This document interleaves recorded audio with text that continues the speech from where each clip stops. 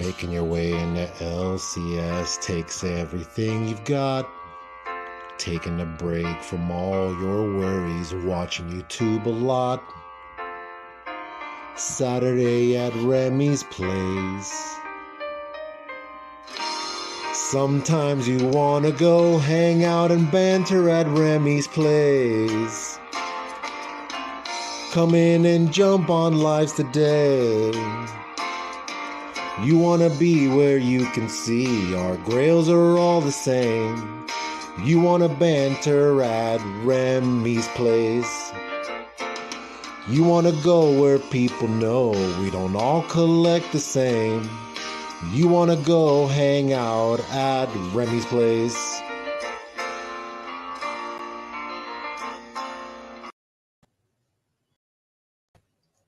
There we go. It is Saturday night in America, I suppose. This is Remy's place. Obviously, I'm not Remy. Guest hosting for Remy. He hopefully will be here a little bit later, but I do have some people waiting in the wings to come and say hello. So we will add the man, the myth, the legend. It's Remy's place down under.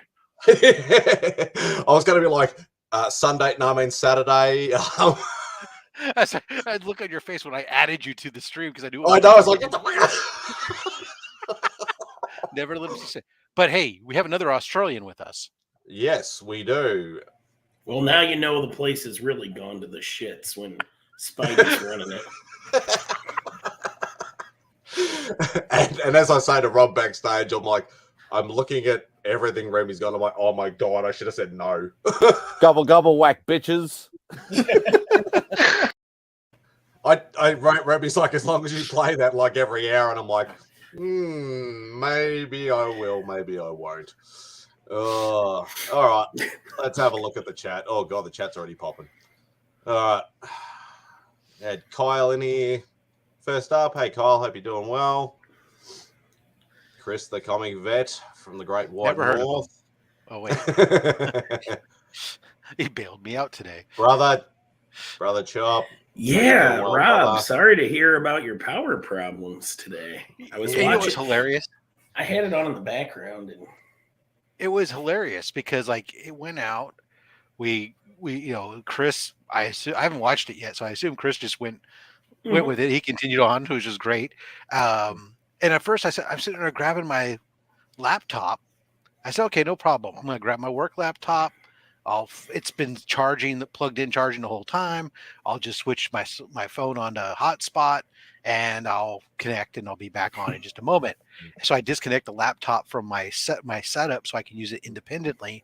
And I go to turn on my phone's hotspot and it says that it's not there. And I remember because I so seldom ever use it, I removed it from the subscription plan and everything else, and it's like, oh damn it, now I can't do that because I heard you talk about that. I was watching, so you popped on and explained all.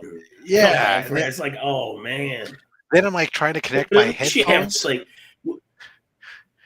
this is the worst part, right? It's like now they've removed headphone jacks from all these damn phones, so you have to use Bluetooth, which is fine. I have a set, but for whatever reason, my Pixel Buds don't show up in my list anymore. I tried discovering them as new. It wouldn't do anything. I cleared everything from my paired devices, tried to start up again. Again, nothing. And I'm like, oh, this is just ridiculous. So I had to do it on speakerphone, which I'm always been paranoid about having the audio coming from the phone and the microphone in the phone and people hearing reverb and echo. I don't want to be that guy. We go through all that stuff when we got done because I'm doing it off my phone on a tripod, trying to be by the window where I can get some light, but can't see an image big enough to know whether or not I'm backlit to hell or something.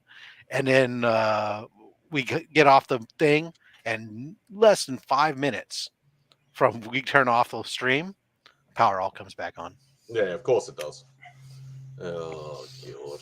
What else we got?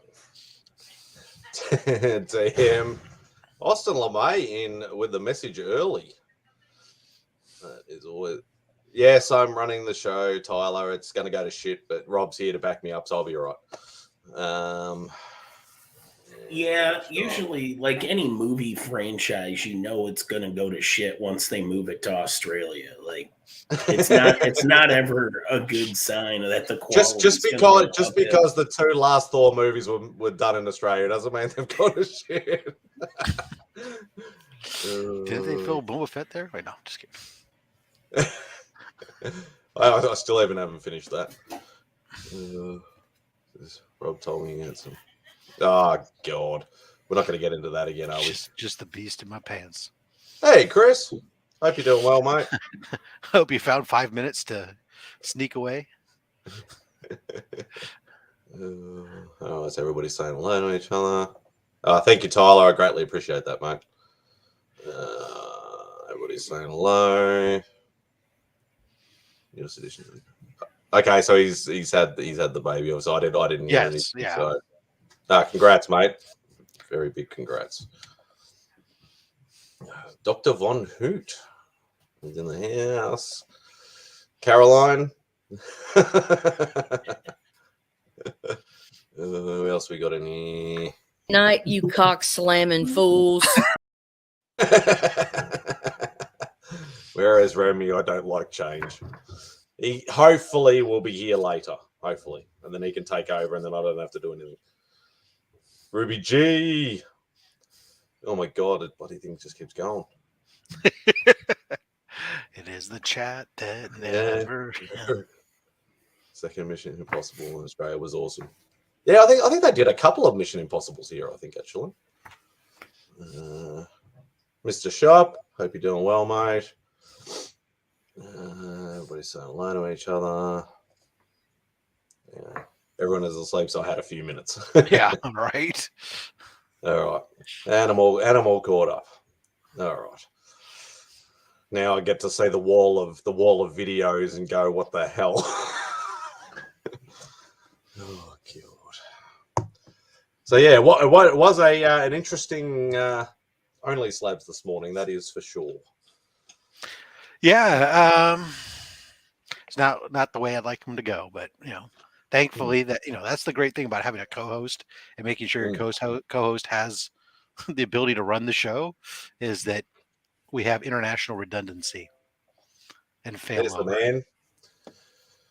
Yeah, 2 Aussies and Rob. that's right. Exactly. What is so? Yeah. I started my morning with Spidey today. Did you now? I did at like 4:30 this morning. You were in the chat for Simple Simon's deal. Oh, for the Samaro show. Yeah, yep.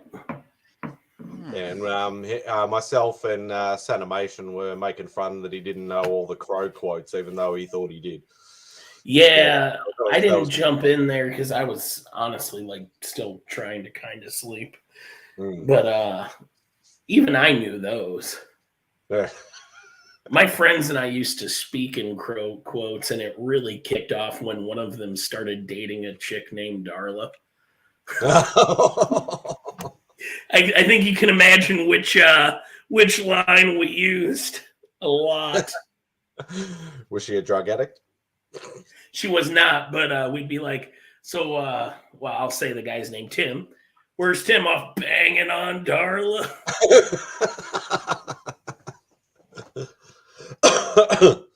Oh, God.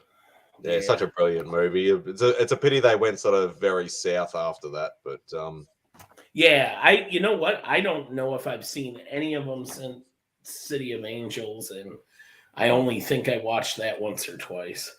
Yeah, well, I know because one of my favorite martial artists, Mark Dacascos, he played the Crow for a little while. I think it was either one of the movies or was the series. Did they start making them in Australia? That would be the cue that it would. I think there was a small series they made. It didn't last very long, but my goodness gracious! I mean, I remember that they made the first movie, and then they made a second, and I remember seeing a third, and I was like, "Oh wow, that's it, I'm done." And I stopped paying attention after that. Yeah. Yeah, and that's the problem, like, because obviously, like a lot of me being a big sort of, I love the Hong Kong cinema, I love the martial arts sort of movies and stuff like that, old and new, and it's sort of, it's hard when they try to go to America and they don't necessarily, they'll always get, they're the bad guy or they're just a henchman or, they don't necessarily get the parts they deserve sort of thing. But yeah, like there's it happens a lot, but obviously, people like Donnie Yen and Jackie Chan and that ended up breaking the ranks a bit, and not something massively budget. Obviously, Donnie Yen was in Rogue One, but they don't always get the props they deserve. Oh, Jean-Claude. That guy's great. Hey, there's nothing wrong with an old 80s or 90s Van Damme movie. Oh, I'm a huge fan of Lionheart because USA Network used to just play the crap out of that in the summertime. It wasn't Summerville. Wasn't actually called Lionheart. No, not internationally. It was called Wrong Bet. And that was like they stuck to that name over here, and I think in Europe as well. But yeah, they rechanged those names a few times. So, and I'll tell you something else different. The USA Network version always cut out the first part where you saw his brother getting burned. Oh, okay. And everything. So USA didn't come in until basically the very end of the opener, where they're like, does he have any family? And they cut to Van Damme in the Foreign Legion. Yeah, in the middle of the desert. Yeah. Mm-hmm. What's that? It was called AWOL in the UK. Oh, there you go. So yeah, and that's I've noticed that with quite a few movies that they tend to change the names. I know the movie called The Rundown in the States, which had The Rock? And oh god, I've forgotten his name. Stifler, Sean William Scott. Yeah. It was called Welcome to the Jungle over here, which I actually think is a better name, but yeah. I think we probably already had a movie called that. Most likely, or a bio on Ali or something like that, I'd say. Stay down, Lionheart. You got a lot of heart, Lionheart. Yeah.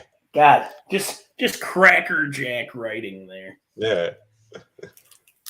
But you can't deny, like, you always love the fight scenes and stuff like that. It's always over dramatized, and he always gets beat to shit, and then in the last minute sort of thing he comes back, and it's the traditional like 80s action flick. What's wrong with that? Nothing wrong with that. I love it. It made money. We'd love to have you over here, Caroline. I think with your foul mouth, I think you'd fit in right well over here. Personally, I like Jack Burton and the Pork Chop Express, but now we're getting into the classics.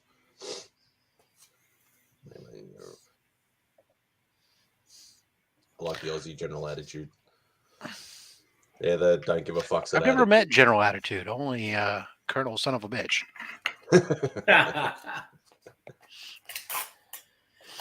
Oh, yep, that's exactly right. So what's going on, Mike? Well, you do until you don't. I mean, I have an AOK from Remy that I'll open later when he comes on. Well, phenomenal. Yeah. Got some art in this week that I've been waiting on. Good stuff. It's exclusive to a certain channel. Nah, I'll show it. I'm not going to be that guy. I'm not like Rob or Digger Jim. Have you watched Alan and I show? What about us ever seems organized or? What did I do? Well, I'm just saying you're more of like a, I guess I would say real channel than what I do. I don't care.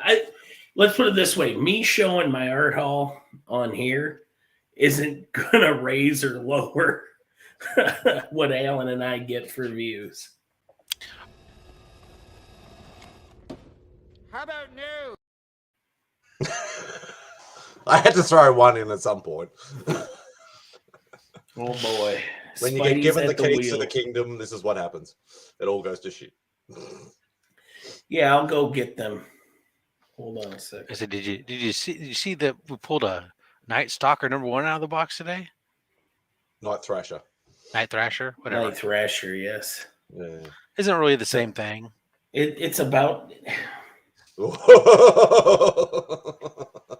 He's gonna leave and go and get something now, and it might not be anything good. I got double face palmed. Yeah, look Oh. at this picture of Mark. Oh, goodness gracious. I think everybody in the chat's having a much better time. Yeah, the chat's really popping. Hey, Trev. Oops. I know, right? I need this. Go Chiefs, Trev. Yes, or CJ. Hey, where'd the comment go?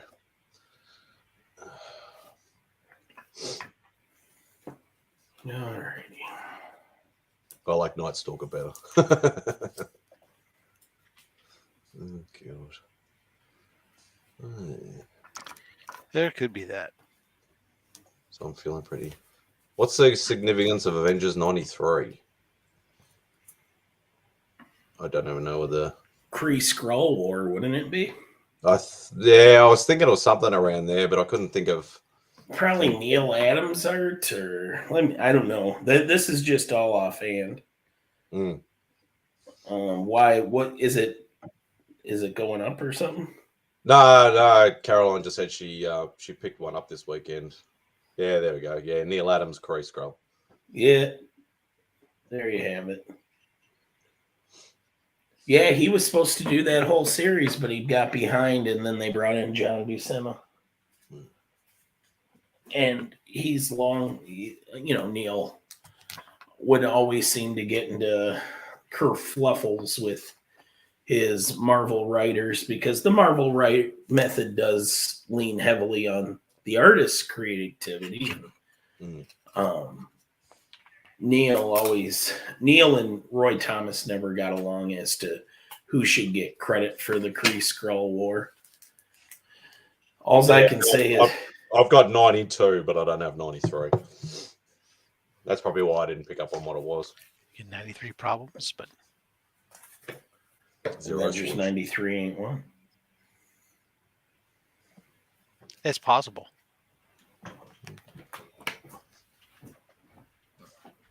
You've had an epiphany. What's that epiphany? I've met Epiphany. Doesn't she dance down at the Kitty Cat Club? Yeah, I was going to say Lusty Leopard. That's only because I remember some things from How I Met Your Mother. Oh, I was just making something up as I went. So. Guess I don't know. Why, Superman, Sonic, Ellen, 700. I've had an apostrophe. Oh, Nice. God. I love it. All right. I'm back. Back and ready to rock. Yeah.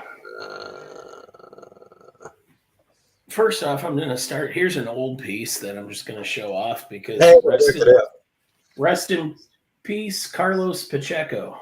Yeah, I know. That's And this is a sleepwalker I had him do years back. He actually came out here, but I wasn't actually. It was right at the start of my original art stuff, so I never actually got to meet him or get anything from him, unfortunately. And then I joined this club. I won this in a Ruby G his mystery box. He had, if you bought the mystery box, you got entered into a raffle, and this was my prize I won. And it's got that remark of Donatello's mask. But yeah, I joined the Something is Killing the Turtles. That'll be the first print that gets hung on these walls. Because I usually don't do prints, but I really like that one. Well, I'm the same. I usually, whatever prints I end up getting, because as Michael know, and we quite often, when you get original art from artists and things like that, they'll quite often send a print or two along with it. And I'm always one of those ones that's like, I don't know what to do. I don't do prints. And then I have a couple sketches. And Spidey, I know you know him. My buddy Ken Carson does fundraisers through his company 4C, where he brings on artists specifically where all the money goes. Like he does for-profit streams too, but about once a month they'll do one where they're raising money for the National Cartoonist Institute or Museum, I mean. Yeah. And I was lucky enough to get a sketch 2 months in a row, and they both arrived on the same day. So this one is Joe Staten, that Huntress, which he's the co-creator of Huntress. So very old school look. Yeah, I like it. For a quick sketch too, I think it's the age of the person involved. I think it's a very fine con style quick sketch. And then the other one I did was this past month's fundraiser was Alex Saviuk. Yeah, he's another one that I missed out on. And as you know, he did the Spidey news strip for very many years with Stan Lee. And I had this idea, and it did not turn out the way I thought, but I still really like it. I don't want to make it sound like I don't. But it wasn't what I expected, because one character I knew would show up in the comic strip every once in a while was Nova. And obviously I'm a New Warriors You fan. I am. And I figured... When did this happen? I don't recall you jumping on this bandwagon. Right, you're right. I'm a bandwagon New Warriors fan. You are. Yeah, I tell you what, if the New Warriors ever do get some form of show or something, and people start calling me a bandwagon fan, I'm buying plane tickets, and I'm going to see every single person. You're going to be Jason Bob. Yes. Did you say up at your door? Did you post? That will get my go. But no, what I was surprised at, I figured he would do a classic Nova. But what he did was the armor Nova had during Annihilation. Oh, I love that outfit. That is. Yeah, I do too. And it's really cool. But when I opened it, it is not what I expected. The funny thing is, I actually think I might have it. I'm not 100% sure. Obviously, I've got to dig through. But my statue collection, I think they actually did an Annihilation full-size statue of Nova. I actually have a feeling I might have it. But I need to be able to find it. Sorry, Trev, that's Alex Saviuk. Saviuk? How do you pronounce that guy's name? I've never... Yes, Saviuk. But he's worked on Web of Spider-Man for, like an 8-year run? Yeah, well, he did a hell of a lot of Web. He did a lot of Spectacular. Obviously, did all the news strip and stuff like that as well. He did a lot of Spidey stuff. And that's why you agree, say, like, Lady Fantastic. All his commissions are nearly always Spidey characters that I usually see. Sad but true, Tyler. Sad but true. Now you're just making me more depressed. Nothing wrong with yeah. So those are my 2 sketches I picked up. Nice. And you got the exclusive here, so now you don't have to watch any of Alan Rue's content. You're welcome. There you go. I got an A-OK today. It was really weird because this thing's like super light. This one's from Madam have. Blaster. Oh, cool. Hopefully. And I'm surprised you don't have an Alex Saviak Spider-Man Spidey. Yeah, I've had a few opportunities in the past, but it's always been like really bad timing. Oh, there's somebody with a funny face in the background. Yeah, you. He's in the just disrespects the person right as they show up. I like it. Hi, Mark. How are you? I was doing a lot better before you insulted me.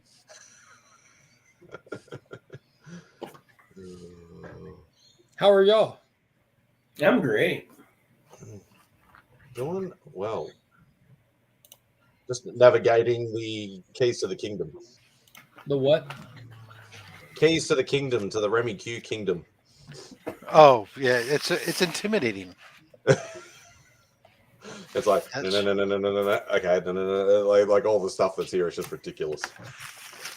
All right. All necessary though. All right. So I got a couple Master Blaster stickers. Nice. Which is good. I don't have any. I've never seen these before, so I had a new one to add to the collection. And then, so it said, "Thanks for all your hard work during C3 events. Shop for Comics." He's in here now, so all the better. Wanted to gift you this sketch as a big thank you for your big heart and generosity. Hope you like it. It's not perfect, but it's a representation of you. P.S. The tape was flaking when I was taking it off. Sorry. So. Oh, that's awesome. Wow. Huh. So you go. You look like you just got done tying a woman to a train tracks. Right? Or you just discovered how to manipulate the weather. Awesome. Thank you. That's great. Thank you for Madam Blaster and also Shop. Thank you very much. Hey, Mark. I like that. That's banger. Cool. I need to get me one of those. I'm sure you have several. Did you read it yet? I did. Like the cover is phenomenal, but the story is even 10 times better somehow. I read this one actually. I didn't. Oh, who does that? Who? Me. I do that. I read my A copy too. No, I haven't read it yet. I had to get I had to get this one as well with the whole cast on it. That knock art. And actually, I became a liar because I told you I was going to save it for the last thing I read, and I skipped to dessert a little early. Yeah, it was worth it. Worth it, dude. So much. Like at this point, you can cherry pick like just this expansive Jeff Johns mega story that's been building for 3 years. You know what I'm saying?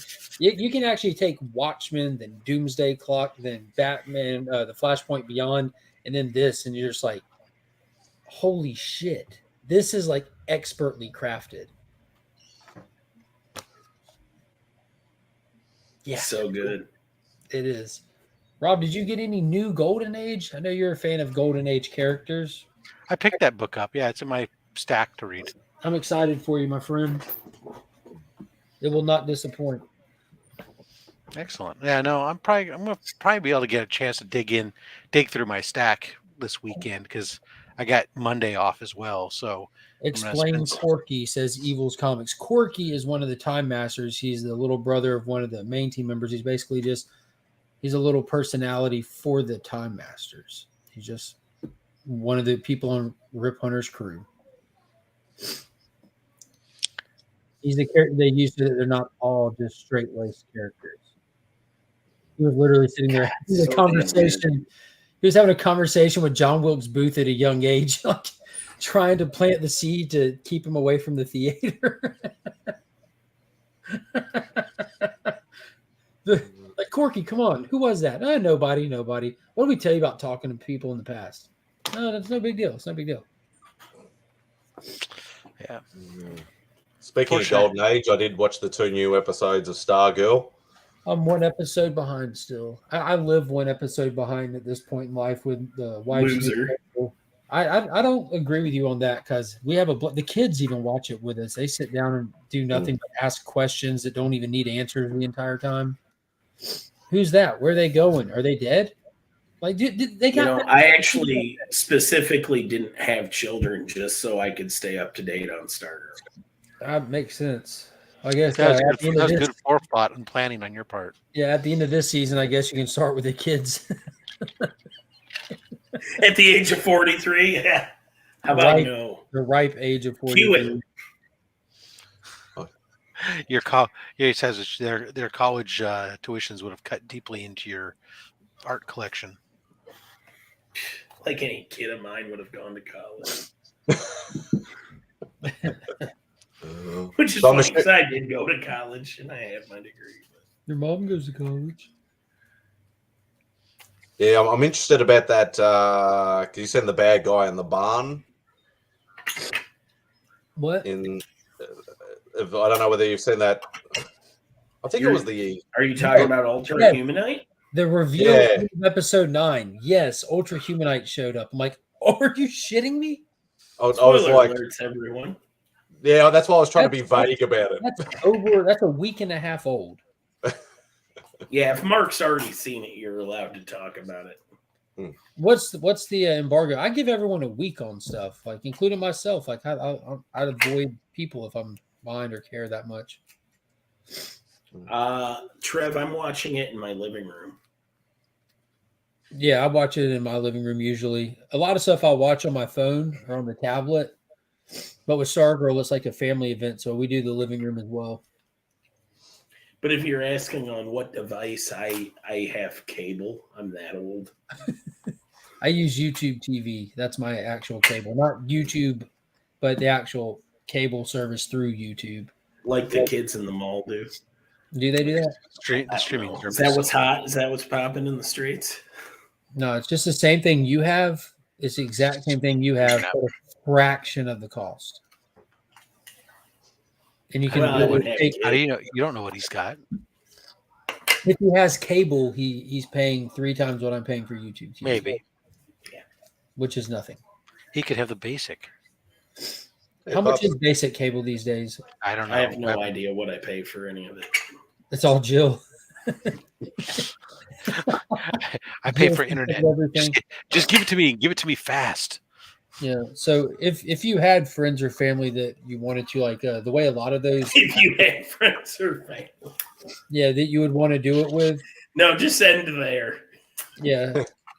But the stuff like YouTube TV, and I'm pretty sure like Hulu has the TV option as well. Yeah, that's what I had. You know, like if you have Netflix, you can let someone borrow your password, but they're like taking up some of your whatever. You can have like X amount of screens playing at once, kind of thing. Yeah, but I think that I heard that they're changing that now. Now they have like subsequent accounts are like $4.99 or something. But with YouTube TV, you can have like I think it's 6 households. Like you don't give them your password, you get it, and you have like a family link that you can send out to 6 households, and every single household can run YouTube TV on every single TV simultaneously, and you never max it out. You just it's built to share kind of thing. So for the price of like $65, I think it is, you can put complete cable and unlimited on demand and all that in 6 households. Cool. Yeah, it's a super good deal. What was that? He said, "Hey to Pops." I was saying hey to Pops. My favorite content creator. Yeah. Yeah, a lot of people are actually like that. They prefer not to have a TV in their bedroom because they feel like they get distracted and can't sleep properly. I used to have one in my bedroom growing up as a kid and stuff, and I have one in my house, but it's not connected to anything. If the TV's actually literally sitting there on the dresser, not even plugged in, and it's been there for years like that. Because it's the only tube TV I have left in the house that if I need to hook up my Atari 2600 or the VHS deck, that's what it connects to. But you call a VHS player a VHS deck?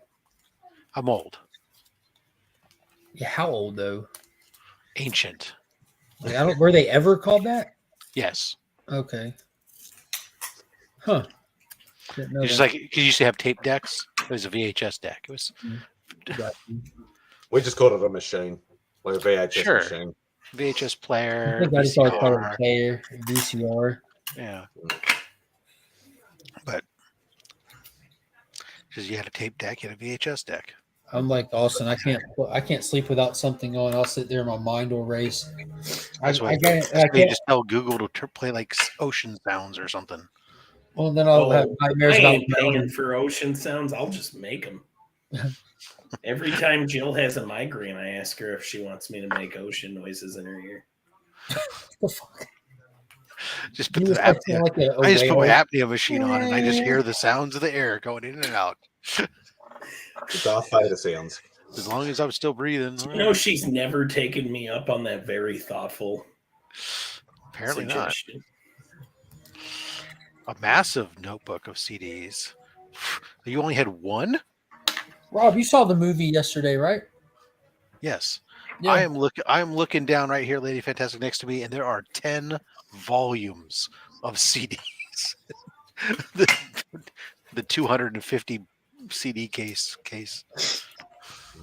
What would you rate it on the Rob scale? I would know probably what scale you use. let's use a comic book rating scale, Okay. and I would say it's a solid 8.5, if not a 9.0 at least. I enjoyed it a lot. It's a good grade. I wouldn't rewatch it necessarily. Then it's but not a 9. It's not an 8.5. I'm not saying I wouldn't either. I'm just saying it doesn't like. It's not like something that says. I went to a 9. But I think that it was a solid film. I thought it was great story. I liked some. I didn't have any problems with any of the character changes that were done. I thought that some of the characters were very much true to who they were. And I don't know enough about Riri or Shuri to be able to make. I want to talk about that. I'm talking about. Oh, Namor definitely wasn't, but I like this Namor. Nothing true about him, but I still loved it. I don't care about it. His Clearly. origin is different. His origin You should tell is your different. face. But how he is as an individual is not off brand at all.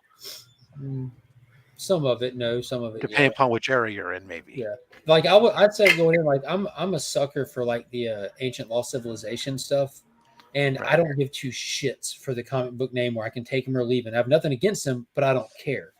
So like I wasn't affected or offended by like the changes in the movie.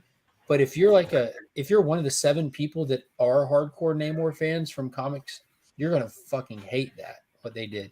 Rightfully so. I get that. Some people don't like it, but I don't know. I think what they did is going to really push the character to a wider audience and actually make him something that people will actually like. It also fits the narrative that they're telling there, and what they need for the ultimate subplot device type stuff. So it's all good.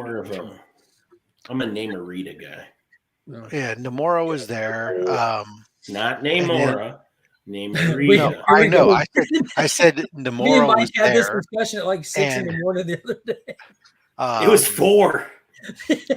Atuma was there, but 4 in the morning, my time. Atuma was cool as shit. He was not. He was. This is pre antagonist to Namor. So yeah.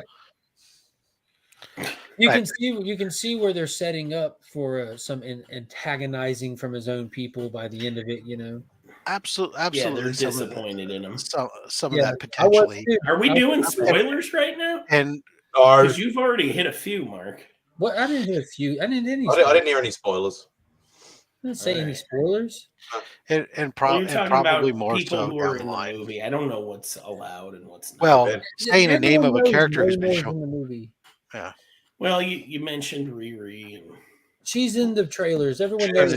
Everyone mentioned has been in all the trailers. All right. Correct. Otherwise, I avoided the trailers. So. Yeah, and to some of the comments, real quick, like 7 Namor fans, like someone said they nearly fell asleep. I was in a later showing; numerous people fell asleep in it. Dr. Van Hoot gave it a 4 out of 10. I give it a solid 7, easy. Like I enjoyed it. I thought it was good. I think 7's a fair grade. I've already talked to one person today who went back and saw it a second time and said they had changed their review on it highly because it didn't hit the same that second time around. I said That's it's what a happened one. for me with Black Adam. Is I lowered my Black Adam grade after I saw the second. Yeah, that's a good way to really see like how rewatchable is something. I have no desire to rewatch this one. I feel like I got everything I needed from it. But I think it was good. But in all reality, just being honest, the movie suffered severely from the circumstances of the film, outside of the control of any of the director, the writers, and they did a phenomenal job putting it back together. What they were forced to do. The movie was written 100% ready just to be filmed before Chadwick died. Rob, I see you making the "what are you talking about" face. But Oh, okay. they had to push the movie back 6 months. Take a script that was focused on Chadwick Okay. No, I get it. and Okay. rewrite the whole thing somehow. And that's why a lot of the scenes, you're like, how the fuck did we get from A to B? This seems a little forced or just cut and thrown in here because they had to, because their lead man died on it. You know what I What the hell mean? did I press? Like, but they did a phenomenal job in that aspect. There's some Okay. ridiculous, like major plot holes that they're forgivable, but they're there. As in most movies, it didn't really take me too far out of it. And it was already a 3-hour-long movie, so what are you gonna do, right? This movie would not have suffered if they cut it down shorter. I'm normally like, give me as much movie as you want because we don't get them that often, but we do get them that often in some cases, and I think it kind of actually really ruined the pacing of the movie with how long they made it because a lot of it was just not needed.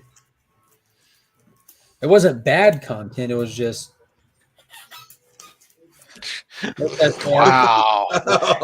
Is it at the cemetery? Because that's usually where I keep my plot hole. Yeah.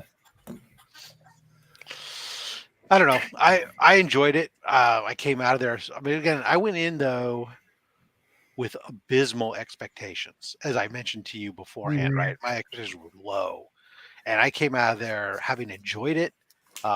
Felt the emotional roller coaster ride throughout it at times, and I didn't have a problem staying awake throughout it. And what time was your showing? 12:40 in the afternoon. Yeah, good call. But that was all. But that's usually when I start nodding off the most because it was Friday, so I had been up since 4:30 in the morning or 4 o'clock in the morning to be there for your show.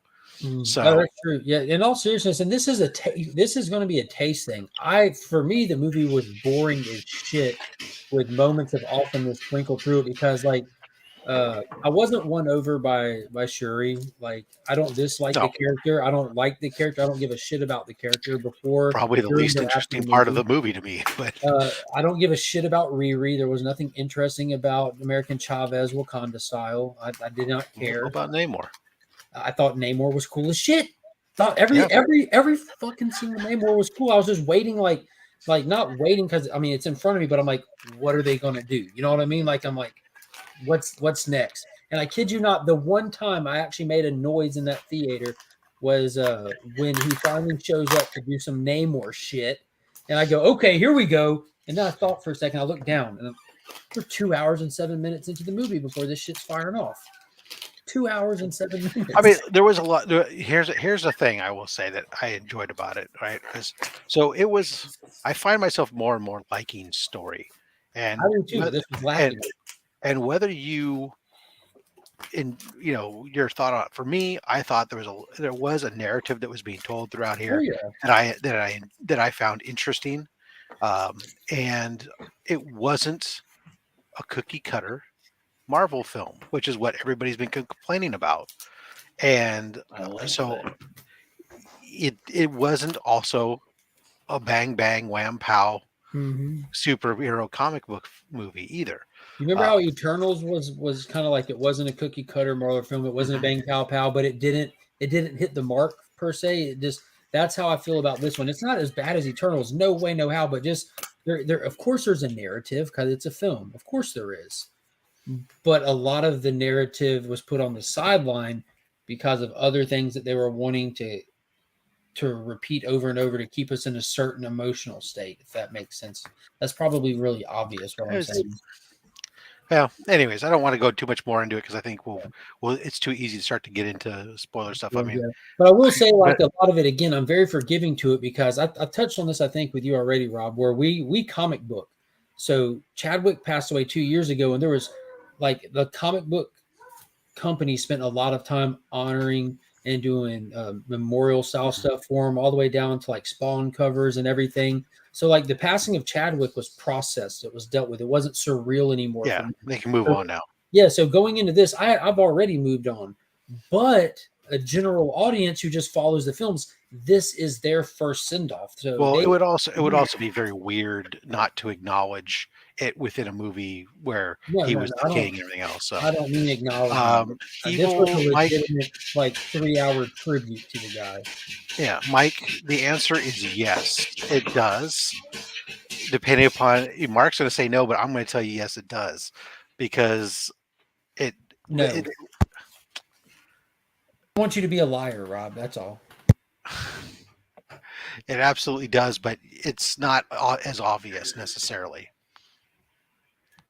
I think it sets up a D+ show, and that is it, and not directly, just no. Well, there may be there's some of that, but no. I know what you're talking about with a certain female running around doing stuff. Yeah, right. What she's doing and what that all ties into, long range down, and them continuing to set up this concept, setting up future conflicts for other movies over resources and such like that. Yeah, I'll tell you what I'm excited for, and it just like seeing it on the big screen, that trailer for Ant-Man, I'm like, oh my God, this looks fun. That looks awesome. Yeah, to one extent, I will say, and here's the one big spoiler I'll give. It's not really a big, but they used the M word officially. Just let that process. They did. Yep. And not in the same way that they did in Ms. Marvel, where they just talked about a mutation. They used the word. So there you go. The M word. Yep. Namor. Yep. Anyways, I wasn't a big fan of the whole Namor thing, but yeah. So what else happened in comics or movies or TV shows? Yeah. Mark can come back here and we can continue to argue about whether Andor is good or not. I think it's great, and he thinks it doesn't. That's fine. I think it got better. I better get the clips ready then, if that's going to happen. And then let's see. Then Mark thinks Titans is okay, but likes it, but understands why I don't. We still haven't got it yet. I thought it was. I thought it was going to be on Binge, which seems to have all those, CW and HBO shows and all that sort of stuff, but still nothing. Don't even have a release date yet over here. So, I mean, I've seen the first. You can kind of tell if Mark's going to like something. You go to the little chart and it says, "Is it Marvel or DC?" And then when you pick DC, he likes it, and you pick Marvel, he doesn't. Well, he doesn't necessarily. He doesn't dislike all Marvel. No, I just know he gets that a lot, so I like to hit the.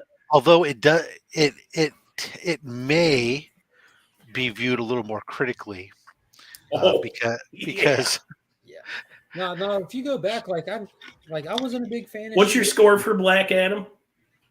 My rating, number score, I gave it about a 7.5 for Black Adam. Like if I'm critiquing it, I agreed. I've said this numerous times. I agree 100% with the critics. Now, but enjoyment level, completely different. I heard you say a different rating for it. I gave that first talk to you. I didn't give it no. I gave it. I think when I first saw it, I gave it an 8 out the gate. You gave it a 9 when we talked. No, I gave it an 8 out the gate. Walking out of it, solid 8 is what I gave that thing. Oh, I thought you said a 9. No, I'm not crazy, despite how y'all might think. What it is, and I've thought about this legitimately. DC just delivered its best year in over a decade when it comes to TV and film, and Marvel just delivered its worst in its existence.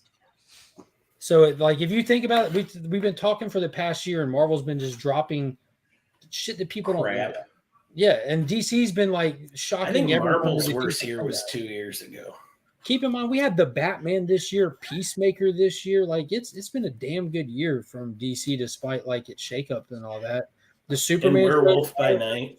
yeah, dude, I praised the hell out of that one. Yep. That's still my favorite Disney property of this year. See, I just consider them all comic book property. I don't. Yeah. I consider what's happening at Disney. That's what I consider it.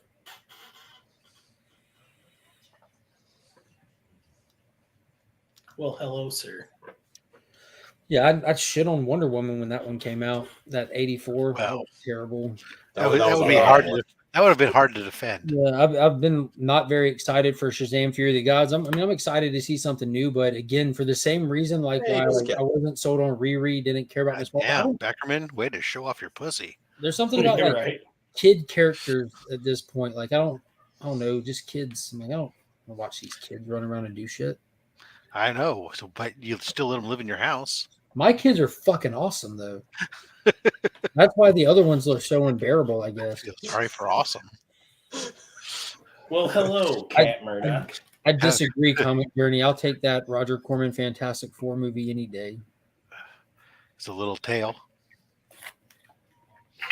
I agree, Dr. Von Hoot. Oh, goodness gracious. Say hi to Murdoch. Cat Murdoch. Yep.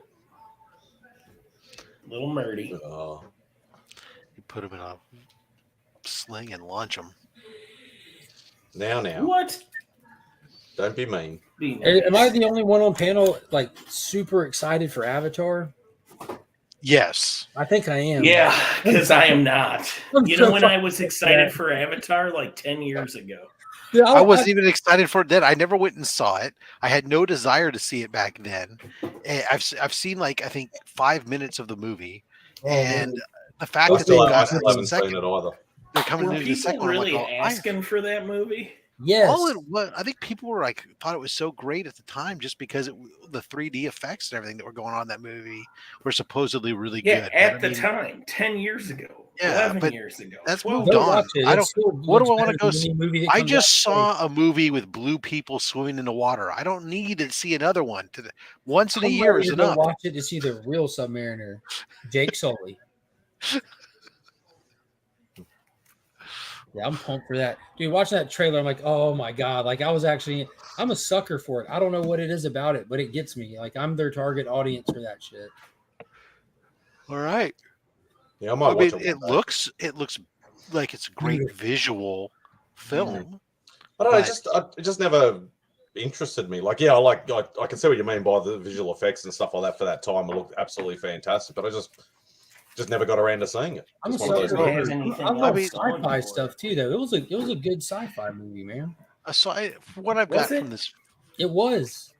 all I've got from this thing so far is it looks like To quote your dad, there's some That's there's the some whole- tribe that's going to fight against To everyone quote your else dad, because they quote want DJ. they like water. I mean, what's the plot? I don't. No. All right. So from somebody who's seen Avatar more times than I can even count, and watching the trailer from this, which are intentionally like even the full-length trailer is just like a long teaser.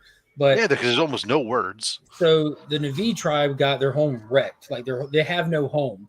So they're obviously like nomadic, and you see them come to the shore to the other tribe that lives by the water. And if you look, you can see two distinct different species of them. Like one has a darker blue, and one's like almost like aqua colored, like that bluish green. And he like kind of criticized them for bringing their war to them. So they're obviously nomadic, trying to find a home. I don't know what the humans are doing or why they're anything, but that's what's going on with the real Atlanteans there. Yeah, I'm not sold. All right, let's move on. I know. This morning or the other day, I heard people talking about. Oh, last night, you guys were talking about Titanic, and there's another movie. Who cares about? Fuck yeah, me. I've never seen Titanic. You're crazy. You say Why you've should never you? seen Titanic? Why should You're you? lying. You know how it ends. No, I've never The seen boat- it ever. But you don't have to because you know what happens, right? yeah, I the knew the story. The boat so I hit didn't the watch it. iceberg and it sinks. End of story. Well, it's And not. It's not the Kristen boat. Dunst The plays boat the isn't the story. The icebreaker. boat is the location. That's like me saying, you know Wakanda Forever ends, right? It's in Wakanda. It's Yeah. still, Yeah, you know That's what? not the same and thing. It's not based and on a historical event I have access to. and on top of that, it says Wakanda Forever, so we know that it prevails.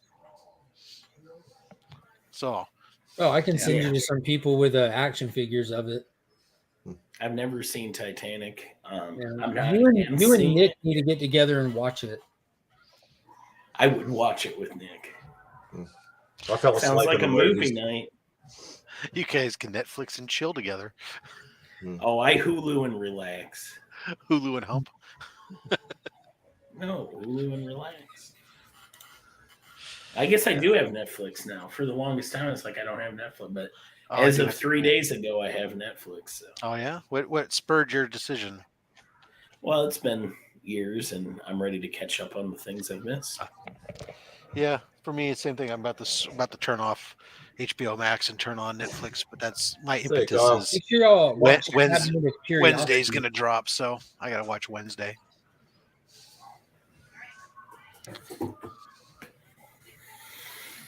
You caught up on Look at Tyler's AEW? comment. I'm shocked more people don't like Avatar. If it I'm was a not. comic first with beautiful art, I think the same group would be praising it. Yeah, Yeah, absolutely. no. If the story sucks, I'd still not. The story, be dude, you praising it. can't sit there and well, you haven't seen Avatar, but you can't sit there and watch Wakanda Forever and be like, "This is a great story," and da da da da. Then go watch Avatar and say this isn't. Like it just doesn't even make sense. Like that's the No, most what I'm saying is he I've says ever heard. we'd be praising it. And I said, "Oh, if it had no good story," and It does though. I mean, it has as good a story as any movie. It's Manifest Destiny in space. okay, I manifest my own destiny, so I don't know what you're talking about. No, I just mean it's westward expansion and Native Yeah. Americans in space. Right. That's all Avatar is, right? great. So we're bad guys again. All So right, you're all right, describing yay. Wakanda Forever again, right? Because oh. Almost like I was baiting you. If you take Westward Expansion and Multiverse of Madness and put them together, you get Wakanda Forever. There you go. No, I just maybe I need to rewatch Avatar, but I haven't watched it in years, and nor did I. Like, I didn't hate it. I wasn't shitting on Avatar. Dude, I watched Land Before Time, the new movie with Finn yesterday with Dr. Rick Marshall.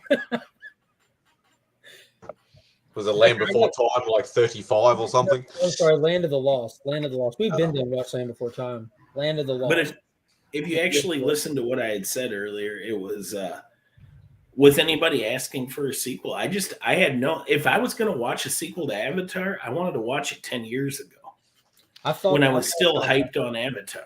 I'm sitting here trying to figure out who is asking for a sequel to Top Gun or Guys Terminator. that like shirtless volleyball games.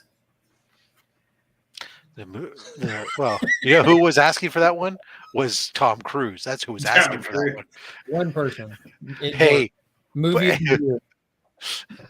because the man is dedicated to his craft. No, but I kept hearing And that kind of like kept hearing people talk about like, oh, it's been too long for Avatar. So I stopped and I looked at some of the length of time between some of the biggest movie sequels in history, like Terminator 2, obviously Top Gun. That's an easy one to pull out because it was so new. Like Alien. I haven't seen the sequel to Top Gun yet either. Oh, I'm more dude, of an Iron Eagle guy. holy shit! You have to watch. Wow, Top Gun. that's a statement, dude. But You no, can- like yeah, if you I haven't feel bad honestly about haven't being seen behind. Maverick, you Yeah. do need to watch that one. That Yeah. one is Haven't seen it yet. It was magic. Like, yeah, that's the truest statement that's been said in this whole stream by anybody. Top Gun was magic. it was a sequel done right, in that there were just enough references and things to make that were done in a way that made sense as opposed to just silly call outs. This movie had an air of respect, like but- a visual, artistic respect to what came before it by doing new stuff and then homaging along the way. It was just. But the fact that they put all those pilots in there, those actors in there, and did practical effects and made them pull G's, and so you're seeing legit reactions to these guys as they're even though they may not be pulling the true 8 to 10 Gs, you put an actor in there and make him pull 4, and he's giving you the same reaction as a trained Oh yeah, pilot. they melt those dudes in those seats. They put the actors in the cockpits, put cameras on them, and I don't know. put Have them you out seen front. Iron Eagle? Pretty realistic. Dude, don't get me wrong. I'm all about Iron Eagle 3 Aces, and don't forget my personal favorite, Firehawk, where they did Top Gun in Apache helicopters. But Oh, Airwolf. Done. well, no, that was Airwolf. Was a Airwolf TV was show. awesome. This was Firehawk. Yeah, but Airwolf had It was Jan literally Michael air Vincent. combat school training for helicopter pilots. But yeah, no, the final fight, aside from the fact, Trev, that it's the plane that they're doing it in, aside from that, still amazing. What a freaking movie. Never seen Iron Eagle? Oh, you are missing out. Lou Gossett Jr. is a national treasure. We should put him on money. They were some of there's straight 80s, direct to video or copycat movies because Punisher, Top Gun Cover did Up. great, so now we have to go make our own movie that is somewhat Blue similar. Thunder. There's another one. Yeah. Oh, great. Yeah, and oh yeah, that's something like Tom Cruise went and got trained how to fly an actual fighter jet and flew a jet in a lot of it. He wasn't sitting there doing like Yes, they did the quick same in aerial Iron Eagle. maneuvers. But Tom Cruise used his Scientology magic to become a pilot overnight, and boom, filmed his own scenes. And look good shirtless when you're 50 something years old. Scientology magic, boom. Xenu. Playing Done. They're playing offensive and defensive football Cruise simultaneously. went clear and made the best movie of a decade. It just happened. Xenu is my homeboy. But yeah, no, that was. I've been sitting. The other day I was like, oh, I want to put that. I'm going to go watch Top Gun again. I was like, and of course I'm not talking about the original. I'm talking about Maverick. Maverick. Yeah, I've fired it up numerous times at this point. It's fucking awesome. Yeah. If I'm going to watch a Scientology movie, I'm watching Battlefield Earth, which I have done many times. Nobody's seen that movie many times. I have. Yeah, come on, not even Tom Oh, Cruise has watched that movie many times. Tom Cruise isn't in it. That's pre Tom Cruise Scientology. I know. This is John. What's wrong with you? He was their golden boy until Tom Cruise came in. Yeah, Forrest Whitaker, Bill Pepper when they were trying to make him that not long after Saving Private Ryan. And he had dreadlocks. Yep. John Travolta with dreadlocks and Forrest Whitaker, who was apparently like paying off gambling debts. I heard Cocktail 2 is in production. He's going to spin all his own bottles. Wait. There are movies where it makes me question how they got the guy they got in it. One of them is Battlefield Earth with Forrest Whitaker. It's like, what are you doing in this movie? And the other one is, the Kevin Costner Robin Hood movie, Morgan Freeman. It's like, that was actually like a success at the time, though. How the fuck did you guys get him? Well, it was late 80s, so. Yeah, I guess it was late 80s. It makes perfect sense. And that movie was like, again, that movie was a hit at the time. I still love that movie, the Bryan Adams soundtrack. Yeah. Well, there's a lot of stuff that was a hit. Awesome. That's Alan Rickman. Terrible. Mm-hmm. Alan Rickman played the sheriff. He did. We had Christian Slater. That's what I was going to say. Yeah, is Will Scarlet. Yeah. Sean Connery for all of about 5 minutes. Yeah, he didn't look. He didn't make it. That. No. He shows up at the end. Tell you what movie we're going to watch this weekend. I'm going to watch Tombstone again this weekend. Never gets old.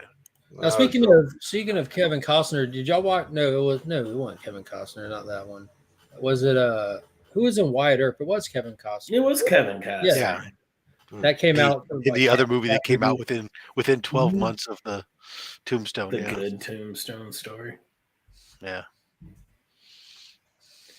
They mentioned Forrest who Whitaker. It makes me want to watch Ghost Dog. Oh yeah, I have that on DVD. Yeah, that's an awesome movie. Way of the Samurai. That scene with the bear, I just watched that not too long ago.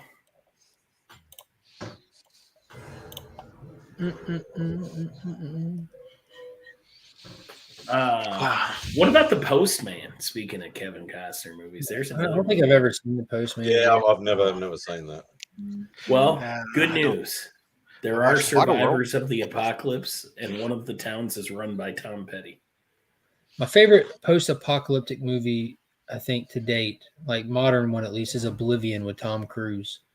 I absolutely loved Oblivion. I'm talking newer than that.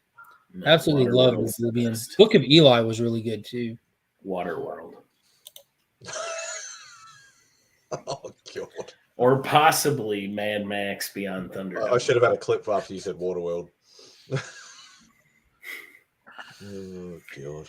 No, because Mad Max Beyond Thunderdome has my greatest post-apocalyptic rules. You bust a deal, you face the wheel. That's how it should be.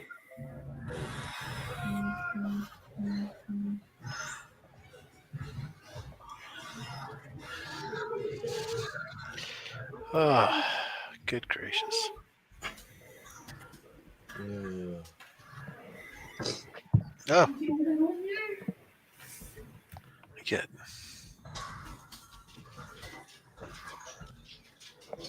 Uh-oh, here comes the dog. I'm in trouble. A mangy mutt. Hardly. Hey, Although she's roaming for attention right now because 28 Days Later was fire. Danny Boyle, 28 Days Later. my wife is gaming, so not paying attention to the dogs. The dog's coming over here looking, but she needs to get her nails done. It's time, and as I'm sure you know, Mark, she's got that nice tortilla chip smell going. Gross. What is that? As Basset Hounds are known for that, like they're after when it's about between 3 and 4 weeks on their since their bath, they get a kind of like a. That's definitely your Basset Hound. No, Basset Hounds in general. I've never smelled tortilla hounds. It's described as like a kind of like a tortilla chip kind of smell. I probably know what you're smelling. Where the hell are you getting tortilla chips from that they smell like Basset Hounds? I know what mangy dogs. Not wet hound. I spent about an hour today watching a Cocker Spaniel that had a stroke last month. So now like it doesn't life the same way it used to. And when it goes to get water, it dunks its whole face in it because it doesn't have all this motor function. I had to like shave its ears completely off. And I could barely get my clippers under. I had to use like these crazy razor contraptions I have to even get under it enough to get like bare skin clippers through it. And then its neck was all locked up in a ball, and it's a cocker and it's old, so it's all loose neck. So I'm like, I don't want to slit this thing. And I had to get someone to hold it scruff back just to. It was sad, man. But I want the dog to die with some dignity, so I put it in its funeral suit before it goes home tomorrow. Nice. That sounds bad, but I'm being serious. You know what I mean? Like it was in rough shape, and the owner asked, like, "Hey, can you just cut the mats out the ears?" So I'm like, shh. She called me like 10 minutes before I closed. I'm like, no, I can't. We're about to close. And then like I immediately felt bad. I'm like, So after we were closed this afternoon, we weren't open. I went ahead and bathed it, groomed it, like did the full on. Like I want to send this thing home looking and feeling right, man. I'm never going to see this dog again. It's sad. There's a lot of dogs like that. When they leave, I know they're not coming back, kind of thing, because they're going to die. Like that's the crap part of the job. That's why I couldn't do anything to do with animals, because I love animals. I'd rather see. I struggle to see an animal or go through an animal dying more than a human. It really hits me. So before I pass away, Mark, will you give me one last scrubbing? Yeah, I will. Thank you. Hi. I appreciate that.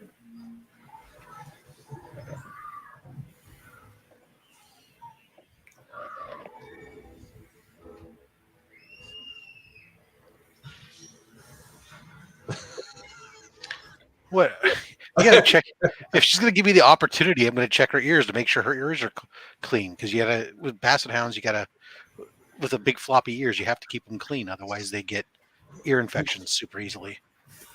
I found like hounds are real bad with ear infection, which is weird because they got the long ears that are supposed to help keep them clean. You know what I mean? Well, the problem is that they have the floppy ears, and especially basset hounds, they can't make them stand up. So moisture stays in there.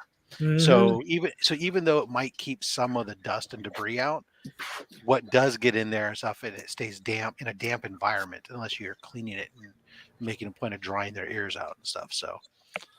Because even like for her, if she just goes to drink from her water bowl, her ears end up in her water bowl half the time because they're longer than their nose. So, Justin, how are you doing? OJV. It feels weird to be on someone's show and not be working, so I don't really know. I was about to say it's cool seeing the camera show all of you. Normally we get this. well, if you really want, instead with the occasional, I can send you my Christmas card list, and you can write out all the envelopes for me. Do all the lettering for him. Yeah, just write out all the envelopes. I'll just send you the envelopes. How's that?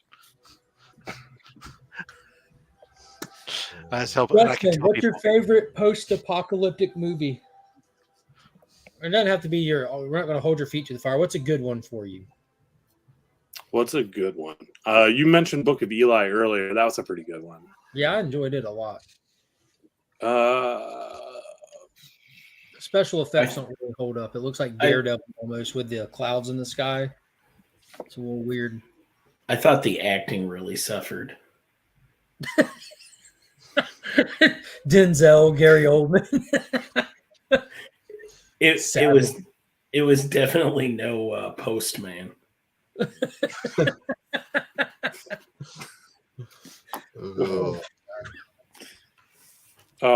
What's a good one for you? Yeah, I was trying to wait while you're actually talking about it. I was actually trying to think about it. Yeah, I only saw Oblivion once, but I did enjoy that. I haven't actually seen Book of Eli. What else? For some reason, I Am Legend popped into my head, but then I'm like, I like that. I didn't actually get to see the whole thing because somebody spoiled the end for me, and I'm like, as of my previous statement with animals, I won't watch the ending now, just trying to think of what else there is. Wally. Oh, Wally. Hell yeah. That's it. Rob wins. That qualifies. Yep, that qualifies. The 1989 remake of Night of the Living Dead was great. I don't disagree. It was. I always remember, it's like, I don't know what, I think kind of saw it so young, but at the end of that movie, when they finally get rescued out of the house, and they you look outside and the little mob is hanging zombies and shooting them while they're hanging in the trees. That's always just been stuck in my head. Yeah, I don't think I saw the remake. I vaguely remember seeing the black and white original when I was a kid, but I could barely remember it. What was the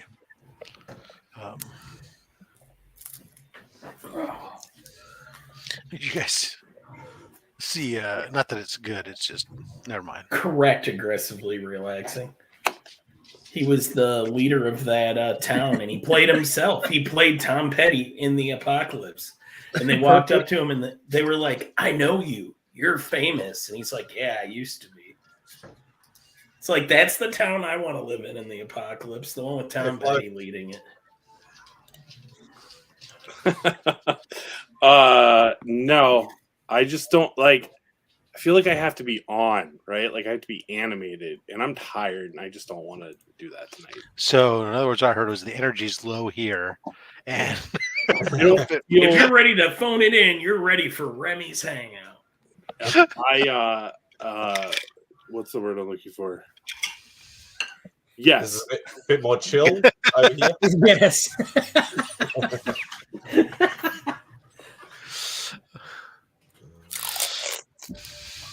Yes. Spidey, you are crushing it, man. Oh my god! Go for the road, baby! You know, sorry. Woo! The power company.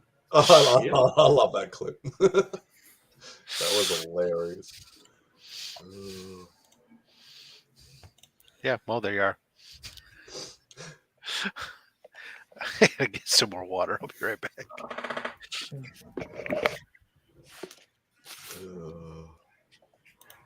This is I gonna be just a talked to public. Panda last night. Such a good dude.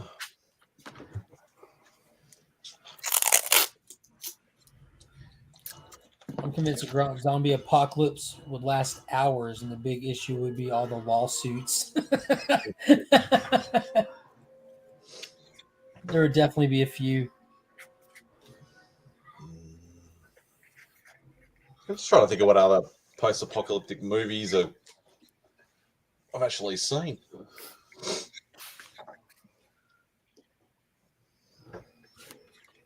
Nothing's really coming to mind. I think I was on a big like Fallout kick when I saw Book of Eli, which is why I enjoyed it as much as I did at the time. I don't think I've actually gone back and watched it since. The newest Mad Max was fire. Fury Road. Fury Haven't Road seen was that yet. really amazing. Here's one that people don't know: Seeking a Friend for the End of the World. That's really a pre. I love that movie. Yes, that's a good one. I like I Am Legend. I like when Oh, the yeah, guy the thinks he's there to kill him. Stand or Oh my God! I don't know why I didn't think this is the end. So With I wasn't Frank- sure if that counted. Oh hell yeah!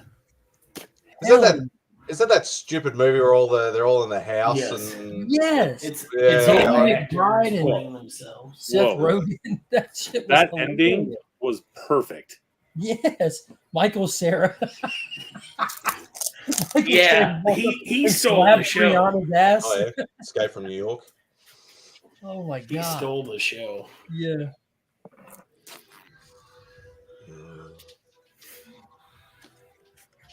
Yeah, I forgot about the Stand and Dark Tower. Mm-hmm. There's a lot. Escape remember- from New York. I remember I don't know if watching I the. consider Escape from New York in a post-apocalyptic movie because the world's not over. The world as we know it is. I mean, It's futuristic. definitely Then, okay, post-apocalyptic. is Johnny Mnemonic a post-apocalyptic? Well, no, because shit's not wrecked in Johnny How- Mnemonic. It's just How futuristic. about Shit's More just not wrecked sci-fi, in I suppose. Escape from How New about- York. how It's about only Matrix? wrecked in New York. the cities are thrashed, and it's just what remains and stuff. well? How about the No, Matrix? but the rest of the country is still doing Yeah, that's a good. good It's point. just New York is trash, Oh, and watch it's out. already that way. So. Watch out. I mean, the Matrix is post-apocalyptic, isn't it? Yeah, that's a good one. Hell yeah. Good call, Rob. All right, so I'm going to try something. I've never had these before. I want to feel Australian, like two-thirds of our panel. So I'm Alright. finally busting out the caramel chewy ones. They're actually my favorite. Are they? Mm. All right, well, here's to you there, Mad Spidey. Are they You some of ordered- the ones that I sent you? Oh yeah, they would have been one of the ones I sent you. Yeah. Yeah, it's not a massive amount of cash, just a little bit of caramel in there, and it just accentuates it, makes it nice. What's up, CJ? Hello. Hello. I was just waiting for somebody to announce me. You know, Ladies and gentlemen, boys and girls, all the way from New York, he just got a manicure. Comic The Journey. hardest working hands in prostitution, Comics Journey. Wow. Well, you better get your freaking dose in now that you can, because I'm going to get it canceled sooner than later. So, somewhere down the line, I'm going to get canceled. I will say, Mad Spidey, they probably could use a little more caramel, in my opinion. It's not a But- massive amount in there, but it's No, but it's very reminiscent, I would say, of a chocolatey Twix. So if you basically took a Twix bar and replaced the cookie with a chocolate cookie instead of the plain cookie, basically they'd be the same thing, I think. so I he's had still to sticking jump with in. his sticking with the originals then for you? No, I like them, but I'm just saying that's what I'm trying to compare them to. For somebody who else who may have never had it, it would be a more chocolatey like version of a Twix. Yeah. Change out the regular Twix wafer with a chocolate wafer. That's about it. All right, guys, I'm gonna go. Why is the commentary scaring you? We can keep you separated if that's a Oh, problem. that I appreciate that, but the contract I signed says that I'm obligated to appear on. Two bros. That's just Tyler reminded you. He was like, "Oh shit, I'm supposed to be over here." So,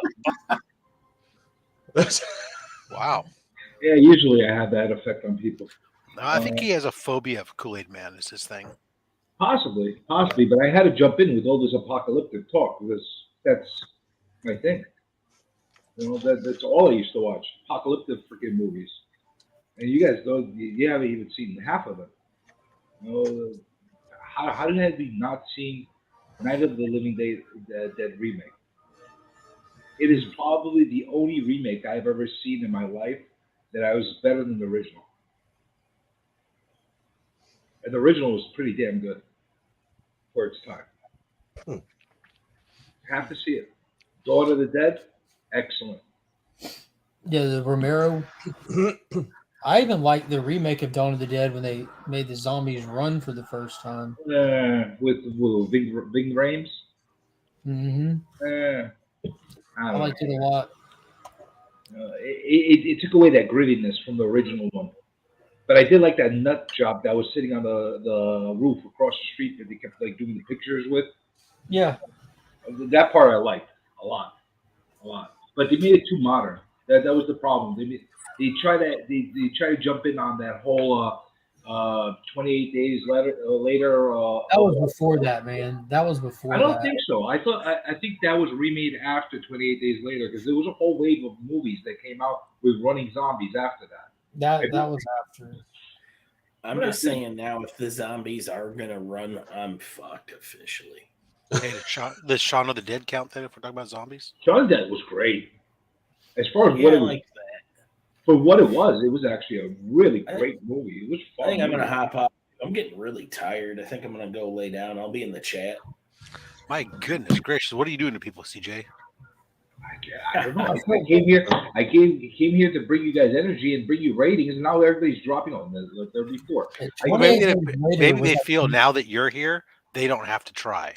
Oh, 28 Days Later was like next level good too. Like when it comes like how you said that grittiness. I think it being like set in England that added a bit of yes. Yeah, that added so much more to it. Like the I don't even know what they're called, but like the English military bit and all that because it's so I'm less familiar, obviously, you know, living here in the States with all the little inner workings and the city's not familiar and it is just so unnerving through all of it. I'm telling you, in Europe, it would be so much worse than here if apocalypse hit because there's nowhere to hide there unless you like hide in the ancient catacombs and places and stuff like that. And there's movies about how that's a bad idea already. There was 2 years after. There was a really cool movie. I think it was called Catacombs, where it had like or it might have been called Sphinx, but these people went down the catacombs and there was like a Sphinx monster killing them or some shit. But it was like a found footage style movie. It was pretty interesting. Is it based in France or something, or the catacombs under France, out of Paris? Yeah, I think I vaguely remember that. I'm actually shocked that Dawn of the Dead came out before. Shocked, very, very shocked. And the other thing is, it wasn't George Romero film, the remake. No, it was Zack Snyder. Yeah, that was that's why he took a whole different approach.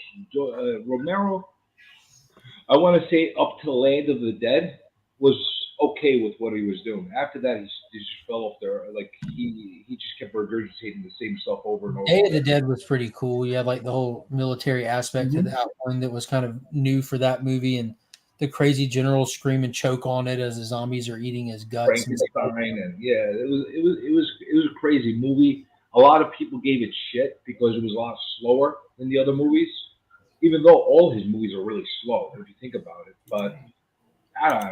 I liked it. I just remember how in Dawn of the Dead, like all the blood was orange. Do you remember that?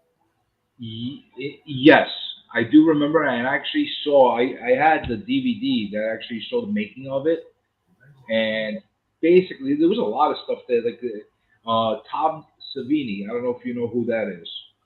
He's Yeah, probably the Hispanic dude who was a biker. yeah, he's probably one of the best makeup artists to come out of like that whole genre and everything. He was doing all that stuff, and he had him actually laying out the logistics of how to be able to do that kind of effect as cheap as humanly possible. He was basically think of it like this. He's basically the Jim who's the guys that did the Muppets Jim Jim Henson. Henson. He's basically the Jim Henson of horror movies. So I didn't realize that Savini was also the makeup guy because he's in the movie. Mm-hmm. And he's even in the remake. Remember, he had that little quick scene as the sheriff in the Zack Snyder one. That's pretty cool. I didn't know that he was like I know him as his from his acting gigs and stuff. That's really cool. He did the stuff for Dust Till Dawn. Yeah, remember that movie? Of course. Yeah. Shout out to cock rocket. There's a cock rocket in that one, Rob. The dude with the gun on his loincloth. Oh, my favorite part was just listening to Cheech inviting everybody, and telling him his variety and what's on the menu for. Yeah. So when I was little, that was probably the most vulgar movie I had seen language-wise when I watched it. Like, I watched it well before I was allowed to watch it. Me and my brother would sneak and, like, army crawl through the house at night because my dad worked nights as a police officer and mom would fall asleep. And me and my brother would army crawl out of the room to try to stay under the line of sight of her in bed, you know? And we'd come into the den and throw in movies that we couldn't watch. And Dawn of the Dead was one of them. And we remember watching thinking, this is insane. They're saying the F word so much, and we counted it. It was like 90, I think 93 F words in the movie. Dawn of the Dead or Dust Till Dawn you're talking about? Dust Till Dawn. Dust Till Dawn. Yeah. Yeah, well, it's still vulgar. Watch it now as an adult. It's a lot tamer than it was obviously as a kid though. I've seen so many more movies since then that you would lose count of F words and you would get the internet. We got the internet now. Well, I mean movies specifically too though. Like that movie's it's a rough movie, but it's tame compared to a lot of stuff. I mean, there's a lot of shock value stuff out these days too that you just didn't have on that level. But they didn't have a Selma Hayek in her prime. Hell no, they didn't. With a freaking anaconda on her, or whatever the hell that was. What was that? Python, white python. Yeah, I think it was a banana python, right? One of the yellow ones, or was it white? I could go down a different path now with this whole banana python thing, but let's keep it tame. I don't know if kids are still awake. It's 10:27 Eastern time. Are kids still watching the internet right now? I don't know. Yes. That's why I wait till after midnight to stream. My kids would be up till 4 a.m. watching stuff. My kids are so involved with so many activities that they usually get wiped out by 11, 12. They're like sleeping. Usually. Except for my son. He's a freaking insomniac like me. I didn't hear about these planes crashed in the air show in Dallas. Jesus Christ, you're a downer. Sorry. Interestingly enough, here as I'm scrolling through my news feed, pops up with ads for Salma Hayek and her. It's like for her age, she's still hot. She's like in her late 50s, isn't she? Yes, but there's no need to put a caveat on it for her age. She's just hot. I'll leave the caveat for the age. Don't worry about it. Don't worry about it. Just like Elvira. Have you seen Elvira up close? I saw her up close at the New York Comic Con. She's freaking hot for a 70 freaking plus old lady. She's hot, period, right? No. She's not hot, period. She's not. I'm 45 years old. I would go date her right now. Okay? All right? But if I was 80 years old, holy shit, I'd be, that'd be my thing, Linda Carter. Linda Carter is holding herself well. Yeah. She definitely is. You made me want a Twix now, Rob.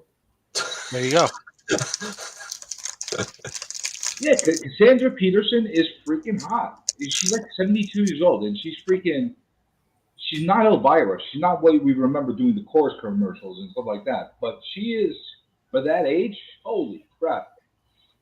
You know, if I was married to somebody and I was getting old and decrepit with them, and she still looked like, and my wife still looked like that, I'd be freaking. I'd feel like a freaking stud and a half. Well, you'd have to do stuff, put some effort in to keep that. I would have to, you know. I guess, you know, You're- either that or I would have to have a lot of money, you know, one or the other, you know. All depends. But hey, but when you have a specimen like that next to you, it might be worth it, you know. What if my wife is in my mind and that's all that matters? See, Evil's more perverted than I am. He'd date her at his age, and Evil's. I think he might even be a couple years younger than me. He likes the cougars. Yeah. You know? I don't know what your cut problem off- is, CJ. What's that? I don't know what your problem is, CJ. You're I just an don't have ageist. I don't have any problem. I actually am all for the ages. You know, I'm No, getting older. you're not, because you're being the one who's calling it out and saying, "Oh, he'd do this," and She got 30 years on him, man. So, What the hell? You know? if a guy is dating a girl 30 years younger than him, nobody cares. Actually, people do make comments about it, just nobody says anything because she doesn't obviously care. You know, but you don't really see that too often. You know, there's usually not a 70-plus-year-old woman that's willing to support a younger stud guy. Not that often. It usually Maybe is the opposite. she doesn't It's want a usually guy the who's opposite. got to use a walker. You know, it's usually the old guys that they want the young woman to take care of them. What is wrong with you? Thank you.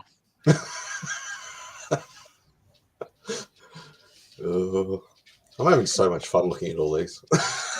There is nothing wrong with me. I'm just speaking logically. That's all. I say what everybody wants to say, but they're feeling that No. it's going to be heard incorrectly. I'm good. Yeah, I knew Evil was younger than me. Freaking 42 years old. He's barely not a baby. You freaking have sex with her and smell like Ben Gay. You're not that much older, Rob. Smell like Doritos or tortillas. I'm sorry. Ugh. Spill cord light all over her and stuff like that. I don't know what the hell kind of fetish that is going to be. Hell, I don't know. You know, 45 is a good age, K-pop. That's the age I am. I'm intending and staying that way for the next 20 years. How about no? I've noticed how there's been like a lack of gobbles and bow downs tonight. Well, I don't know what's happening here. Don't touch it, Rob. What'd you guys do with Remy, by the way? He's in an undisclosed location being talked to about his involvement in the removal of certain materials from a classified installation, and they're using advanced interrogation techniques. That's awful. He's at work talking about asset protection. I was going to say, what is he? Is it Poke and Joe's place? It sounds like he's in trouble for stealing materials from the job site. Now he's got to take a bath. What?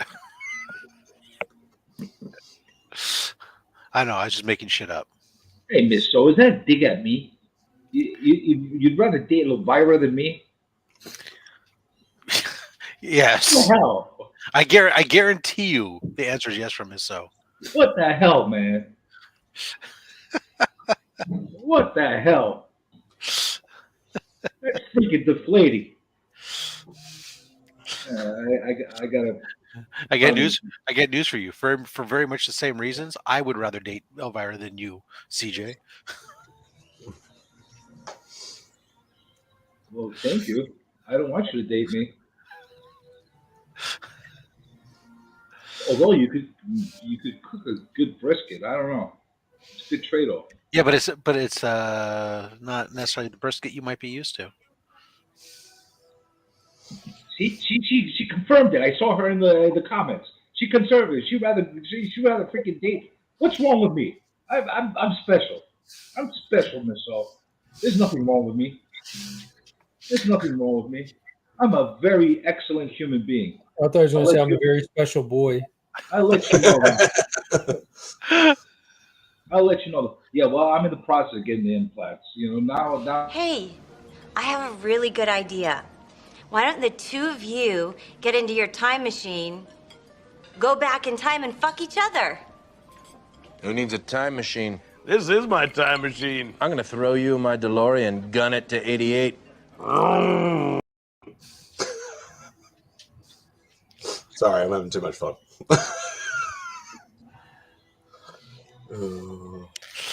Yeah. Anybody could get implants, but I learned the secret. To being popular. You have to get implants. So I'm going to get my implants, and they're going to be audacious, and everybody's going to give me attention.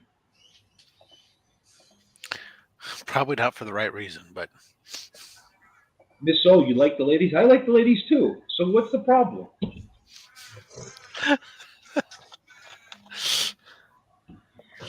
Listen, I'm going to tell you something. Even though I enjoy ladies and you enjoy ladies and you would not date a guy, that's the impression I'm getting. There's nothing wrong with saying somebody, there's actually something very wrong with saying that you'd rather date a person 30 years older than a younger guy. There's something wrong with that. no, it's not. And to me, it is. You're crazy. You're crazy. I'm just saying, yeah. Exactly.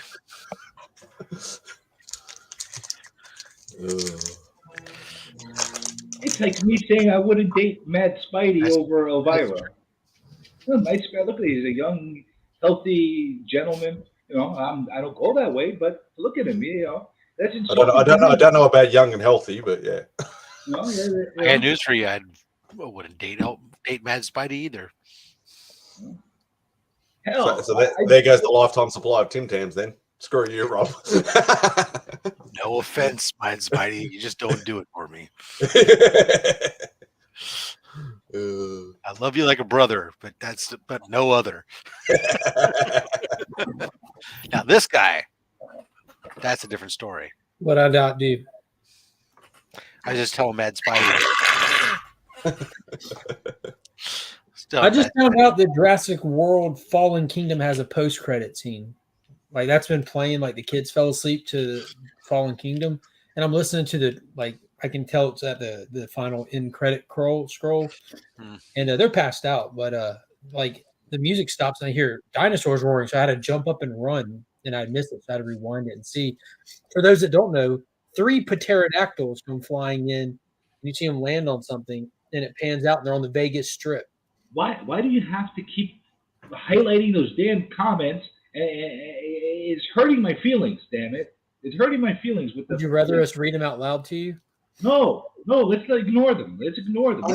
I'm doing my hosting job. That's what this is duties. Oh, yeah.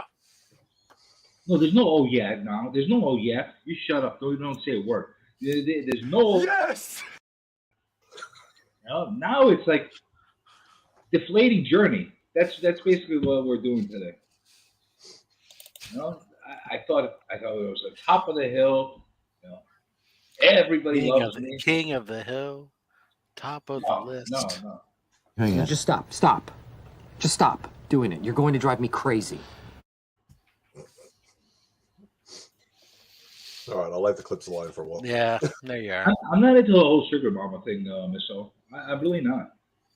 Because one, as a man, I'm going to give up complete control of my masculinity by taking on somebody that's basically controlling me with her money. That's not my thing. So CJ's a bottom. Bow down, bitches.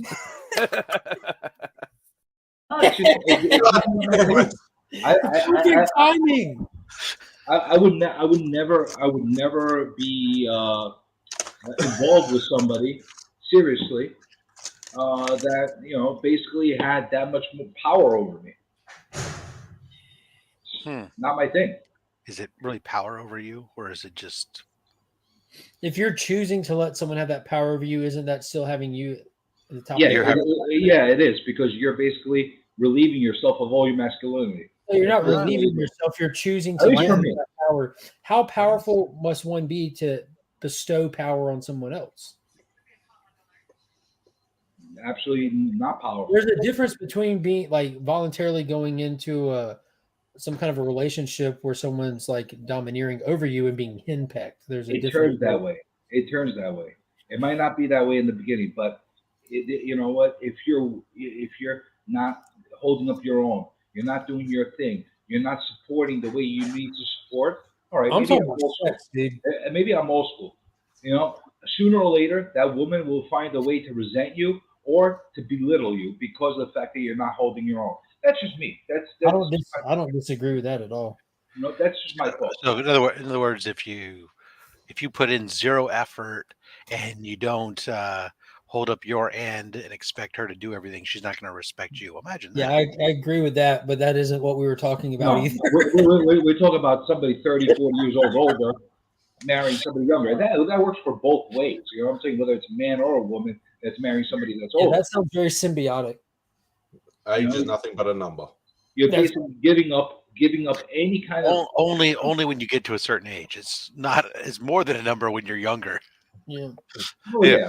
When you're a 10-year-old dating a 40-year-old, it's really a problem. Well, that's fucking illegal too. So you know, we got legalities that we have to worry about. As well. Even if you're an 18-year-old dating a 60-year-old, there starts to be a yeah. Well, yeah, but where does that end? When you're 30? When you're 40? I don't know. When you're 50? Where's I really that don't know. Maybe when you're 80. And you're dating a mummy like 110 years It's old. creepy. I'm dating a baby because my wife is 11 months younger to me. Wow, you're rocking the cradle. That's right. I robbed that cradle. Wow. And I rock it. Yeah. Well, Beck's nine months older than me. Does that? There you go. She robbed the cradle. What the hell is Amon Amarth? It's a band. Am I like too old? What the hell is Amon Amarth? It's a band. Like a rock band, jazz band, whatever. No, it's not a jazz band. No, is it a metal band? Yeah, metal band. No, that's good. Don't worry about it, Miss O. CJ derailed. CJ derails it himself. Miss O, you give me fuel. You fuel me.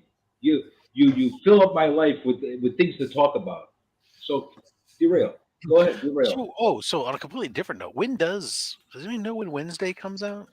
I gotta. When Wednesday comes out, probably on Wednesday. No, when does it start streaming? What are you talking about? The show Wednesday. Oh, the new Addams Family show. Yeah. What's that going to be on? Netflix here in the States. November 23rd. Okay. So we might get it on Netflix here. I need to go. I need to switch my sub on. All right. Has that been done by Tim Burton, I think? He's involved in it from a directorial standpoint. Okay. So Misfits. So there's a cover band for the Misfits? No, the Misfits. They are a band. I know that the Misfits are a band, but I asked what the hell the other band is. She says Misfits. Lama Shore. What the hell is Lama Shore? I don't know those other ones. They're not bands. I know the Misfits. I don't know anything anymore. I'm too. Don't ask me. I'm near 50 years old. I'm still listening to freaking KMFDM and Sister Machine Gun and Sisters of Mercy and stuff like that. So there you go. Viking metal band. Oh, so that's like stuff my son and my wife would listen to then. So there's a separate genre for Viking metal? Yeah, and there's like some band that they're talking about all the time that's like doing like history band, like songs about historical events and shit, doing it metal. I like the stuff that Mastodon listens to. Whenever I listen to his streams where he's doing the whole, music thing, he does like a thing where they like review an album and stuff like that. I like that kind of stuff.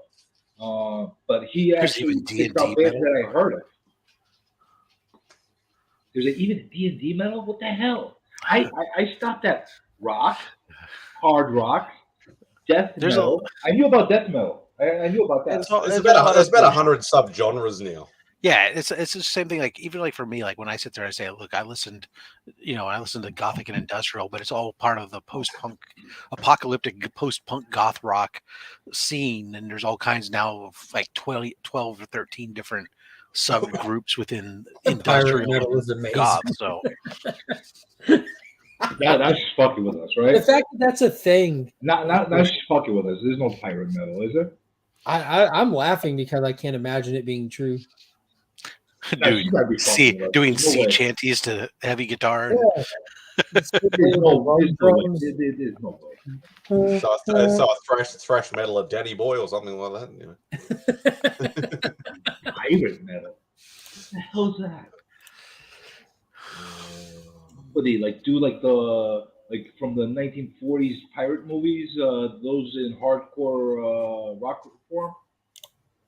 Actually, that would actually sound good. Actually, I don't know, Rob. Are you looking at metal for us? Not only is it real, it's also surprisingly catchy and has been around since the late 80s. Oh my god! By a diverse array of topics like ale, Now grog, I'm wondering wedges, why and ships. K-pop has held this information from us for so long. Pirate metal is a style of heavy metal music characterized by its incorporation of pirate mythology within the music and sometimes on stage. There you go. XDO is actually really good. But I don't know what the hell they are. What are they considered? I don't know. All the stuff I listen to is weird shit. But there was only one Dio, by the way. We're going to be talking Dio, about I saw Dio 3 nights in a row because at a club here, I was there for the radio station. I had to be there for all 3 nights. By the 3rd night, I swear, I was like, "Oh, dude, if you go down, tag me in. I know the set list." I'm fucking.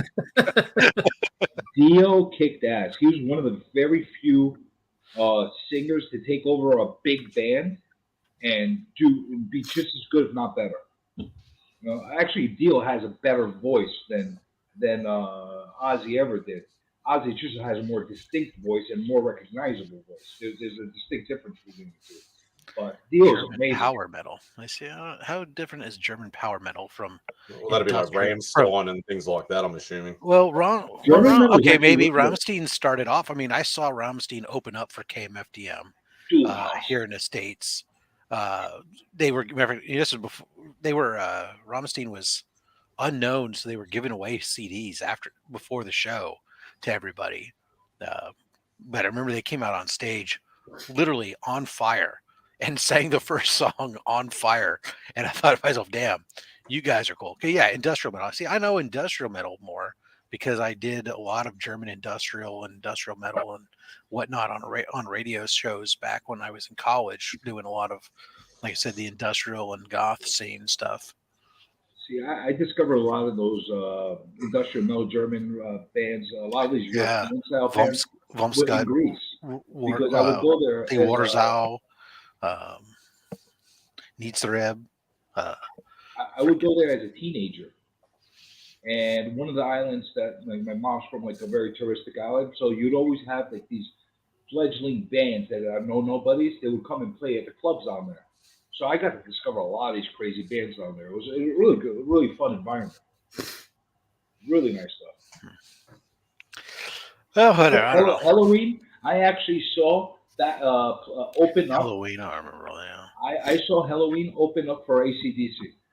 No, I'm sorry, not for AC/DC, for the Scorpions. All right, guys, I'm about to hop off here. I got to work early in the morning. Love you guys. Have a good night. Take it easy, brother. Thanks, mate.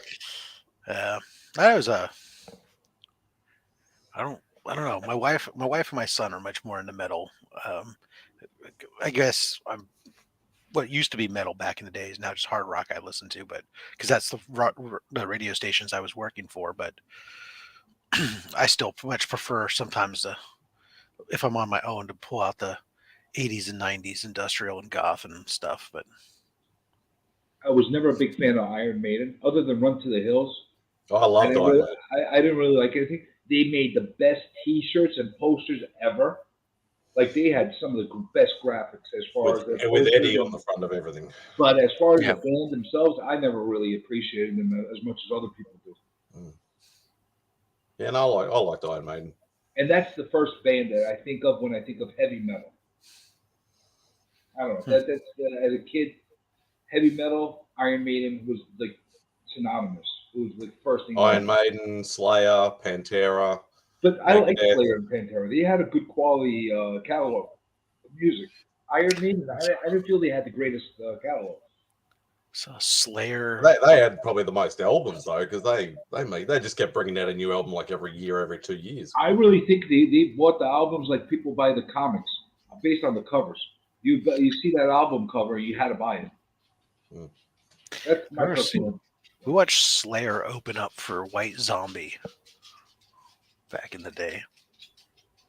That should have been interesting. That must have been a really, really interesting concert. It was a strange one.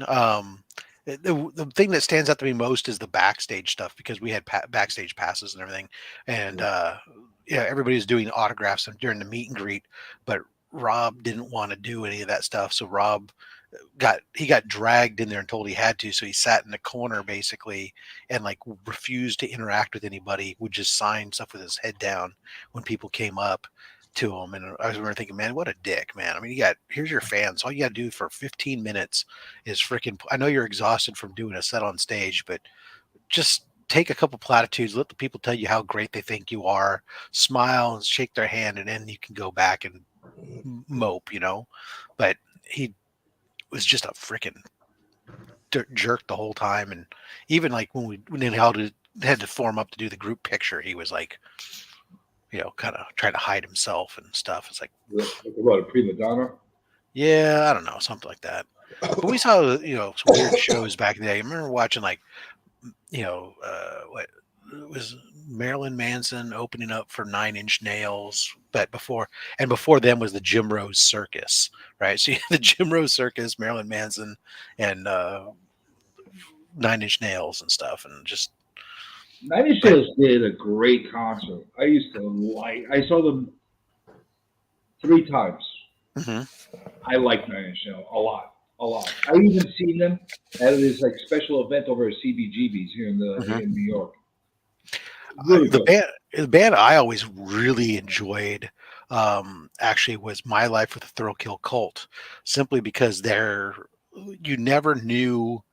I mean, each song was so very different. I mean, it'd go from heavy guitar to synth metal to switching it up to having full brass sections playing and stuff. And so you really got to appreciate them as musicians, be able to be so divergent and different from one song to the next. Mm-hmm. It was really kind of a fun group to watch. I And their definitely live appreciate shows them. were awesome. I definitely appreciate them a lot more than the Blue Oyster Cult. Yeah. So Very different set. Yeah. Best star-studded lineup I ever saw in a concert was also one of the worst concerts I ever seen. Don't worry, Miss. So 9 Inch Nails was not metal. No, we're That's in a different alternative. realm. Yeah. 9 Inch Nails was alternative. They were at best. They're mainstream industrial rock at best. They're not called alternative anymore. I remember. I don't know. Alternative at that time. I don't know. You usually found them in the industrial rock section.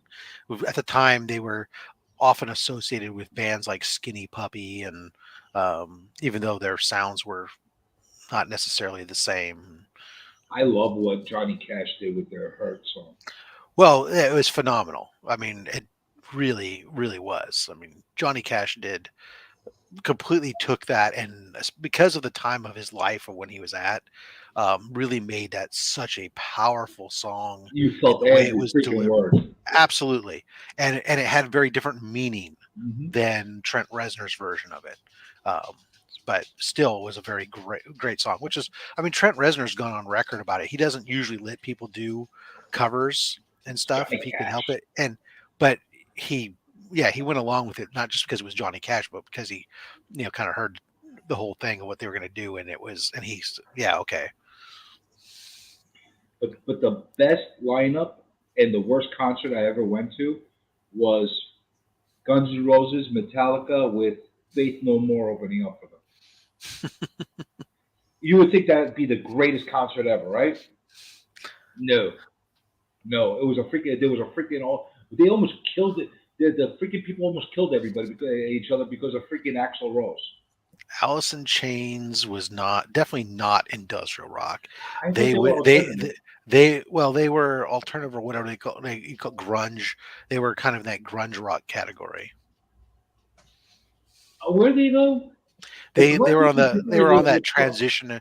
They were in that transition area and kind of often lumped in with the bands like Soundgarden and um Nirvana and Pearl some Jam of and those. all that sort of stuff. Yeah, Pearl Jam and all that stuff. Yeah. That sort of Seattle sound sort of thing. yeah, basically that whole wave that came in with the Seattle sound and Yeah, it was grunge metal, grunge But rock. I just thought Alice in Chains, Nine Inch Nails, certain groups like that were in their own category altogether, alternative kind of. Well, you had radio stations that would call themselves that would during that time, the late 80s, early 90s, and mid 90s, you had radio stations in America that were calling themselves alternative or alternative rock, and they would play all those different elements, but within all those different bands. So they would play some of the industrial rock, they would play some of the grunge rock, they would play some of those different stuff. They would play the Dishwalla and the frickin' live and the silver chair and those things too. Yeah. Nice into the Aussie music there, thank you. Yeah. I remember them because I was thinking of like some of the different bands I had to suffer through, and when I was working, and that was a band that I had to suffer through. I actually had to do security for them when they were at when we were doing a live set with them, but. Industrial is more Rammstein about Rammstein and Bauhaus, very different. Bauhaus is more the goth rock. Rammstein is definitely industrial rock. I played a lot of that along with them, along with when I would do my sets and stuff. I played them a lot with, like I said, KMFDM and Vump Scut and Sister Machine Gun. Rammstein was also a lot harder than a lot of these other bands that we just talked about. Yeah, they had some intense music. I like them. Yeah, Bauhaus. I'd play with stuff with like Switchblade Symphony, Sisters of Mercy. Play it with Rasputina. Some of these. Did you ever get into grunge? Was that ever your thing? It wasn't mine. Mary was my wife. She was more than that. I listened to a lot of it because I was working for the rock radio stations, and the rock radio stations I was working from 92 through like 95, 96. I was working at the rock radio station here or one of them. And so there was a lot, Smashing Pumpkins. I love Smashing. There's, REM, all those bands and the grunge stuff and the Nirvana, all that stuff that was just any sort of rock that was there. That was all. See, that's another group. REM, I was considered alternative. I thought they were just in their own. Yeah, well, it's kind of an alternative rock. Yeah, it's kind of that. I think alternative was kind of is like a big catch basket. It's kind of like saying this is you're sorting your laundry and you're saying, okay, this is the whites and this is the colors, right? You know what Alternative is kind of like the colored basket. Now within there you have greens and reds and blues and everything else, right? But you have a giant kind of catch-all, and that's kind of what I've always saw alternative. The term alternative as was a catch-all basket that had several different subgenres within it. Right, where's Tylox? Yeah, he would give us a whole rundown of all this stuff. He knows everything in and out. Soundgarden was good. They were a solid band. Let's see. REM I liked a lot too, actually. I did like the REM. They were not bad. KMFDM. Let's see what else is in this first book I've is all KMFDM. Lots of KMFDM. God damn, there's a lot of KMFDM. Pages and pages of KMFDM.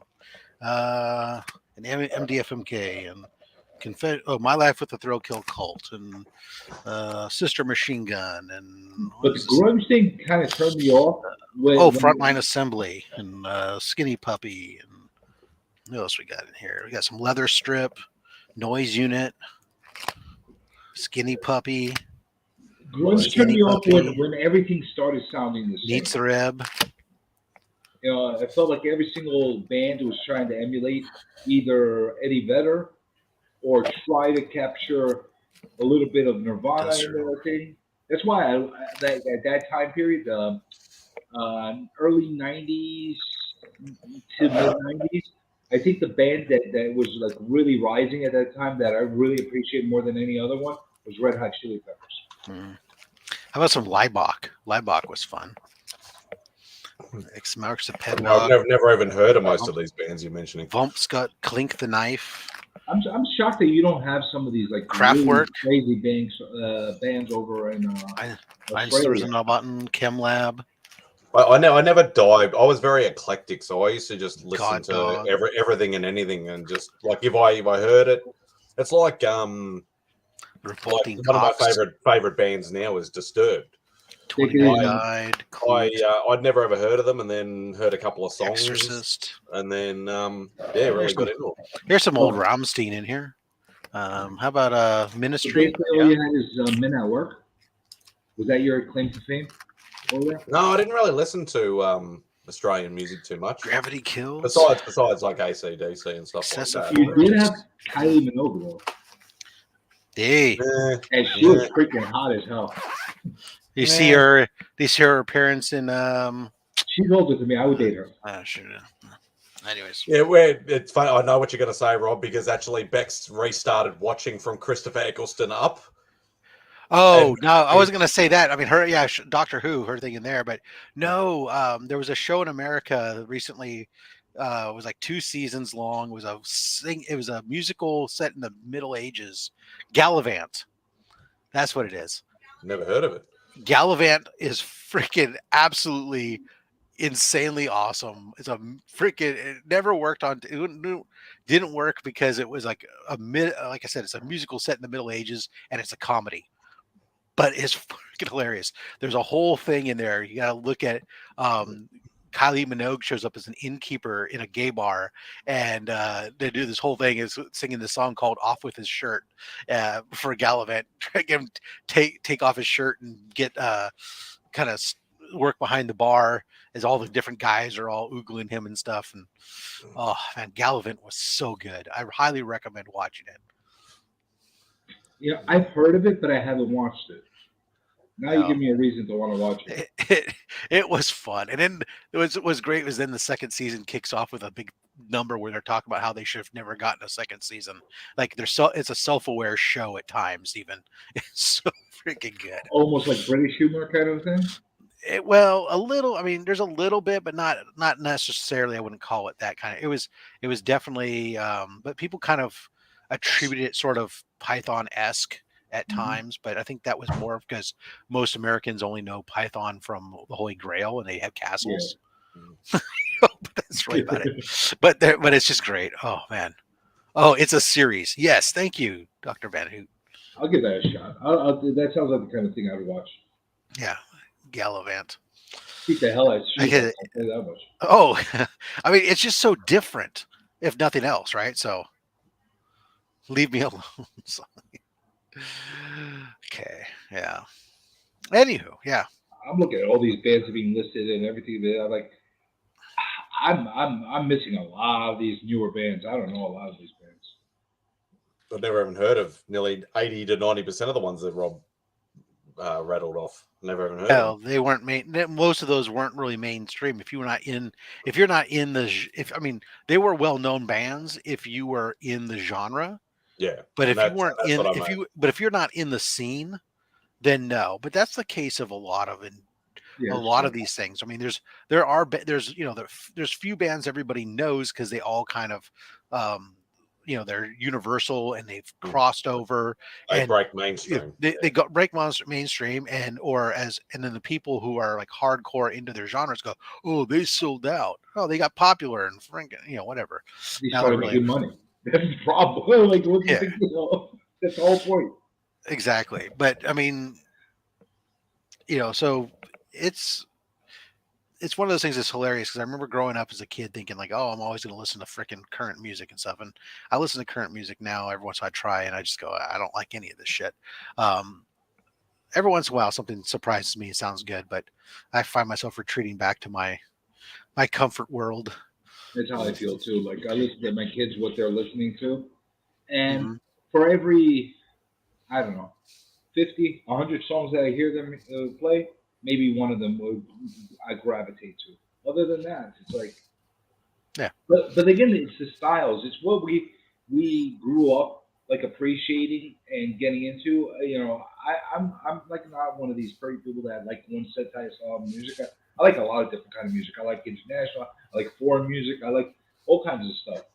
But there's a certain type of feeling I need to get from the song that I'm listening to, and I don't get that from a lot of the new stuff. It feels like there's no soul to it. I was trying to find out the other day. I was watching stuff because my youngest uh, identifies within the emo genre, and so I was like, trying to understand that genre and trying to understand how it differs from you know goth and stuff. And it was like, oh no, this definitely was not part of my. It's not part of the genre that I know of and stuff. I'm like, okay, this is all new to me. I don't know. Borrow looks. I guess you can't judge a book by its cover, is what they're saying. All that stuff is weird. Speaking of European, I know it's not obviously a real. Well, they're a real band, but they do covers. There's something I discovered on YouTube actually called Frog Leap Studios. Sepultura, that's an old band. And he basically does full production of like rock or hard metal versions of normal songs. So he's done anything like one of my favorites that he's done is Eye of the Tiger and Africa. It's all like hardcore versions, right? Yeah. Yeah, I actually really appreciate that.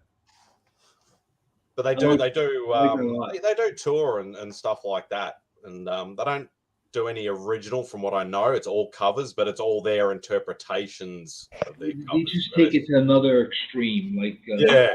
And it's not like over the top. It's not Marilyn Manson style doing no. They just took just a really hard approach to that song. It's really good. Like there's really good stuff that they did there. And the main guy, I can never pronounce his last name, but his first name is is Leo. He's got a woman with him sometimes too, right?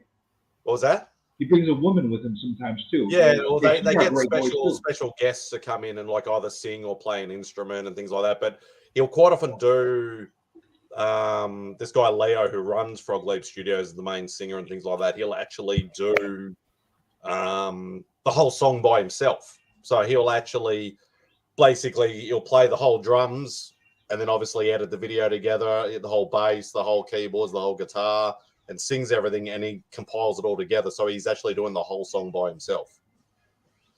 That's wild. Absolutely brilliant. Yeah, he's really, really good. As soon as you said it, you like gave me a little reminder. I remembered it. Like I've watched a lot of the stuff they did. Yeah, very, very good. But they even do things like they've done. He's done a cover of like the Pokemon theme song and Fraggle Rock and The Simpsons and and all that sort of stuff as well. So he doesn't only just do generalized stuff; he does quite a lot of fun stuff too. Well, when I was like in my teens, I had a couple friends that they were like trying to like make it like in bands and that kind of stuff. So I got to see a lot of like the underground movement stuff. We went to CBGB's a lot because they used to play there like peanuts over there. It was great. We got to see like every single person that walked through there. They had any kind of band that had to come through New York when they had zero name, they had to go through CBGB's. It was great. A regular there would be he's dead now. What the hell is his name? Joey Ramone. You guys know the Ramones? Yeah. Okay. So I got to see him when he was in a completely destroyed state. He couldn't sing. He was completely wiped out on drugs at that point. One time they finally got him to go on the stage to sing something. I wish they didn't. I'd rather them kept my memories of him as he was with the Ramones rather than doing that. It was really, really sad stuff. There's a lot of these people over the hill that were going there. Every drug scene was done. Like it was crazy. Heroin was rampant. Freaking cocaine. Everything was all. They were all messed up. It was a crazy, crazy environment. But fortunately, I got to see a lot of stuff there too that I wouldn't have experienced otherwise. Oops. Baby metal. Oh my god. Dude, baby metal is dope, dude. I'm sorry. How's baby metal? You gotta look it up, man. It's great. It's Japanese girl band, metal band. Figures. It's Japanese. They got the strangest shit. It is awesome. It's not like the Go-Go's or whatever in Kill Bill like that. No. It's like hardcore. It's like hardcore metal, dude. But it's also then like some of the singing is like that kind of like anime type, schoolgirl type voice. You know, it's just awesome. It's like things that shouldn't go together, but they do. It's like peanut butter and chocolate. That's like, because I get hooked on a lot of, obviously, I watch a lot of, I know you guys don't, but I watch a lot of anime. I actually get addicted to a lot of the anime theme songs, like either the intros or the outro sort of stuff. And it's awesome. I used to watch a lot of anime when it was really hard. Like when it was a big deal. You had to download a video for like 3 days using Prodigy or AOL. But it was like we would send them to each other, and it was like the greatest thing on earth. We would get like a Ghost in the Shell and Akira and Trigun and Cowboy Bebop, all these kind of crazy stuff. But over the past few years, I just don't have the interest, or I just really don't have the time to sit there and watch entire full length shows and movies. But from what I've seen, the animation is getting a lot better. It was always good, the animation. It's like solid compared to American animation, but anime was just the music, like the music, and you can actually, even though I don't speak or understand any like an odd word here or there, I don't speak or can read it or anything like Japanese and stuff like that. You can I can still sort of hear. I know what band that is because they did the theme track for another anime or a movie or whatever like that. And there's a lot of main bands that do nearly all the soundtracks. Like there's a lot of diversity, but yeah, some of them are actually really good. You know what I really enjoy about anime? Overall, not everything is like this, but overall, they all feel epic. There's always an epic feeling to their movies. Like it's something super urgent is happening. It's like the end of the world. I rarely walk away from like a really good anime and say to myself, whatever. It gives you a good feeling when you're watching it. But the other good thing about like Asian cinema in general is that they don't love the happy ending. No. They quite often will end it on either like a really sad note, or will end it on like, leave you like up in the air or something like that. They never sort of go like full, like everything comes, rainbows and butterflies and everything's happy. Well, that's a Greek part of me that appreciates that. I like the tragedy. Yeah, good old Greek tragedies. I like that stuff. And that's probably why I hate what they did with Neymar more than anything else. Yeah, well, don't spoil it because I haven't seen it. Well, you already know that he's not. They changed his whole background, right? Yeah, well, I could just say, you could say that it's just from the bloody the Mayan Aztec look. He's Mayan now. It's like a freaking. He's from South America. Why? Atlantis is like throughout every single text and every single historical book is originally from Greek descent. That's what Atlantis was from. Why all of a sudden are we changing it to Mayan? Why should I not be upset about that? I like the fact that I have a couple heroes that are from Greek. We have the Greek mythology and stuff like that. They're taking them away from me, one by one. I like them. I'm not just saying that for like the shock effect or pissing people off. Like I like the fact that we had a couple of characters like that. It's like you turn around and tell me Hercules, and now all of a sudden is from Guatemala. I mean, it just, I don't know, it bugs me. And all I get is Captain Boomerang. Well, at least you got Captain Boomerang. You got a kangaroo character too, though. Who's that kangaroo character that Ignacio draws? Oh, Killer Row. But I'm talking about like in the movies and the series and like that sort of stuff. Not in in books, because there's been quite not a lot, but there's been a few in the books. But like in the movies and the series and that, You do have Mad Max. Captain Boomerang's about the only one. You do have Mad Max.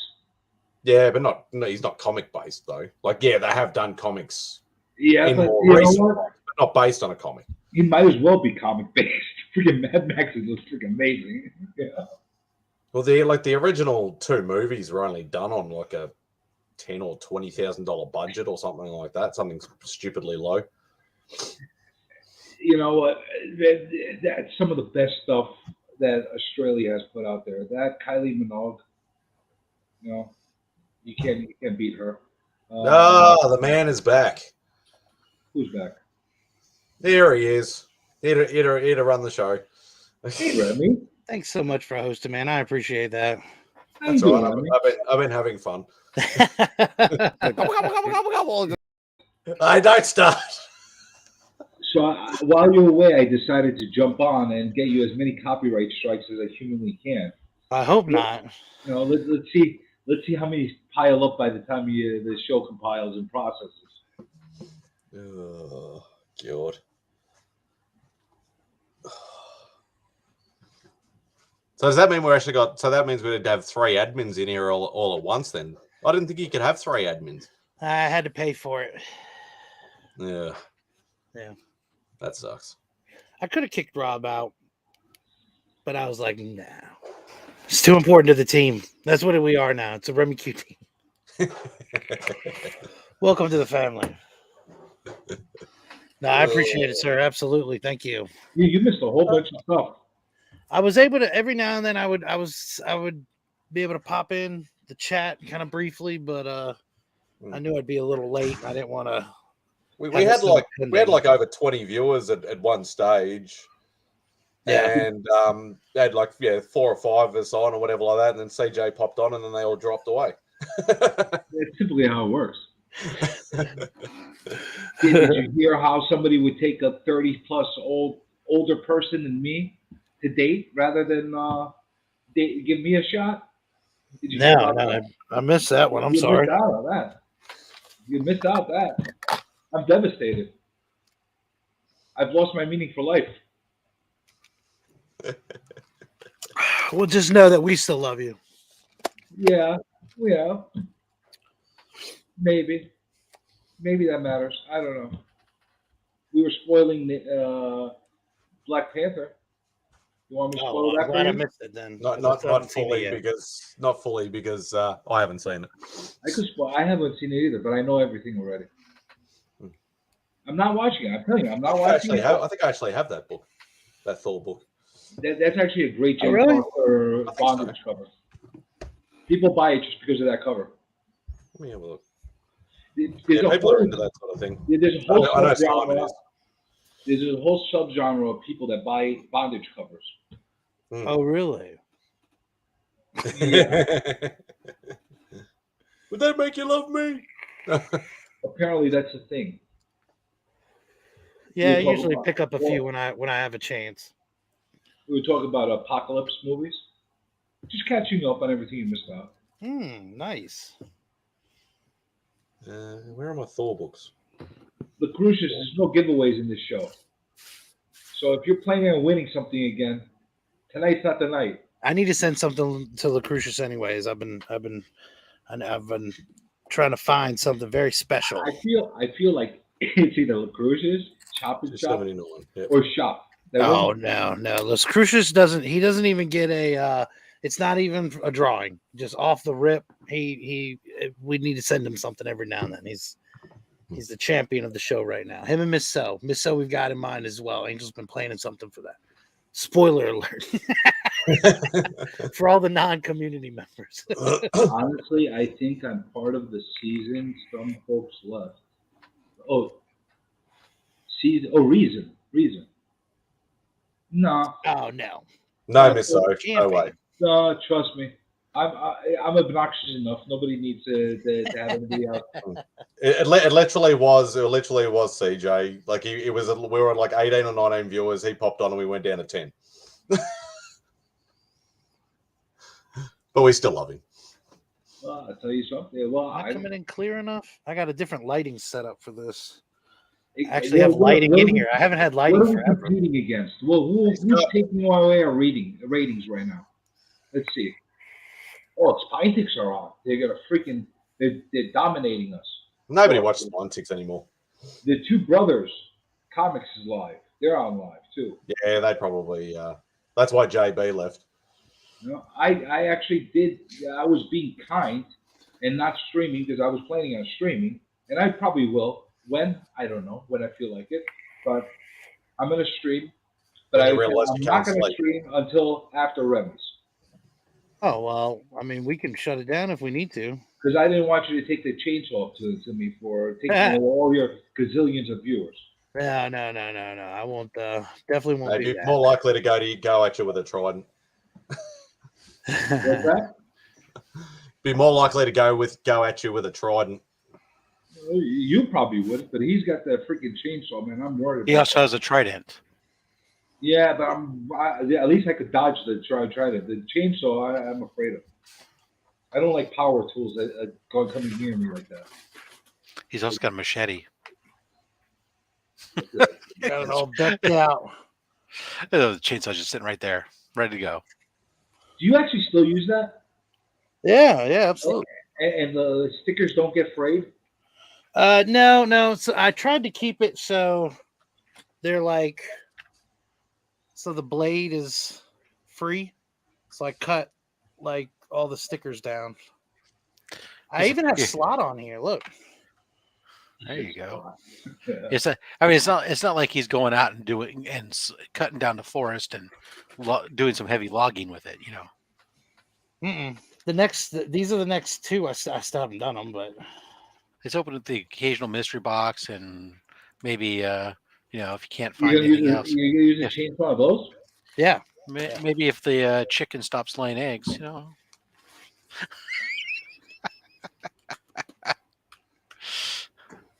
We love you, Miss So. Absolutely. You're I'll always tell you what, Miss So, if they did leave because of you, good riddance. How about that? I love the fact that Miss So gave me a challenge. Now I have to romance her throughout the whole entire time period of my existence here in the community. Even if she never goes on a date, she has to admit that she'd date me over Elvira. No, she doesn't have to. She didn't. She She actually went the other way around. I have to feel that. Why do you? Well, you can feel it for your own personal self-being, but it doesn't make it so. For my own personal needs, I do that. For my own mental welfare. Would that make you love me? I Yes, can touch it. Yes, it would make me laugh. Yes. I can say that I absolutely want to make it feel like I'm a $2 billionaire. But it doesn't mean that I've got $2 billion. I don't care what your problems are with your $2 billion. I'm telling you about my my problems. I have my problems. I have to work them out. Clip it That's right one there. of them. Clip that. I got my problems. We want to make sure we get that, Remy. I don't have my phone. I can't timestamp it. 2:23. You got paper and pen? Isn't that something? I don't think I do. I have everything. I don't have paper and pen. Anywho, back to Metal and Comic Doc. I felt like for a while there was like two different conversations going. There's one conversation going over here, and then another conversation going on over here in the chat, which is awesome. Well, that's what happens when I come on this live stream. It's going to go all over the place. Because I am here for the creatures of the night. Where's Dracula? I haven't seen him come on at all today. I don't know where Drac is. He's really jumping on and Maybe he had to work. Maybe he doesn't like you. This is the best thing ever. I got this. Dracula loves me. He loves me so much. He didn't include me in his stupid freaking video, including the entire community, and he doesn't have me in there. For some reason, everybody else gets in there.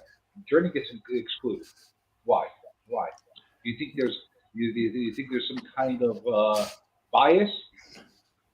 Everybody. He even put Chopping Job's name. He put Remy's name in there.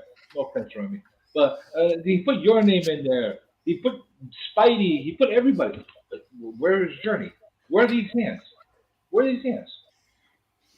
I know there's a bias. There's a community bias against me. The community is against me. Google is against me. Instagram is against me.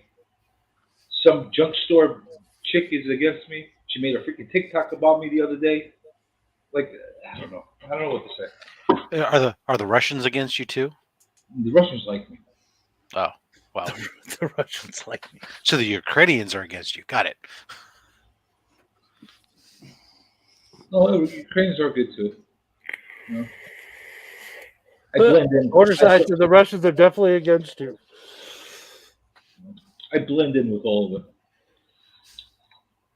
They can't differentiate me from them. Not even sure where to go with that. First two issues. Started Homesick Pilots tonight. First two issues. Love the They're art. they're talking about comics. Yeah. It's pretty. It's a You weird. want to hear something funny? I've had I don't know how many of those issues come across my hands, the Homesick Pilots, and because I can't stand the stupid title, I never read it. I either give them away or just sell them right away as soon as I get it. I keep getting them in bundles for some reason. Comrade Journey. Yes. I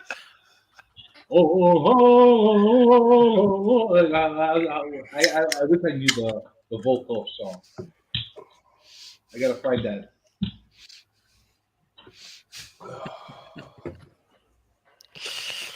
Well, there you are then. There you go. So what were you working on, Remy? I was painting a bathroom. Well, that's just thrilling. What color? Moonbeam. Moonbeam. I could tell your wife picked that one out. No. Sounds like a child's name. Yeah. This guy right here. It sounds like a Yeah, variation. when it comes to on that white. kind of thing, she actually gives me a little more leeway with stuff. It's that I think like 20 years in home remodeling, and she kind of goes, "Yeah, I'll trust you on this one." I'm like, "No, that's too dark. No, you don't want to do that. Don't pick that one." When we moved in this house, the master bathroom, Remy, was well, first of all, the walls that were in there were exterior wood paneling that somebody hung on the inside.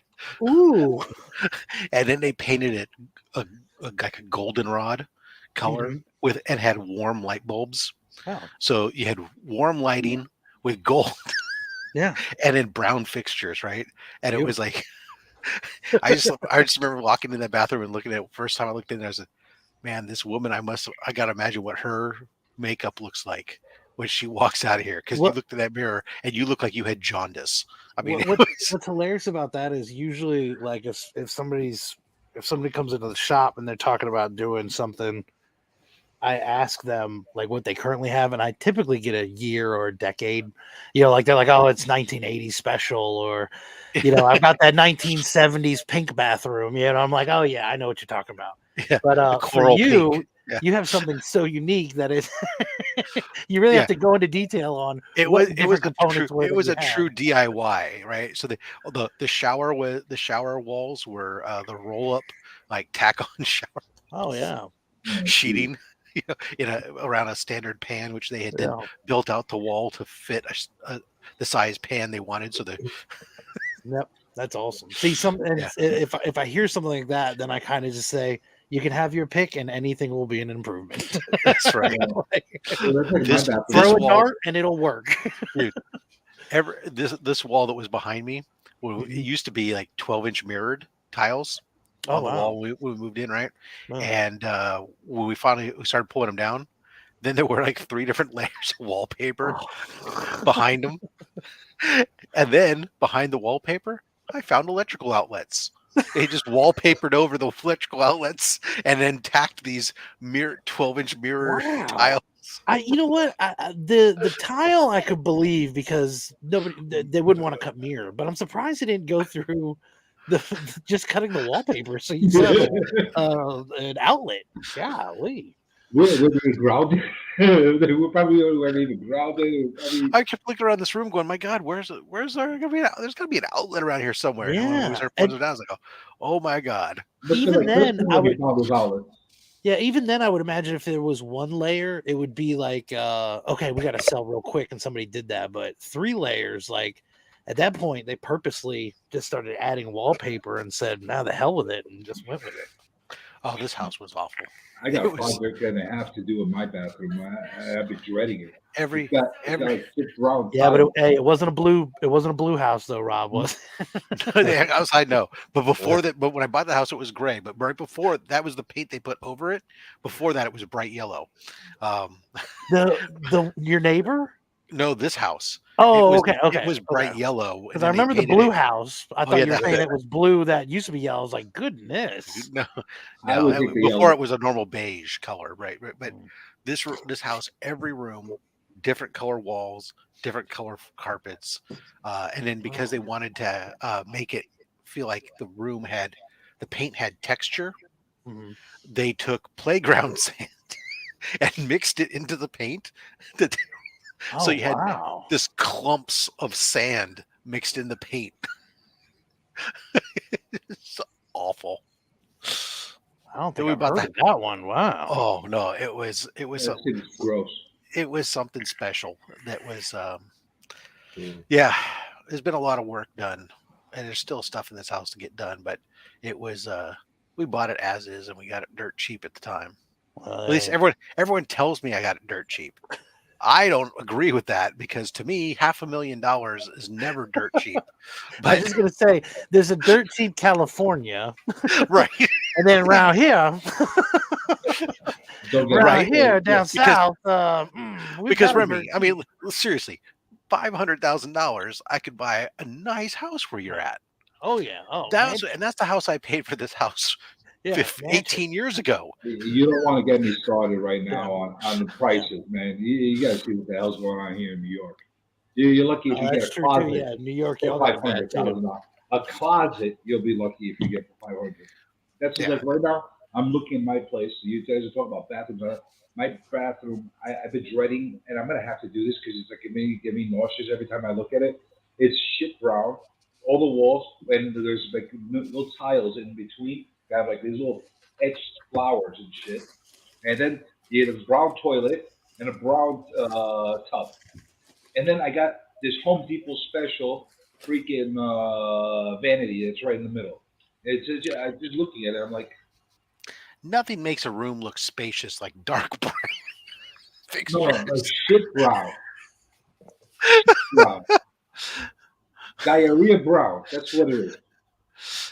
No, on the ceiling too. The tiles are on the ceiling too. All the way, at least it's easy to clean. That's the only thing that I can't complain about. Even the ceiling. That's crazy. My parents, I remember when they bought one of their places they bought recently, before they had moved out. It was like mirrored. The guy must have owned a mirror company because literally every surface was mirrored. The walls, the cabinets, everything. It was so ridiculous. It was either you owned a mirror company or you were afraid of vampires and you wanted to know. No, that was a thing at one point, like late 70s, early 80s. It was the mirror time. Oh my God. Yeah, I can't tell you how many houses I sold like that. They had mirrors. There's freaking bathrooms on the ceilings in the bathrooms. Like, what the fuck? Like, you know? I mean, I remember the wood paneling. That was all invasive. Wood paneling and shag carpet. Oh my God. Oh, at one point, every single basement had wood paneling on every basement. They made it into a den. That's what they would call it. No, it's a grungy basement with freaking wood paneling around to give you freaking claustrophobia. That's basically what it was. But those shag carpets. I still get those houses. We saw those, and it's like, can you pull it off? Is there wood under here? Oh no, we never pulled it off. There you go. We were talking about that the other day, Yeah. Mr. Mad Spidey and I love Guyver. What the hell's Guyver? It's a Japanese anime. And they also made it a live action with Mark Hamill. Mark Hamill. Yeah. I still prefer the anime over. I keep forgetting that I'm typing in the bloody chat and it's coming up as Remy Q, not as Mad Spidey.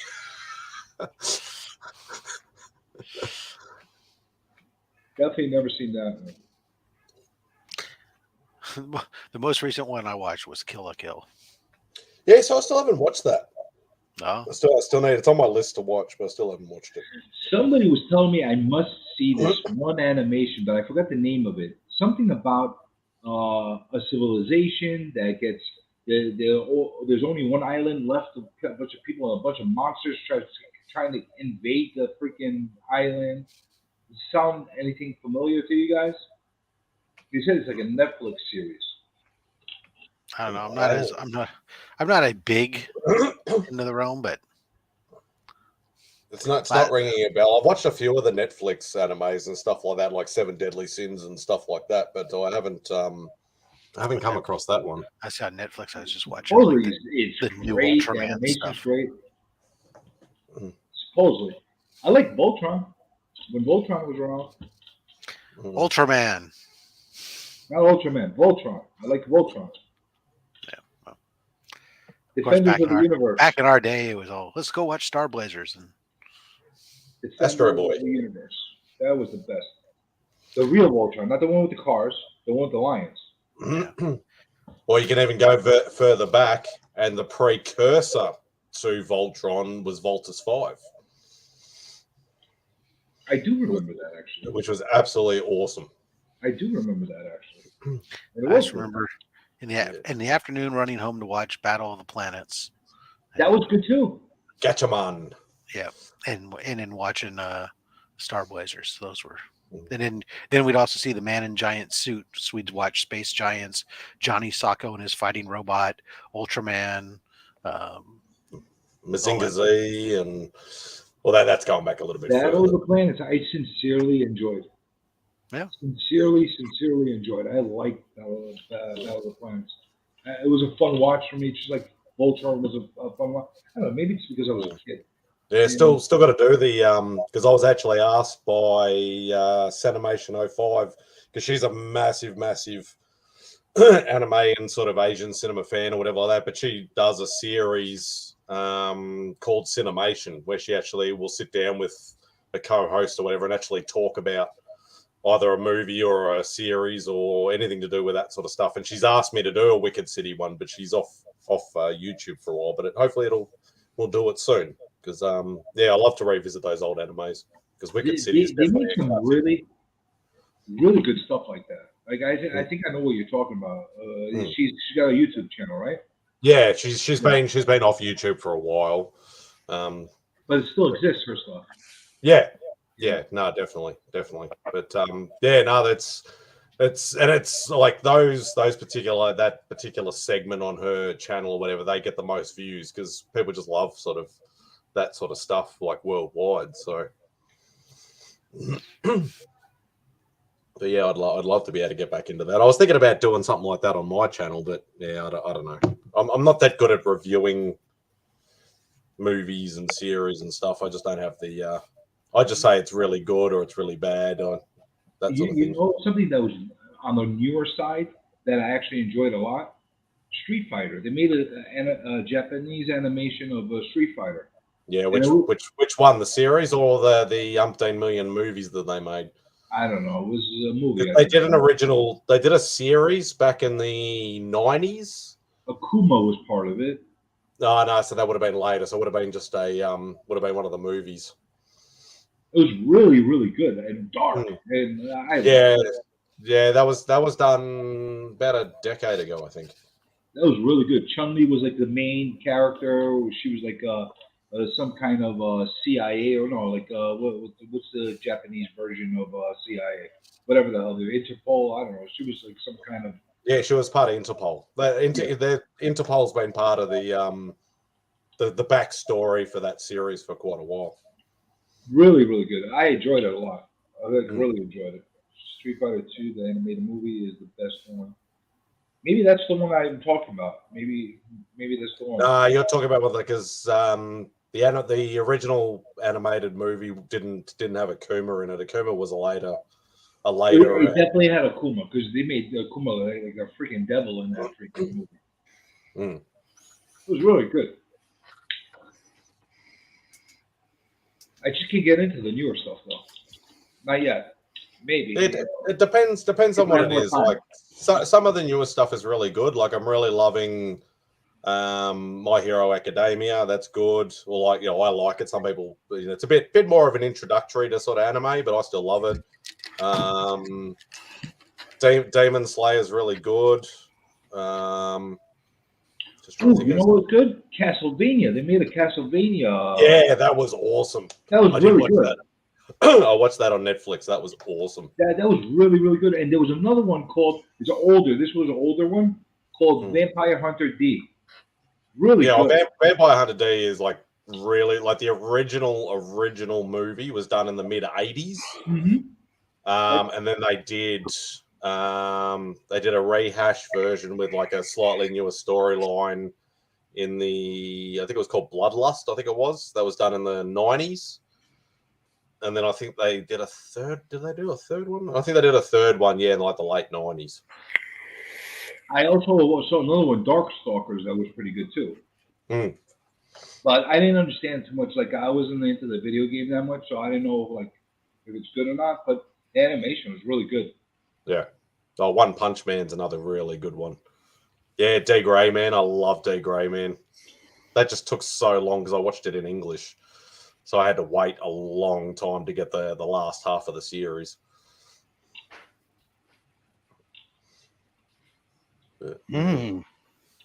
Speaking of cartoon characters, hey Roscoe, how you doing? You back?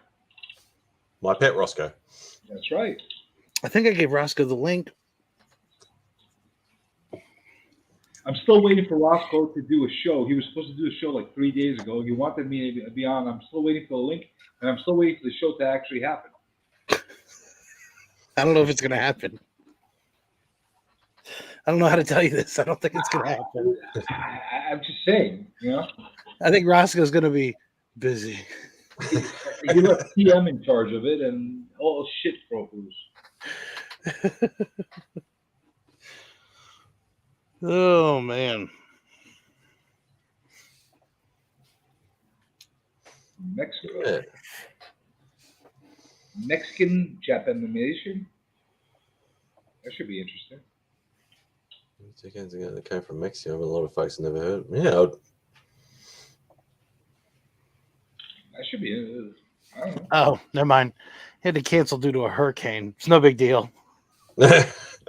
So there was a windstorm. Got it. Oh, windstorm. It's funny. I always hear these excuses, just excuses. I had bad gas. I had a hurricane. I had whatever. All right, I get it. Roscoe. It's a thing called commitments. I just say take the hint. Why are you yelling at me? Yeah, Remy's back. Characters were Hispanic. But in anime style. Roscoe, were you okay after the hurricane? No, he's dead. He's talking to us from the afterlife. Did your beer cushion the debris from falling on you? It was okay. He had a beer cozy, and when the beer the bottle blew off the counter, it had cushion. I suppose now that we're talking about sort of animated shows and stuff, maybe we should bring up Batman the Animated Series. Isn't that right, Remy? Oh, shoot, I gotta go. You have a moment of honesty. How old is Conway? It wasn't quite my thing, and then everybody jumps on me about it. All of a sudden, I hate the man, and I'm glad that he was dead and all kinds of other stuff. It wasn't what I was saying. So we found your Pokemon. It's like it wasn't. It wasn't even that. It wasn't that I hate. I just did. I watched an episode, and I was like, not really my thing. Like there was other comic book shows that were out at the I- time that I was like, I- this is a lot more my I style. do get what you mean though. Like, cause the early '90s, there was, you had Spider-Man, you had X-Men, you had X-Men, Batman, Iron you Man. had Superman, Yeah. Iron Man, Hulk, Justice Iron Man League. animated series, Hulk, yeah, Hulk was great. That one sucked too, even though I love the Hulk. No, the Hulk was good. I remember there was one episode because they shot him into the sun, and then he jumped from asteroid to asteroid till he got back to Earth. Yeah, but the animation That was so ammunition I poorly needed. done. That was all I needed. I was like, Yeah, nobody but it can was beat the so Hulk. poorly done, man. It's like- I felt like they put all their efforts into X-Men, and they said, you know what, fuck the Hulk. I think the X-Men just. just set the bar, is all it was. Well, X-Men and Iron Man was Spider-Man good. series Iron Man was definitely were like, for Marvel fans, absolutely Well, awesome. And it was good too because the X-Men was something that you could read and watch, and it just worked. Like it was. Hulk I don't gets know. no love. No love. They never put the efforts that they should into Hulk, except for Lou Ferrigno. He's the only one that did justice to the Hulk. Yeah, well, the Hulk and And Iron Man series and that, they only ran for like a season, whereas No. Spider-Man and X-Men ran for. Well, they had Fantastic Four too. Yeah, Fantastic remember that? and Silver Surfer. They turned Iron Man did into they? Force. I don't remember Yeah. Silver Surfer. I have it on. I have them all on DVD. They did have Silver Surfer. They turned Iron Man into Force Works, and then they turned Hulk into Gamma something. Something Gamma Fighters or some shit like Nah, that. that was a lot later. That was a lot later. Was it that a was lot that was later? only recent. Yeah, it was like No, 'cause no, they had they like turned it into a something. bomb and all that sort of stuff in it. They flipped over Iron Man into Force Works almost instantaneously, and then they flipped the Hulk into something different right away. I forgot what it was though. Yeah, Spider-Man. I remember they had a. Remember they were trying to do like they had like the computer graphics in there too. Like when he would swing, it was all like That was later on. That was a computer different animated swinging. That was a different. Just funny series. because it was a cartoon, and then he would like swing through the city. I was Yeah, like, well, oh most yeah. of the series are on Disney Plus. Silver Surfer's on Disney Plus. Yeah. Yep. Set a reminder. Silver Surfer Disney Plus. I probably have seen it. Silver Surfer wasn't horrible, but the animation was very sluggish. Very Savage sluggish. Dragon cartoon. Yeah, I know about I it, don't but I remember never that saw at it. all. Yeah, Yeah, I know there was about a it. Savage Just Dragon never saw cartoon. it. There was also a Wildcats cartoon. There was a Spawn one done by HBO as well. Spawn was. I do remember that. That was when Spawn really was like. That was really dark and Yeah, that's what I mean. awesome. I remember that came out, and it was. I remember Spawn just being like controversial at the time. Like they were like, "This is They too did dark that for comic HBO books." series so right. They made it like the perfect translation into TV or movies. Now, and I know that people have been talking about movies I haven't seen. That's one movie I never saw was Spawn. Oh, you're not gonna be. I remember people seeing it and they said it was horrible, and I was like, "No, I'll wait." And If then you I never never see it in your life, you won't be devastated. Believe me. I didn't mind it. Like it was very, it was. They did okay with the budget they had. Obviously, John Leguizamo as Violator is absolutely hilarious.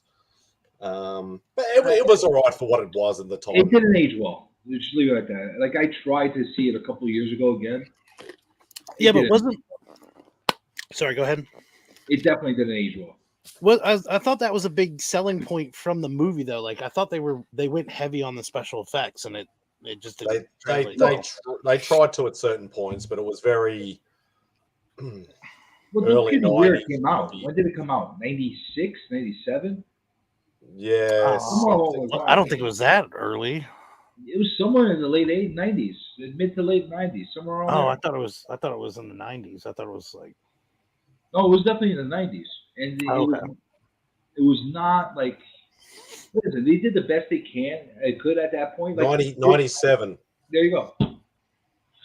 No, it's not like if you take Star Wars was the measuring stick for all science fiction and special effects movies for years up until Terminator 2. Dragon cartoon before I started playing sports, which is why I missed season 5 of X-Men. Well, I apologize that you missed any of X-Men because that was it. It's hard to go back and rewatch it. It's not. I didn't. Yeah, it's not. I enjoy it, but it's not as good as it was when I was a kid, for sure.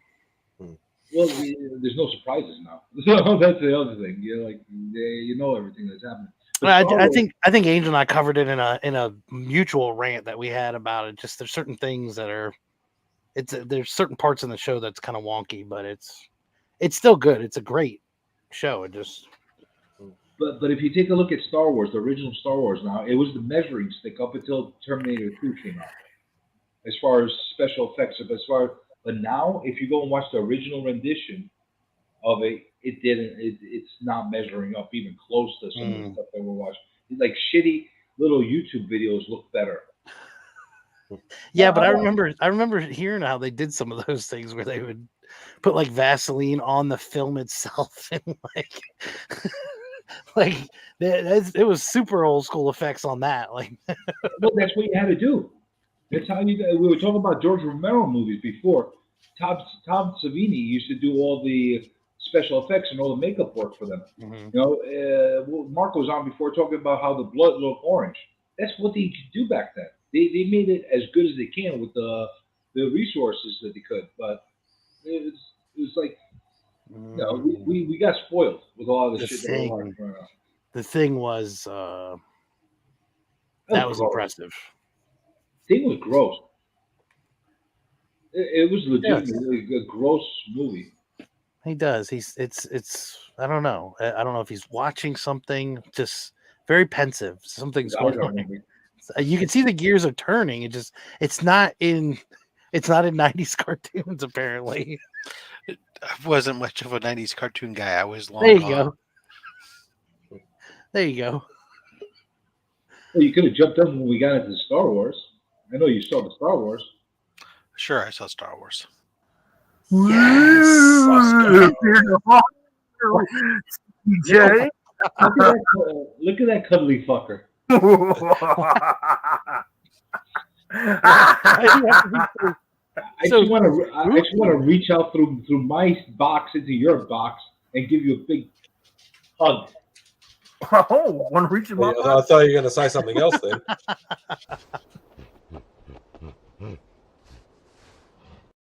We don't have to play the whole thing. We don't have to play the whole thing. Oh my goodness! Holy shit! What are you? 30 days a night over there? There's no like lights anywhere near you. I turned them all off so I have this weird ghostly presence. It was hilarious because Rob was like, "Nah, he's dead." And I was like, "Yeah." Oh, shit. Yeah, sorry, CJ. I had to cancel because a hurricane hit us, and that's why I'm in this complete darkness. All my windows have shutters on them. And right now he put an SOS on the roof. He's waiting for water. I mean, come on, man. You want him to live stream? The guy's trying to survive. I have no lights because I lost all my power. All this is being powered from my phone. So how bad is it now? Like, do you have like crocodiles and alligators floating by you? And that's the norm. That's a norm. That's not like after crocodiles. Whatever. You got all those freaking wrong continent. That's how Simon gets to work. He has to jump on all the crocodile heads and then swing across it. Mad Tarzan.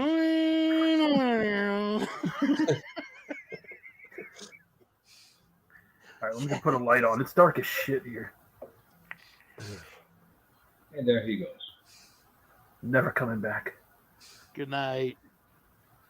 Good night, Doctor.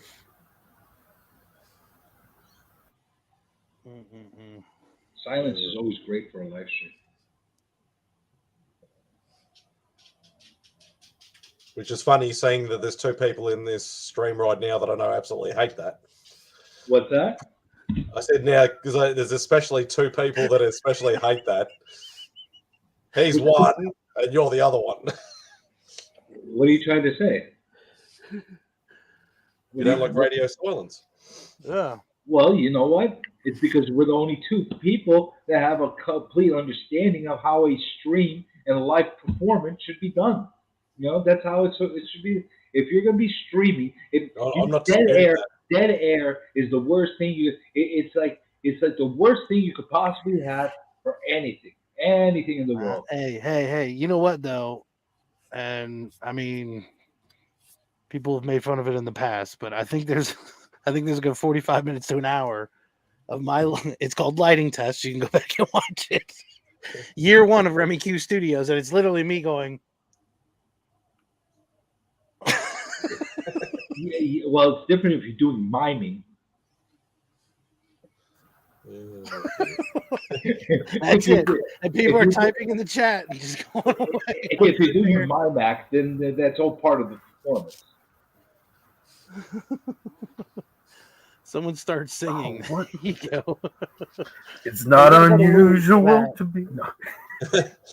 Yeah. I don't want to steal Louis' show. It's too good. Oh. Yeah, that's for sure. I missed that show. Here's another one I have a freaking gripe with. It's my song. I told him, what the hell's my song? Everybody gets a song. Everybody gets a song. Where's Journey's song? No. You gotta forget about you. What's your favorite song to sing, Journey? I have a lot of favorite songs to sing. Is it Journey? Don't stop. No, I'm not from freaking Boston, dude. We don't do the Boston stuff over here in New York. We don't like that. That's for Red Sox fans to listen to, with their freaking Sweet Carolines and freaking Journeys and all that stuff. I'm trying to look up songs that have Journey in the title right now. Why does it have to have Journey in it? Why does it have to have Journey? I mean, I guess it could rhyme with Journey. It's because it's a Louis song. It's got a... You're like, Remy Q Studios. You know, like when he did that one. That was perfect. That was awesome. He could be like the rappers that just transform words that don't exist into the words that rhyme. You know, that's what he could do. You know? For shizzle. We're in Florida, Roscoe. Yes. He used to be. The wind blew him in. He's in Georgia now. Who knows where he's at? He's not in Kansas anymore. That's what we know. He's singing in Detroit. There you go. Singing in the streets. Silent Rob. Well, you need a trench coat if we're gonna go that route.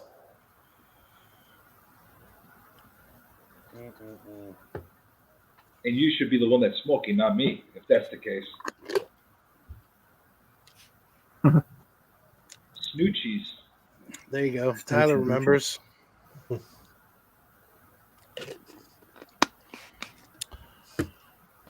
Yeah, for sure, Miss So. Yeah, the one before this one was worse. So, but why do people live in Florida? He ended up here. If there's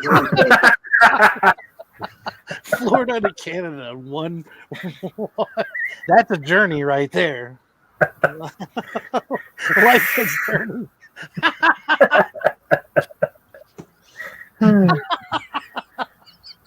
Man, Silent Rob is the best.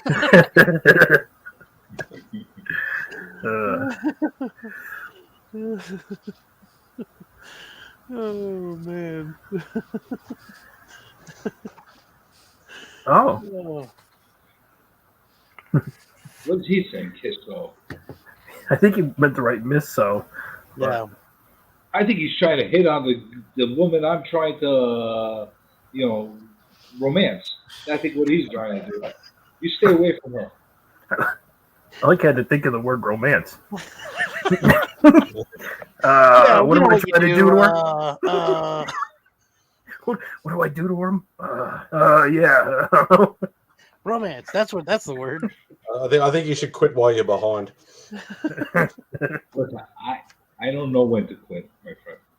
Well, hey, Miss So's got she's got Thor's hammer ready. So watch out. Oh, doesn't take any guff. Swing and a miss. Yes. Yes. Silent Rob strikes again. Here on the game, I saw material sat on your face.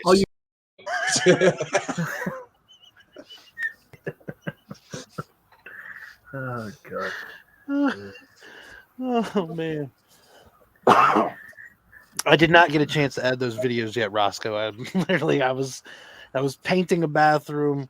I jumped in the chat every now and then while I was taking a break, and then I jumped right on here. So I got you, bro. No but worries. thank you. Yes, and anybody else in the community, if you have a clip, if it's Remy worthy, please send it my way. Or if you have them of Mad Spidey. Yeah, anything like this. That's perfect. We're looking for that. No. Rob, I'm going to send you this one. Yeah, this is the best ever.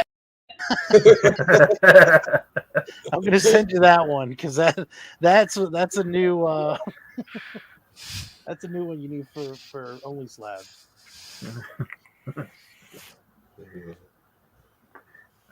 I got another one, Remy. I'll send you, and it's of Rob too. Yeah, One that's Rob. what. See, the thing is, because I figure people can't get mad about it because it just means I'm watching your content, I'm enjoying it, and I want other people to share in that experience. You know, there's certain things that happen that it's like you have to be able to capture that and share it over and over again. Yeah, we got one of Journey. He was on this show. I think he was on here or in the morning. But he was like, "Those Canadians with the maple syrup and their eye." I clipped that. So now Travis uses it. I love it. It's the best. I've got a few of Journey on here from. He better not use that from one of without the my banners. rights. I get royalties on all my IP. I'm just telling you guys that. You will hear from my attorneys if I see that maple syrup thing going on. I don't want any of that stuff going on over there. Freaking Canadians, they think they can do anything they want with their freaking maple syrup and their freaking snow. You know, I'm Canadian. Hey, oi, whatever they say. You know. Hey, oi. Those damn Canadians. Hey, oi. And their Captain Canucks with their maple syrup and their snow. Hey, that's the true wilderness up there. That is for real. That like scares the shit out of me. Angel showed me a video the other day. She's like, "Look at this." I was like, "It's a beautiful place. I give them that." But the mountain lion or a bear or something's gonna eat you. Like you can't go anywhere up there. It's crazy. So what are you saying? The Canada's deadlier than Australia, or I don't know if it's deadly. No, it's not deadly in Australia. It is. You got worse things over there. But at least you got a fighting chance in freaking Australia. Yeah. In freaking Canada, you try to outrun these freaking Kodiak bears, you're gonna get buried in snow while you're running. Yeah. You know, it's like, what the hell's going on over there? And then if you finally get away, they'll throw maple syrup on you and trap you, and it's like the whole. These Canadians are a lot more vicious than you think they are. Yeah. I'll tell you that. And by the way, I think what it is because Australia's conquered a lot of, like, you guys have conquered a lot of your wildlife. So, like, when you're riding on a kangaroo, and then like when you see, like, I don't know, water buffalo or something, you can like, oh, and then reach into the pouch and pull out your giant knife and you're ready. But Canada's not. They're not prepared for that. Kangaroos the box over there. They're freaking. They got their stuff in gear. They know what they're doing over there. The freaking Tian, I'm warning you, man. Do not push my. Yeah, button. Rob said this a million times. There you go.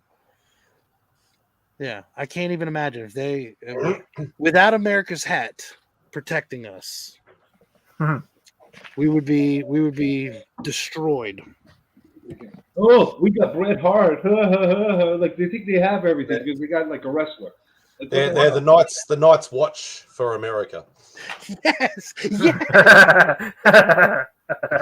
that's it. Now that you say that, that's exactly. I need to make a clip of that and put like Comic Vet on the wall, like looking over everybody. With a big black fluffy jacket. DM walks by. Yeah, like Track walks by. It's like I need them on the wall. Oh god. Man. That's hilarious. You talk to, did you know Wayne Gretzky is from Canada? Hey, who cares? Who cares? There's a reason why hockey's the fourth sport and fleeting. It's Canadian, that's why. What the hell are you showing off over there? What the hell you got there? That's a Rob head. Mhm.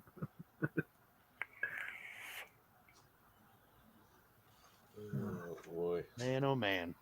Silence. She blinded me with silence. Silence of the Lambs. I love Cable Guy.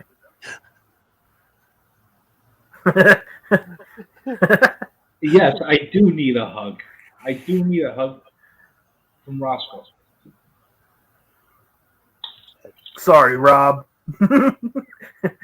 Rob was all like, "Hey, all right," and from Roscoe, he's like, "Meow."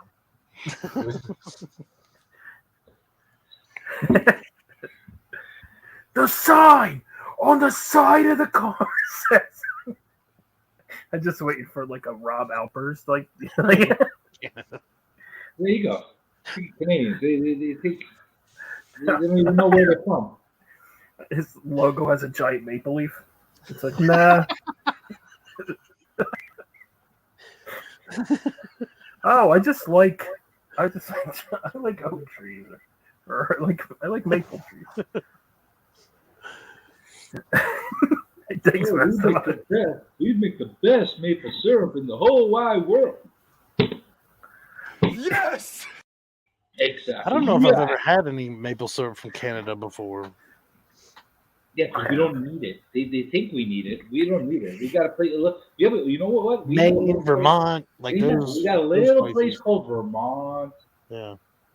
Maine. They think they However, can get I have family in Maine, and I'll tell you, it seems pretty Canadian to me. It's all the same to me. You just cut that line right off there. Oh. Never thought that would happen. Yeah, well, you're never going to see it again. Miss Doe, you will never see my face again. Dog, no more. No more. Once was enough.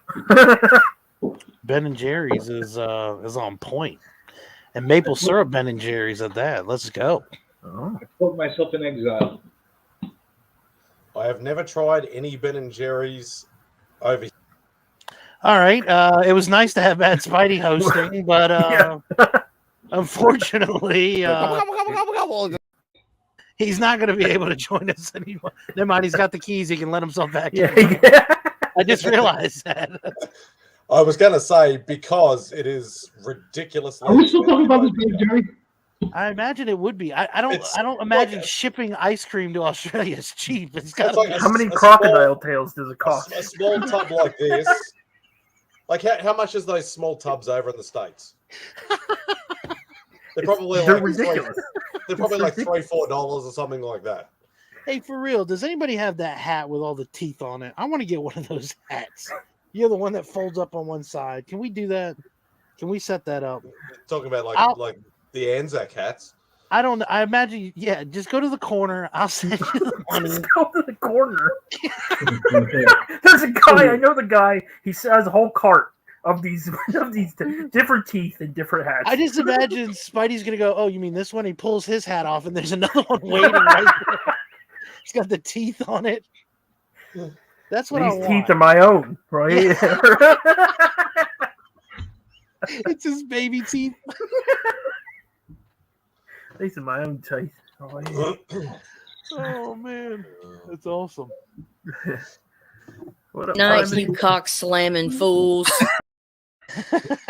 I was thinking about that earlier when Rob was calling everything a deck, and like a tape deck. And I thought if you just take off like tape. Never mind. I'm not going to say that. Never mind. I love you, Spidey. I'm not going to say anything about Australia. We'll have a separate conversation about that. That'll be backstage. Simon, what's going on, brother? Yeah, this is my best ever. You made the cut, buddy. Spidey, I believe TM wants to prostitute himself to you. He wants to wait meet you on the corner of 3rd and West. Unjustifiably expensive. Really?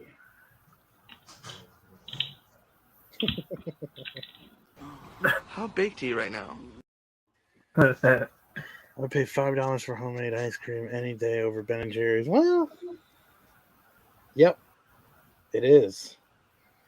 Yeah, over here it's almost $20. $20. What for a pint? And that's why I've never ever tried it.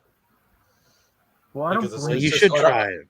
It's just expensive. I don't know. Yeah, but how good can it be after it travels across seas, frozen for, I don't know, 2 months, hard as a rock?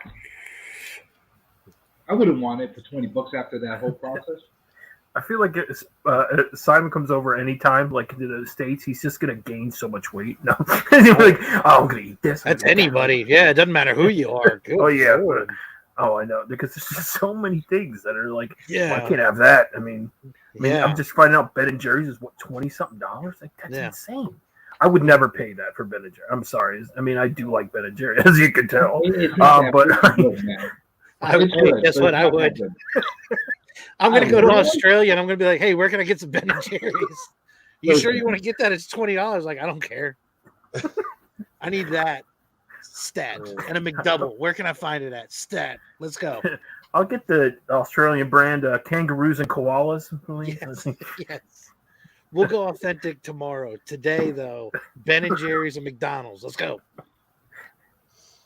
Or what's it called? Is it called something else? Exchange rate, transport, import. Yeah, that's what I mean. It makes What, sense. McDonald's? Ice cream cannot be cheap Yeah. to get there. No, McDonald's is like, we obviously shorten it. Everybody calls it Macca's, but it's still called Macca's. McDonald's. That's what It's still called McDonald's, though. Okay. See, I think that's so The only cool. thing that's different is obviously you guys have got Burger King. We've got Hungry Jack's. Hold on. Are you guys the kind of guys that if you go travel overseas or anywhere else, you have to go eat at their McDonald's? Just out of curiosity. Oh my gosh. Maybe. Because I have, but not on purpose because there's the only thing around me. And I will tell you something, the experience at the international McDonald's are so much better than the ones here. What? There you go. What? I think that's Hungry what I Jack's. But you know what the stupid thing is? At our airport, it's still called Burger King. Just in case, obviously, all the internationals come in to the airport, they're going to see something that's familiar. But as soon as they go to the suburbs or the city, it's going to be called something different, and they're going to be like, "What the hell?" What did they? What did? I don't know. I've got why so many they- questions. What's on the menu? Is it still charbroil? Like, what's going on here? Is it a Whopper? Do they Yeah, have they still have. breakfast? It's all Do you eat Whopper breakfast based and there? things like that. Do you eat So they breakfast? basically ripped them off. I've never tried the breakfast, but they do have a breakfast. Is there any fast food breakfast option that you select, or nobody there eats fast food breakfast? No, we love fast food breakfast. I love Macca's breakfast. That's awesome. Sausage and egg McMuffin for me. I want to start calling McDonald's Mackers around here now. Okay. Like, yo, let's go to Mackers. You know, that was actually voted the #1 breakfast sandwich. But you like, guys don't have locally. McCafe over there, though, do you? Yeah. Or do you? Oh, you do Yeah. have it. A what? For some reason, somebody told me you didn't or something. Yeah. McCafe? Hardee's? Hmm? Hardee's? Never heard of it. I like Hungry They have Jack's Hardleys. as a name better than Burger King. Isn't that a better name? Can I go to a Taco Bell if I go over there? There are only a couple of them. They only just popped up recently. They have Del Taco. Del Taco, you can keep Roscoe. I'm talking about Taco Bell. I don't even want So other than I'm thinking other this is than, a franchise idea that we need to explore here. Because if they only have a couple, let's get in now. Okay. Other than Hungry Jack's, is there any like authentic Oh, you have Carl's Jr. Australian? That's only okay. recent. That's only Yeah. recent too. Yeah. Is there any like Yeah, Australian? y'all got the Wendy's? California Hardee's. That's what it is. Spidey, is there any Australian chains out there like other than like Hungry Jack's? Or Red Rooster is an Australian-based, like chicken establishment. I suppose you could say. Chick-fil-A. And I'm Is it called assuming you Red have, Rooster? Is it I'm assuming you Chick-fil-A? have zero. You don't have any Outback steakhouses. I'm assuming. 'Cause it's Is like there a any Chick-fil-A Australian thing. there? No, not that I know of. And there's no Reminder, Boston beer, open a because that's Chick-fil-A in fake Australian, Australia. $1 billion idea. Yep. right? Foster's fake Australian beer, right? Not that we'd like to claim it because it tastes like shit. It's not like it's like a fake one that they made purposely to sell to international. All right.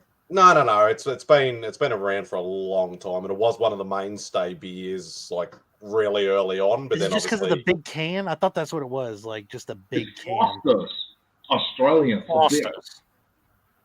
yeah, which tastes like $15.99. camel's piss. How much is it? No, it's one of the real cheap beers. We It's still like have whatever Arby's. you Absolutely, Arby's. You and I Check met it Roy out. Rogers. That was it. Roy Roy Rogers. Rogers was the shit back in the days. I don't know what the hell happened to that chain. Roy Rogers was awesome. made They had the a good best breakfast fried too. Good chicken. croissant. Roy Rogers made the best fried chicken out there. Yeah. It was so crispy. It was so good. There was a time What when the hell?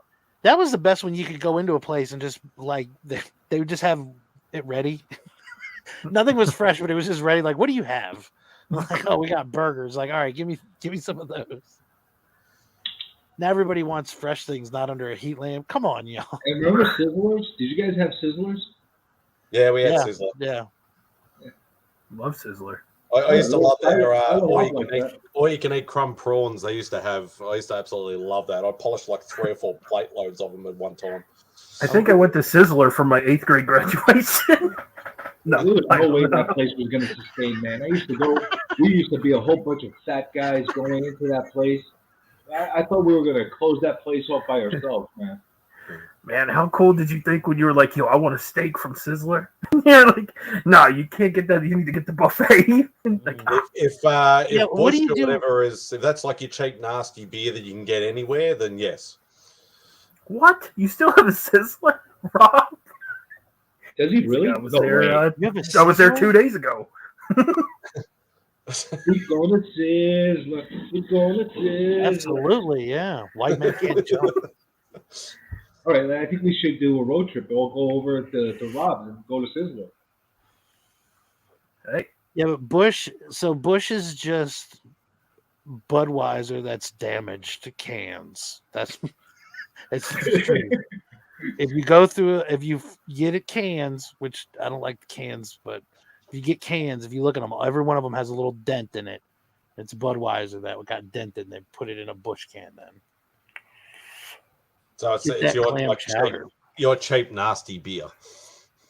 I think we should do the last Sizzler, like they did the last Blockbuster on Netflix. We should all go there and do a documentary, the last Sizzler. Trying to imagine clam chowder in California, Rob. Yeah, I don't know about that.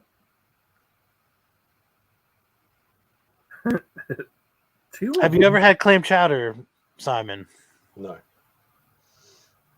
Never planned. Oh, it sounds. I'm not the best dinner guest because I'm extremely fussy. Chicken? Are you DJ Links? Is it Are chicken tenders and fries for everything? Yeah, that's pretty much You're like it. a 5-year-old, just nuggets for everything. Nuggets I'll rock. take the tenders. yo, I get shit from my friends all the time about that. I'll be like, can I get Yes, the you do. tenders? And they'll be like, oh, yeah, what a big surprise. Like, I'm like, Let me see the pasta menu here, and I'll take the chicken tenders, please. Fries and ketchup. Thank you. That's exactly right. glass of chocolate milk, large. Thanks. Sourdough bread bowls. You know what? It doesn't sound I bad. keep thinking Back to the Future. Milk, chocolate, chocolate slides across the thing. I just don't know how good the clams are over there. What in a sourdough bread bowl? Sourdough bread bowl. Yo, Rob, what is going on here? The fuck? How can you not know about putting fucking clam chowder What? in a goddamn San Francisco bread bowl? It's fucking amazing. What? You carve out the inside and fill it with that fucking clam chowder, and you fucking Weird. pull off Is this parts of the Panera bowl and bread? dip it in. Oh my god! Is it Panera bread? Is that what we're doing now? Not Panera, San Francisco round sourdough roll. Is that what they're famous for? I'm not. Oh my god! San Francisco has bread. That's their thing, bread. Sweet Jesus Christ! Where the fuck? I don't know, man. I'm from the New England area, man. We're known for that stuff. I don't think they make that stuff anywhere else. I was curious.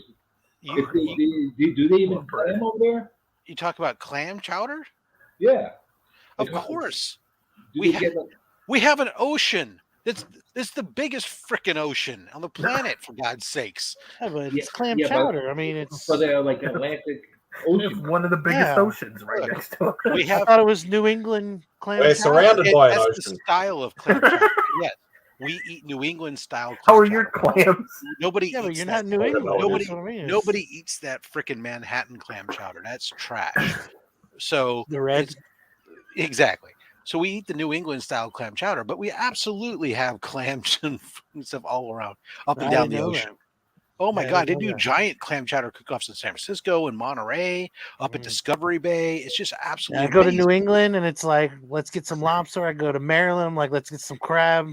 I just didn't know We do that. We go California- California, get some clams. Go to California, get some crab. Go to California, get some salmon. Go to Cal. Oh wait, we got all that shit in one. It's fucking a different state. ocean, though. It's you got different lobsters ocean. too? What about chicken nuggets? It's a different ocean. Wait, you got Can I fish lobsters for there some too? chicken nuggets? I don't Wait, know how they travel from this side to you because the ocean doesn't connect that way. You got lobsters too, or you got the fake ones with the no arms? I came to San Francisco for your fine chicken nuggets. I was just wondering. Rob had sent me.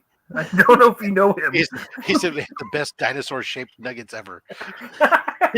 San Francisco, right? I don't know. I thought California was for tofu and for avocado toast. What else? Yeah, let me ask you a question. You know where all the Where are the freaking kids? soybeans are grown in this country? In the goddamn Midwest. It's where you guys are the freaking Midwest people are the ones who bring in you all that freaking tofu shit. Hey, don't lump me in. I'm no Midwest guy. I'm East. You know what? You're east of the Rockies. You're all the same to me. What the hell? Freaking anti-Eastite. I don't even know where the Rockies are. From Florida to freaking Maine to freaking Indiana. You're all the same. I don't know. We got a different mentality over here. There's New York and there's nothing else. You know, it's just New Oh, York. I know. That's true. That's basically how. I they know do it. somewhere. I know there's the. It's anything north of the Occoquan is north. Like when you hit VA, right in the middle, it splits, and then you're in the north, and everything else is the south. No, we're north. No, yes, you are. We're north. Sure. Everybody does good pizza. There's different. No, nobody makes pizza like New York. Yeah, New York pizza. You want New York? You want You win that. Everybody makes good You pizza. win. It's different. If you want, Sometimes you're in the mood for a big deep dish pizza. Sometimes you're not. Got to be big, flat. Got to be able to fold that bad boy. Thin crust. You know what? I will often agree that is my preference. However, there's times though I really want to get a nice, good Chicago style pizza. And I will go up the road here to a place called Windy City Pizza and Barbecue. If you ain't from here. And Windy City Pizza and Barbecue makes some of the most incredible pizza I've ever had in my fucking life. No matter where you are, just awesome. And they have good barbecue too. We put normal toppings on. Hell no. No Hawaiian shit over here. No pineapples and Now, Windy City Pizza and Barbecue is a great place. It's a guy from Texas who married a woman from Chicago, and they made a restaurant together. And it's a beautiful baby. That's everything from 14 hours smoked pork to freaking huge pizzas, stacked pizzas, and freaking Chicago dogs, and all kinds of great stuff. It's sounds amazing. like a freaking heart attack to me. And if I'm going to die of a heart attack, there's no better place to go other than maybe in the bed. Chicago's are real good.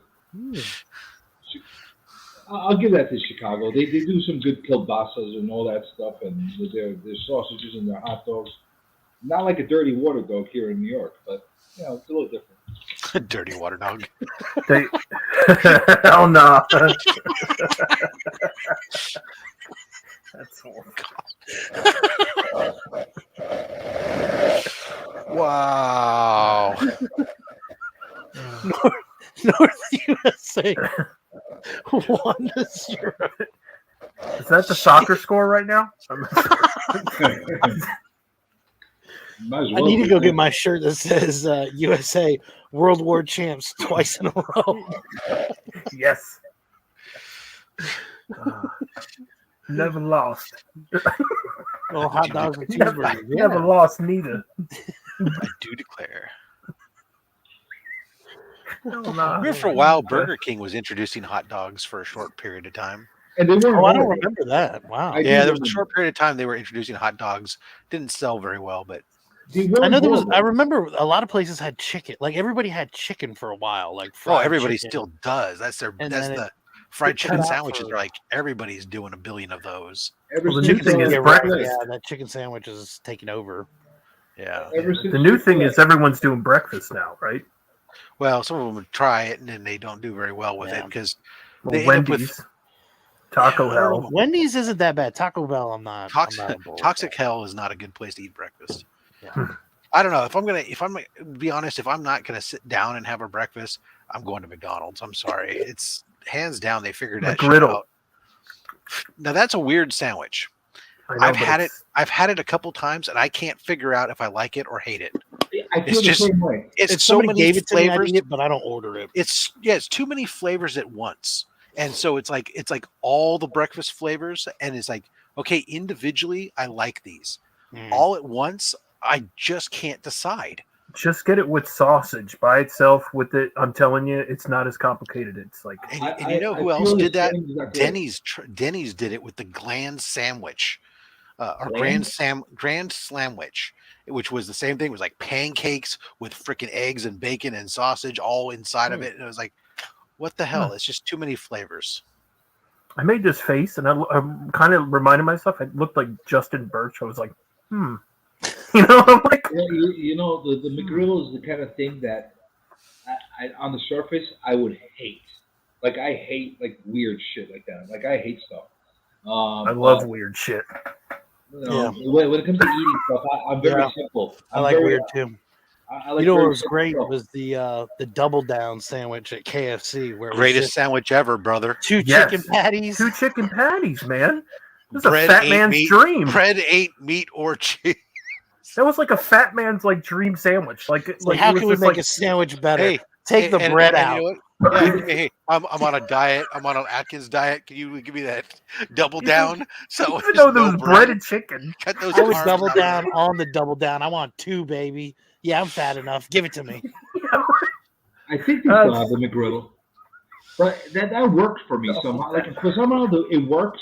It's not like something like I would think would work, but it does work.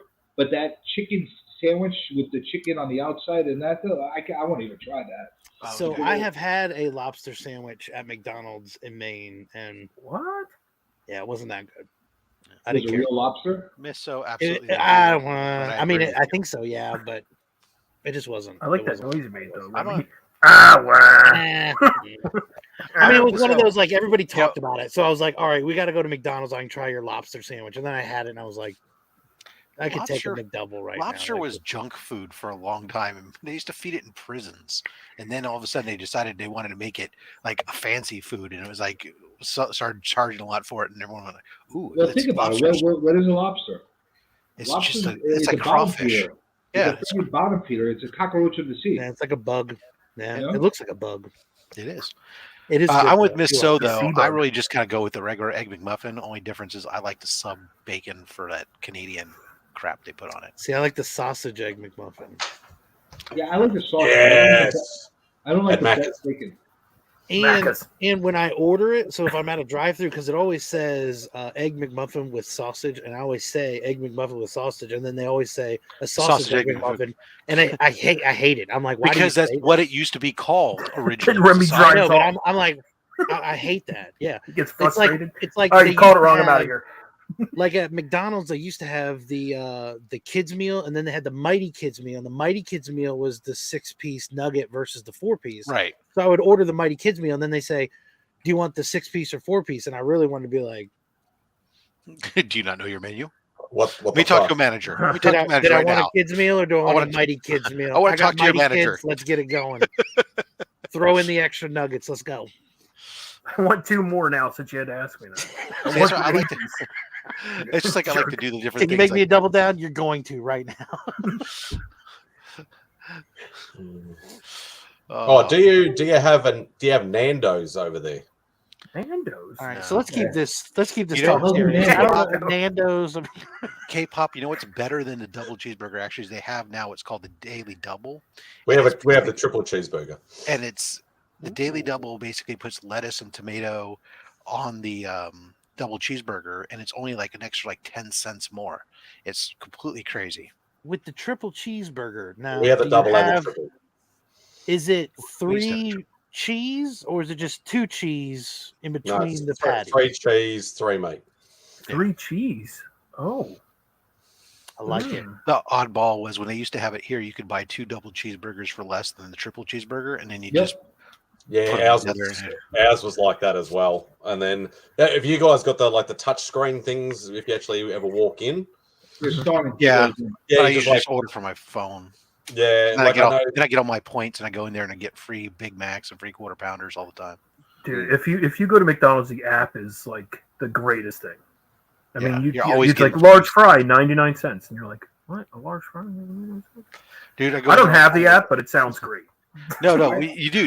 Like I hear you it. order from it. It's all either between your points that you get from it, where you're constantly getting free stuff, or the specials that are only available to order from the phone. So like, there's like a special running all the time. It's like 20% off your order of $10 or more, or free large fries, or whatever. And then on top of that, you get your points and you get like the free quarter pounders and other Are stuff there like people that. going to McDonald's and spending under $10? That's what I want to know. Is If I that go there by a myself, real thing. If I go there by myself, absolutely, I do. I can. Can't do it. Yeah, because I won't because I don't order like 4 the years double ago, I quarter could. pounder with cheese or something, because that's a $12 sandwich. Instead, I'll order 2 of the daily doubles, and those cost like $5, and it's the same amount of meat and everything else. Research $12 sandwiches. Well, I'm gonna give you guys a hack. What's your favorite Whenever holiday I food? don't go to Well, McDonald's- turkey. I don't Chicken go to nugget McDonald's prime often, rib. but I got a good hack $12 to get the most for your money. They have these things that are double cheeseburgers on the daily value menu.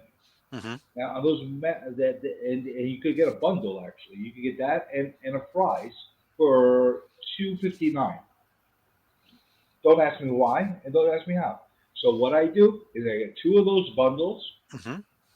I ask them to put Big Mac sauce instead of ketchup on there, Then make your own Big Mac. and I got 2 Big Macs with fries, and then I get a Coke for $1 because they have, for some reason, I don't know why they do that at McDonald's. Is that everywhere in the U.S.? They made all the sodas $1. They do. Wherever- They do it as an ongoing promotion type stuff. Yeah. I don't go that often, so but I know It's that because you get they're $1. the cost of goods on a soda, fountain soda, is like is like 5 or 10 cents a Yeah. cup. So it's a pure profit margin is to get you to buy the Coke, and they don't care how much, just as long as you buy the Coke. Yeah, but they put the sign up now that says you can only refill it the time that you're there.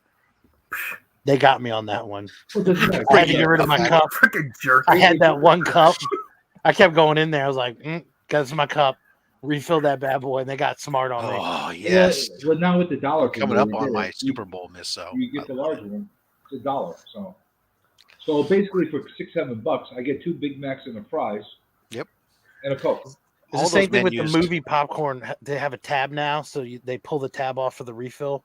Yeah, I kept my Yeah, bucket all for a those- while. All those, I'd like a lot to of fill those this again, restaurants please. have ways that you basically, if you sit there and even without trying to go to eccentric hacks, if you just go off of don't order the main item thing Sure. and look at some of the other stuff, you can get far better value.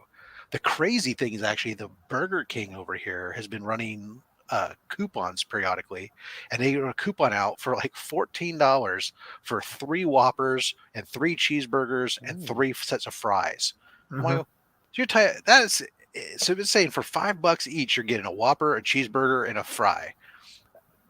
They no drinks. I don't care. I'm going over there. I'm picking them up and I'm bringing them home and I'm having drinks here with the family. I just fed the family for $15. You're insane.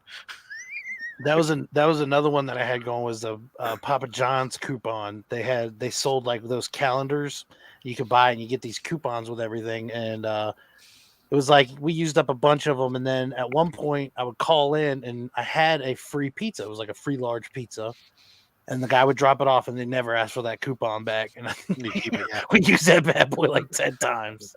It's like, yeah, Bring me the one pizza, please. You do the trick where they're like, Had "Hey, no can I have the date- coupon?" it You're had like, no "Oh, date on it. I just Never had it over expired. here somewhere. Hold I on." have it in a wallet somewhere still. I have that one coupon. It's like Just in faded, case they but ever it's ask still for it. good. Yeah. Miss So, Yeah. I'm with Miss So though, 100%. Thanksgiving is the bomb. Oh, I gotta say, we were talking about why has Taco Bell gotten so damn expensive? I know, right? I used to buy 6 tacos for $5. Right? I mean, me and my buddy went there the other day, Well, and even like less all than of a that. sudden they're like, "All right, $24.67." I'm like, "Yo, what the fuck did we order?" It used to be the tacos used to be like Did 50. we just I order? remember when tacos were hard 50 taco was cents there. 59 and the soft Yeah. taco was 69, and then it slowly creeped up, and then it was 89 and 99. Now they're like $2 a piece. Like you Well, can't, I you can't just recently get a went to taco White for Castle. $2. I recently went to White Castle after years of not going. And the freaking burgers there are like 89, 99 cents. They're not like what it used to be. It used to be like 29 cents a freaking burger. They used to get like Oh yeah. the sack See, for but like McDonald's $5. though, McDonald's had cheeseburgers. You can go get what for like 60 cents or something. Well, I there's mean, nothing. There's nothing on the dollar menu anymore. So Yeah, they don't even have one. Remember, they were like, "Hey, be a it's now dollar the value. millionaire." The value. Yeah. Remember those I do commercials? not You're like, like "Hey, I'm McRibs. cool." You're like, "No, you're not." I'm like, McRibs are a freaking abomination of nature. Do Yes. not eat those things. Do not eat those things. Mastodon, do not tell people to eat McRibs. It's the worst thing. Honestly, I think those things are very harmful to Actually, you everybody. want to know All what? joking aside, KFC's gotten expensive. You know who's gotten really expensive? Popeyes, dude. Popeyes has Any got of the chicken things now, It's like you $3 for a piece of chicken or something. Essentially, it's well, like if you you get a gotta be bucket, kidding if me. you're spending $40-$50 on that bucket of chicken now, like Right, and the crazy. chickens in there are so small; they're like practically game hens. It's like I kill a whole chicken by myself, no problem. No, That's why the value I like to get because everyone's for a while they were doing them.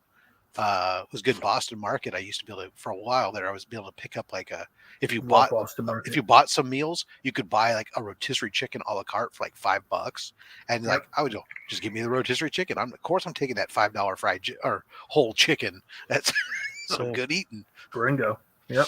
I used to love Boston Market. Now we don't have them anymore. They've gone extinct around we here. got them out here. That's another one I went to recently, and half the stuff that they used to have as sides are no longer sides there. I was like so like bummed. They used to have the stuffing. They don't have that anymore. They used to have. Why do they freaking charge freaking more for sweet potatoes? That annoyed the hell out of me. Because they're trendy. Not that I had a Yeah, pay Miss for it, So. but I'm like, you have them all together. They're next to the mashed potatoes. Why are you charging me an extra $2 for a freaking sweet potatoes? It's not like sweet potatoes are like a hot commodity. They're not. Yeah, hipsters because hipsters do it. What Yeah, the come hell? on. Just like you, Comic Journey, you're a hipster. You should know. Oh yeah. Real hipster. Yeah, I used to like. I remember going there. We'd pick up the Boston Market was great because I'd sometimes buy stuff for like the potlucks for the scouts. So then I buy like trays of stuff, and then I get like trays of those cinnamon apples, and then I just like I found a recipe where I could take the cinnamon apples and just take some Bisquick and some other stuff, dump them on there, and then bake it, make an apple cobbler out of it. Oh. It's like so good. Yo, I used to love those the apples from there. That was Oh hell yeah, man. Oh, I would get the mashed potatoes, the Carver sandwich. The sandwiches are really good too. It was funny things growing up as a kid. We used to have a restaurant out here called the Big Yellow House. And the Big Yellow House, this was how good of a place it was. You go in there and you're how you paid, as at least for the kids, I remember, is you stepped on a scale and depending upon where the needle went, that's how much you paid. Oh damn it! I'd never go there, man. Shit. Well, it was like that was like the kids, right? But it was like family Yeah. style eating. So it was like pretty much you were paying like adults you paid a certain or per person, and the kids you stepped on the scale and depending on where they were was how much they cost. And you go there, it was family style eating and stuff. But it was just Rob, I was born a giant, so I mean, I would be paying a lot my entire life. no, your parents were.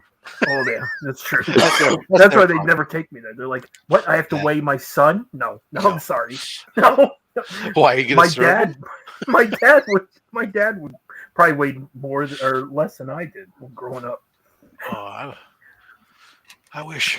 You know what I want now? Now I want to go to. I need a Sizzler. I need a Cracker Barrel. This is chicken nuggets. You don't have Cracker Barrel by you? No, there's no We Cracker don't- Barrels. we don't When I have that. travel, this is why I talk about Cracker Barrel. Like whenever I travel, that's like my pride and joy is to go find the fucking Cracker Barrel and go there because I We got don't one at have every them here. exit. Yeah. Yeah, I don't have them. I don't have them out here, and it's like freaking drives me crazy. Not that 'cause big I of a deal. love It's like, Cracker oh, Barrel. Cracker Barrel again. All right, fine. Don't never go there on a Sunday morning after church here in Florida. They used That's to for be damn the sure. shitty, Yeah, it's really shitty chain down in Florida. called Bennigan's. Sunday. Sunday. That's what Well, it that's is? like that would be out And here. that's when they have the fried chicken, and I fucking love the We would boneless never fried go chicken. to IHOP on Sunday morning because IHOP was always the one who was packed. But Oh, Hey, Rob, Ponderosas. Yes, I remember that. Hey, Rob, yeah, but Ponderosa. It has. No, who do you out there? You got another place in the down near Florida area and whatnot. That's does got some- Bennigan still exist down there? no, Bennigan's is officially closed up. We had one. That was I think so we had the shitty. last one, but it closed about 5 years ago, 6 years ago.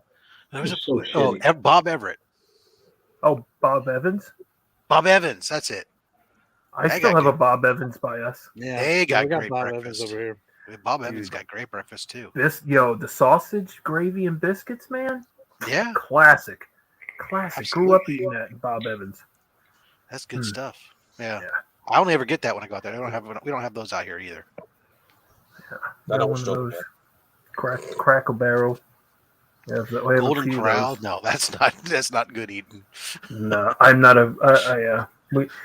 ours keep closing down around here, so that I mean, like literally, like one will open and then it was shut down, and then another one will open like 10 miles down the road from it, and I'm like, what?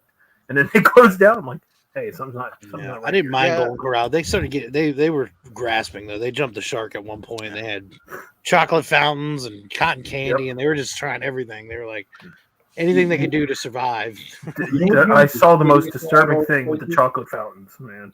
Have you ever Kids. been to CC's? That's oh yeah, trust me. I saw the chocolate fountain. I was like, nah, I'll skip that, bro. Yeah, I was like, the kids were just putting whatever they found in it, like, hey, a chocolate covered carrot, and then they throw it on the ground. Yeah. Like, I'm like, oh, yeah, what- breakfast was cool, and then even like lunch and dinner or whatever. But yeah, that chocolate fountain, y'all can keep that. I'm not gonna dip stuff in community chocolate and have it. Have you ever pour all gone to over my that CC's dessert. place? Which one? CC's? Pizza? CC's. Yeah, I've heard of it. CC's Pizza. Yeah. That was like the shittiest place I ever went to in my life. I went to one in Pennsylvania. I'm like, Mhm. it was like school lunch pizza with. I mean, yeah, but it's like an $8 pizza buffet. So You know what? It wasn't that cheap. Oh, I think it was like $20. must be you could eat. Pennsylvania prices. It was like $20 all you could eat. Like it had other stuff other than pizza on there, like pasta and all this shit, salads. They'd always have SpongeBob on the television. SpongeBob always on. Oh the yeah, it TV. was definitely a kid place to go. That was like, I know, and me and my there's like me and my other like friends when we were 20s, like stoners would be like, hey, pizza.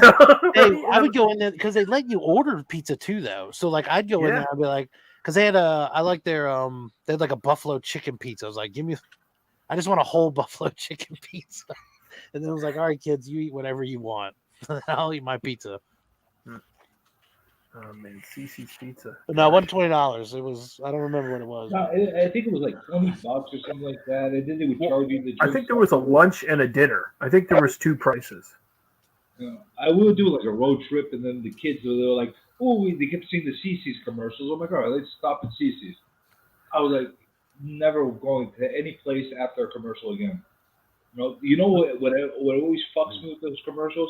They always tempt me to go back again. Freaking the seafood place, lobster, Red Lobster. Red Lobster?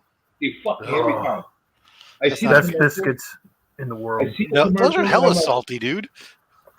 The biscuits are probably the best things that they have. Yeah, those biscuits with the stuff on top. Well, then that just lumps them right there then with Olive Garden. If you're flipping known for your freaking bread Yeah, and your Olive salad, Garden's got good and that's bread all too. you got, then you're not a good restaurant. Nah. Yeah, the Olive chicken and Garden- gnocchi soup though. I get I get the other soup. Pasta vazzo. No. Lentil? The zuppa toscana soup. All I know is I talk to people about Olive Garden. And they like sausage and they go, "Oh, potato we're and Olive Garden." I everything. said, "Why? What Yeah, do you that's like good. at Bread. Olive Garden? Oh. Tell me Like a what's Italian a good wedding soup? item." And all they can I ever just get say that is, and I'm "Oh, well, like- their salad and breadsticks are great." Well, Like yeah, everybody else gets the expensive dish, and I was like, I'd like a soup, please. And the guy knows, like, yeah, you're gonna come back about Bottomless 5 soup. times, bro. Like, just prepare yourself. I'm getting Go to a 5 real bowls. Italian restaurant. Keep the breadsticks coming. Yep. Miss So said mod pizza. We just got a mod pizza where I live. I don't know what mod pizza is. It's just like an order it yourself pizza, isn't it? Yeah, It's like- you're like going by the counter and telling them what to put on your pizza. and Like then they Subway. stick it in. Kind of. It's a Subway pizza place. Subway has pizzas now. I stopped I going to tried Subway it. years ago. Oh, dude, they got a new garlic chicken that's pretty damn good. I So used to healthy be for you, obsessed. Roscoe? Yeah, right. Yeah. Honestly, I can't go into especially here in New York. Red Lobster, red the people garbage. that have behind the counters are so freaking crusty and dirty. I can't even step foot inside of the door. That's how nasty it is. Yeah, gnocchi soup. That's my jam. Rest is garbage. Yeah. No, out here I just did a look. The closest Cracker Barrel is like 80 miles from here. But Damn. we have They have good we have what's biscuits called though too. we have what's called Black Bear Diner, which is all along the West Coast, Pacific Northwest. It's somewhat similar in that they serve a lot of the same types of food, but it's regionally different. It's a Pacific Northwest style American comfort food versus Southern American comfort food. What you guys have that's unique to you, that's freaking awesome, is In-N-Out. I disagree. I think In-N-Out is a pile of shit. Really? But I know I am not in the majority of Californians. I've only had Remy, one. can you I click didn't that even one have it in picture with the California. bears? Oh yeah, they got these black bear things all throughout the store and stuff. And Is that what you see when you go in there? Well, usually you don't see people dressed as black bears, no.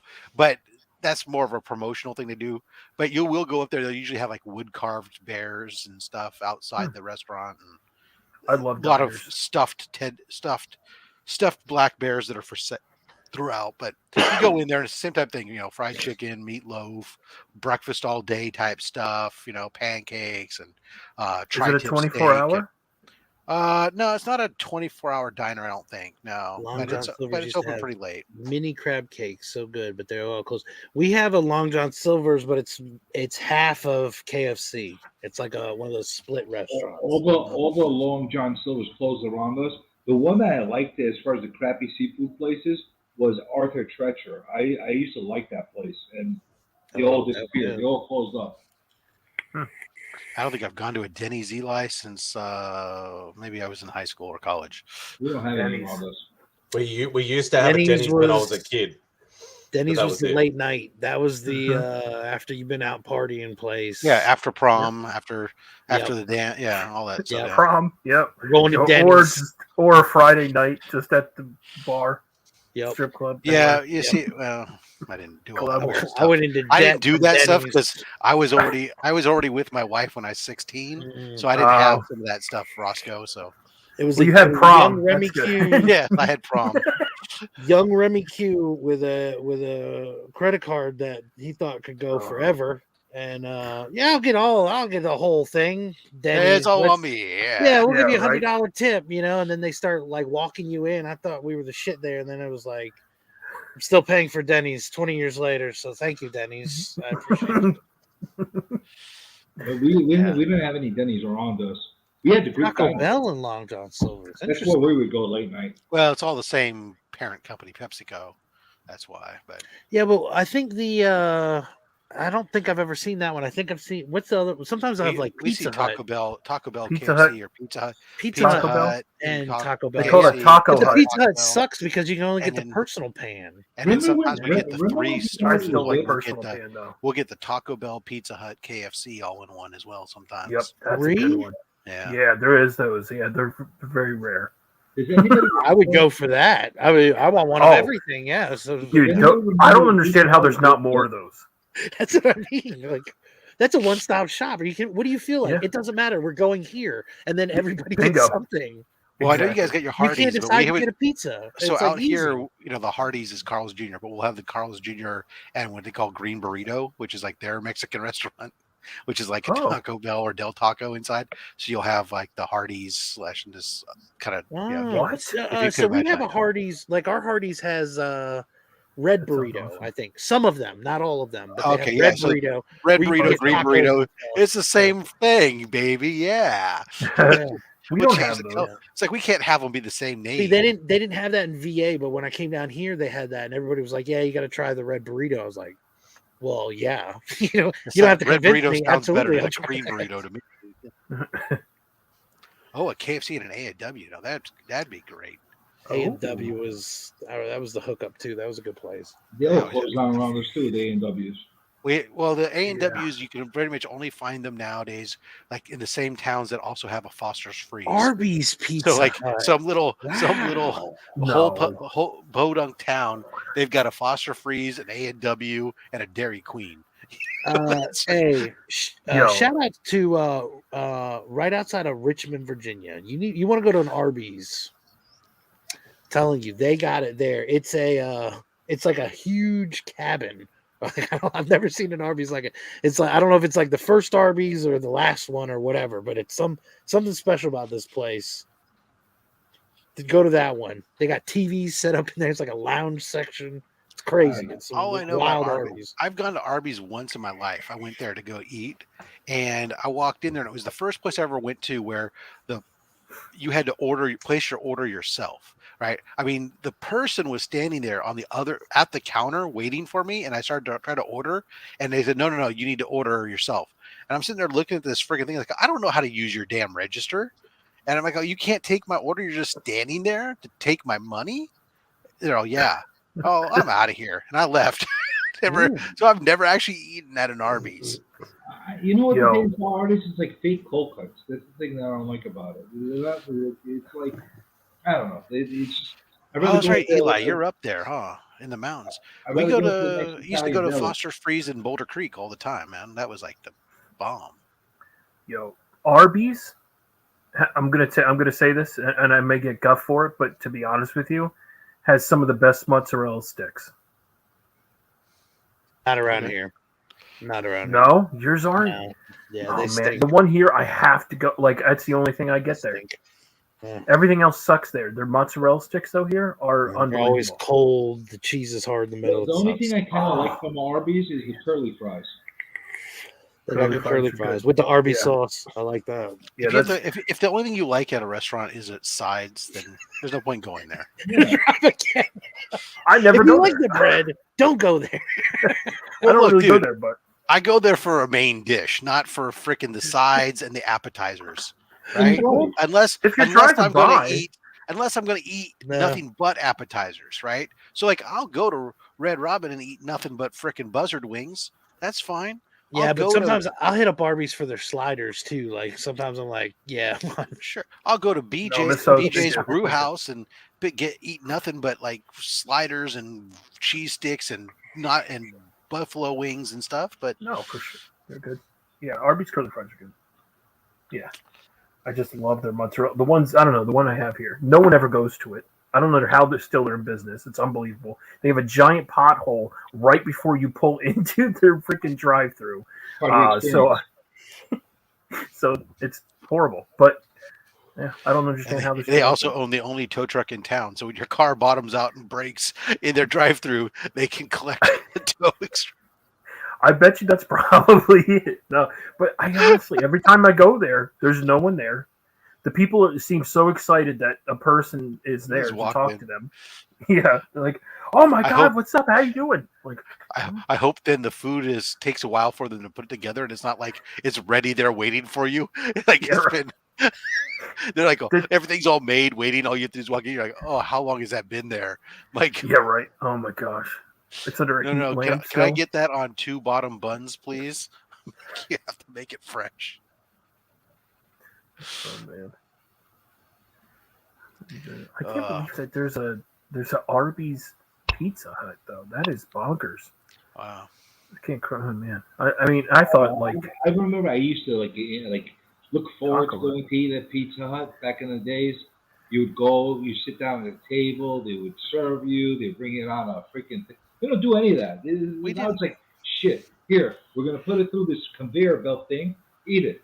You For don't me like as a it? kid, it was Straw Hat Pizza, because Straw Hat Pizza they would bring it to your table too, but in the giant freaking cast iron freaking shit. But they had a goddamn big screen projection TV, and they always had like Little Rascals and freaking Look at this the is the Three one I was talking Stooges about. Look at this playing. place. Just It's like a huge. It's like a freaking wilderness lodge. It's like a lodge, yeah. Like I don't know. It's hell? outside of Richmond. It's huge though. It's What? crazy. Yeah, it's Arby's. Like I was like, what the hell is this? They had like a lounge and a big fireplace and like TVs, and I was like, this is the greatest Arby's in the country. Like what? That's good. Like, I never so thought I would want to ridiculous. travel somewhere to go to an Arby's, but I was like, we're going here. It did look like a ski lodge though. Like Yeah. Like, cool Yeah, experience outside of going Richmond. there. It's a good environment, at least. Even the food sucks. It's cool to sit there. Yeah, I'd like a French dip, and we're gonna take it by the fireplace, please. Let's take it with Can my I get some hot cocoa. Can I get some hot cocoa, please, with marshmallows? marshmallows and curly fries. Exactly 7 marshmallows. I swear to God, if there's more. I don't know. I don't like a lot of these franchise places anymore. They all, I don't know. They're all like going downhill big time. Even like Chipotle's for a little while, I liked it, and This then is true right there. Yeah, they dropped a all whole food. bunch too. Yes. Sometimes a winner, sometimes a shitter. That's 100% true. Fancy McDonald's in Maryland. Fireplaces, yeah. What? What What for? What? Why? They can throw you in there. I know at DC they've got a 2-story McDonald's that was pretty fancy. I just like my place I like right now. We got a place around the corner from me called New York Cheesesteak, and guess what they sell? That's right, New York cheesesteaks. Hamburgers. Not New York, Philadelphia cheesesteak sandwiches. Philadelphia, yeah. That's it. Philly cheesesteaks, what it's called, and that's all Wait, it is. what kind of cheese do they use on it though? And they use white fucking cheese. Oh, okay. I mean, you can We said ask Philly because Philly uses they use like the melted cheese and like like that. No. Crap. Depending on where Well, you're going, Philly. Yeah, that's true. They're going Chinos. to either give you cheese whiz, which is the shittiest thing you No, can they don't possibly do. There's none of that shit. Or they're going to put nice provolone on there. If you get Now provolone, that's where it's at. You could get provolone or there's options, but like their default is like I think I'd have to look it up. I don't even know. Provolone is the way to go on. Fuddruckers in Chinatown. And the Angels got a whole. Well, I guess we have a hilarious story about that. We went to Chinatown in DC and we stopped, got off the metro. There was an officer there, and we were like, "Hey, we're looking for something. You know, it's in Chinatown. We'd like some good food, something authentic." And he said, "Oh, you got Fuddruckers around the corner." We're like, "Fuddruckers? That's where you're sending us?" Fancy. It's Chinatown. Come on, we're looking for some Chinese food. It's crazy. They've got a huge there's name in there. You know, like you get off at everything. I was like, Chinatown. All right, let's get some food. Guy said Fuddruckers. Nice. We got Dave and Buster's down the road. Yeah. We got a Chili's. You know, it's like, come on, bro. We got a Red Lobster. Looking for some Chinese food. Yeah. We got a Bubba Gump shrimp down the road. Bubba Gump shrimp. Yes. Yeah, you know. I want some authentic Chinese food. All right, we got a P.F. Chang's. Yeah, right. Yeah.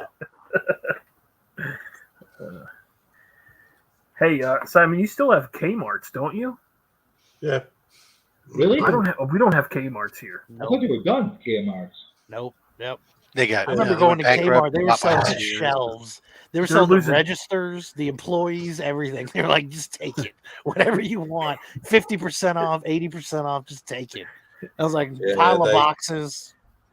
We have our Targets are thriving and Kmart goes down, but his Kmart's are good, but his Targets are going down, right?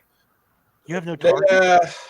Target almost went down. But now, they're still around, so But the Kmart's are gone to shit. They used to be really good for like finding toys and stuff like that sometimes, and like even like like half of my Marvel T-shirts and stuff used to come from Kmart. You used to go in there, it used to be like $5-10.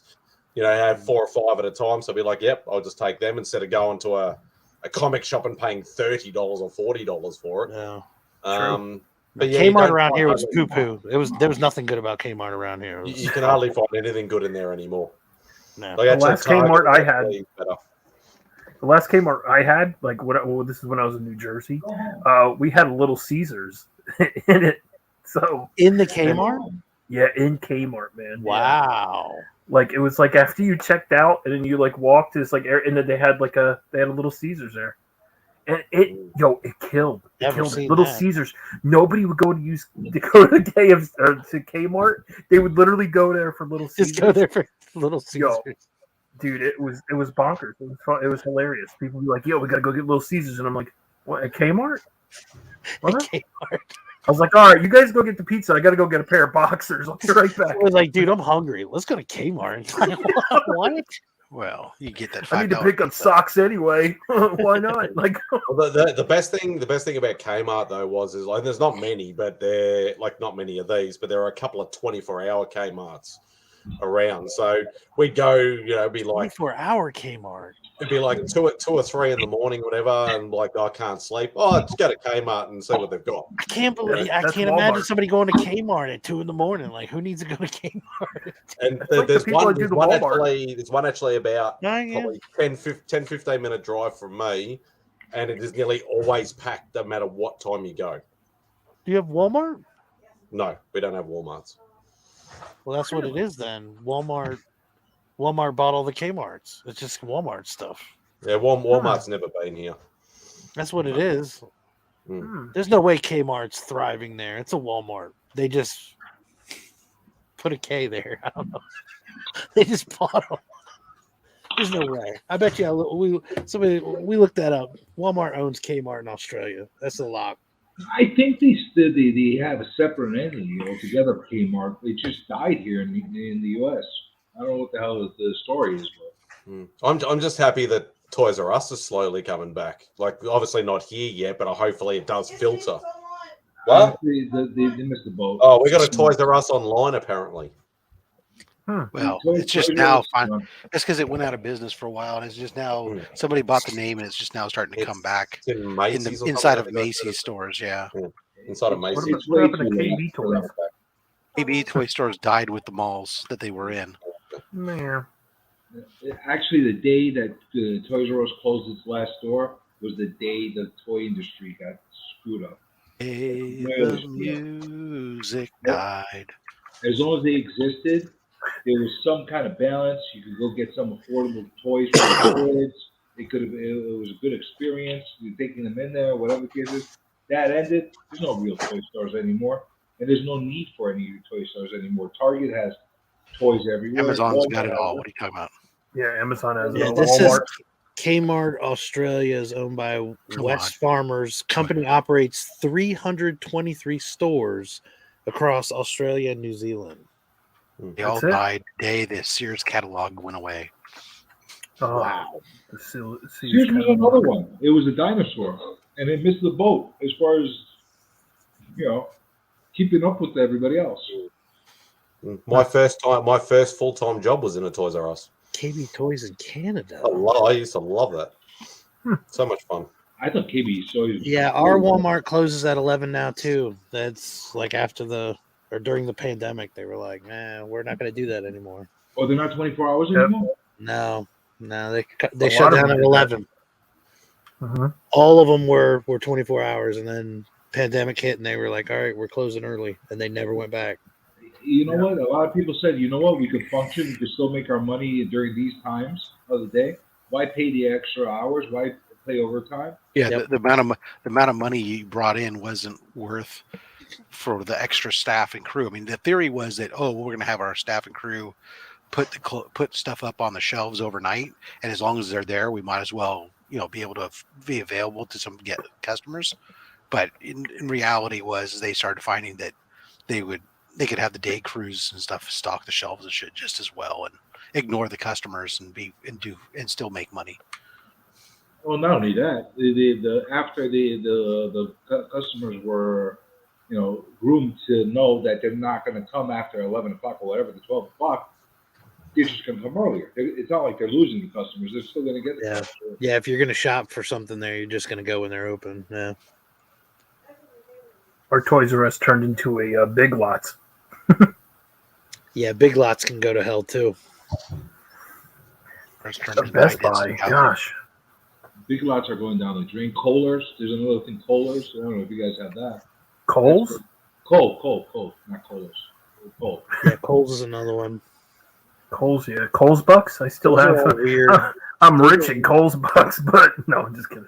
Those are like weird places where it's like, all right, you can pick up clothes and some toys and just weird. You know which place Slippers, are cashing umbrella. in?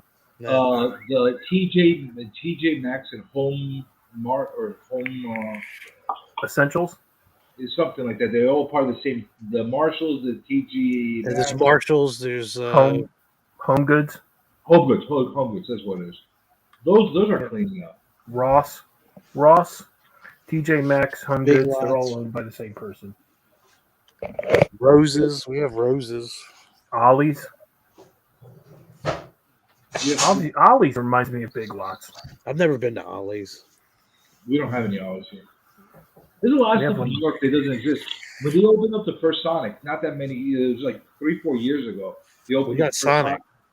They opened up the first Sonic here in New York, and it was like the biggest deal. They had lines out the freaking door forever because Sonic is here. And you know what? It's not that good. They bring it out on roller skates? Yeah. No. Oh, they still do that? Oh, man. They do it here. Yeah. Roller skate. Ours stopped. Stupid shit. Now they walk it out to you. I'm like, this is lame. They walk it? Oh no! You go back and get your skates on.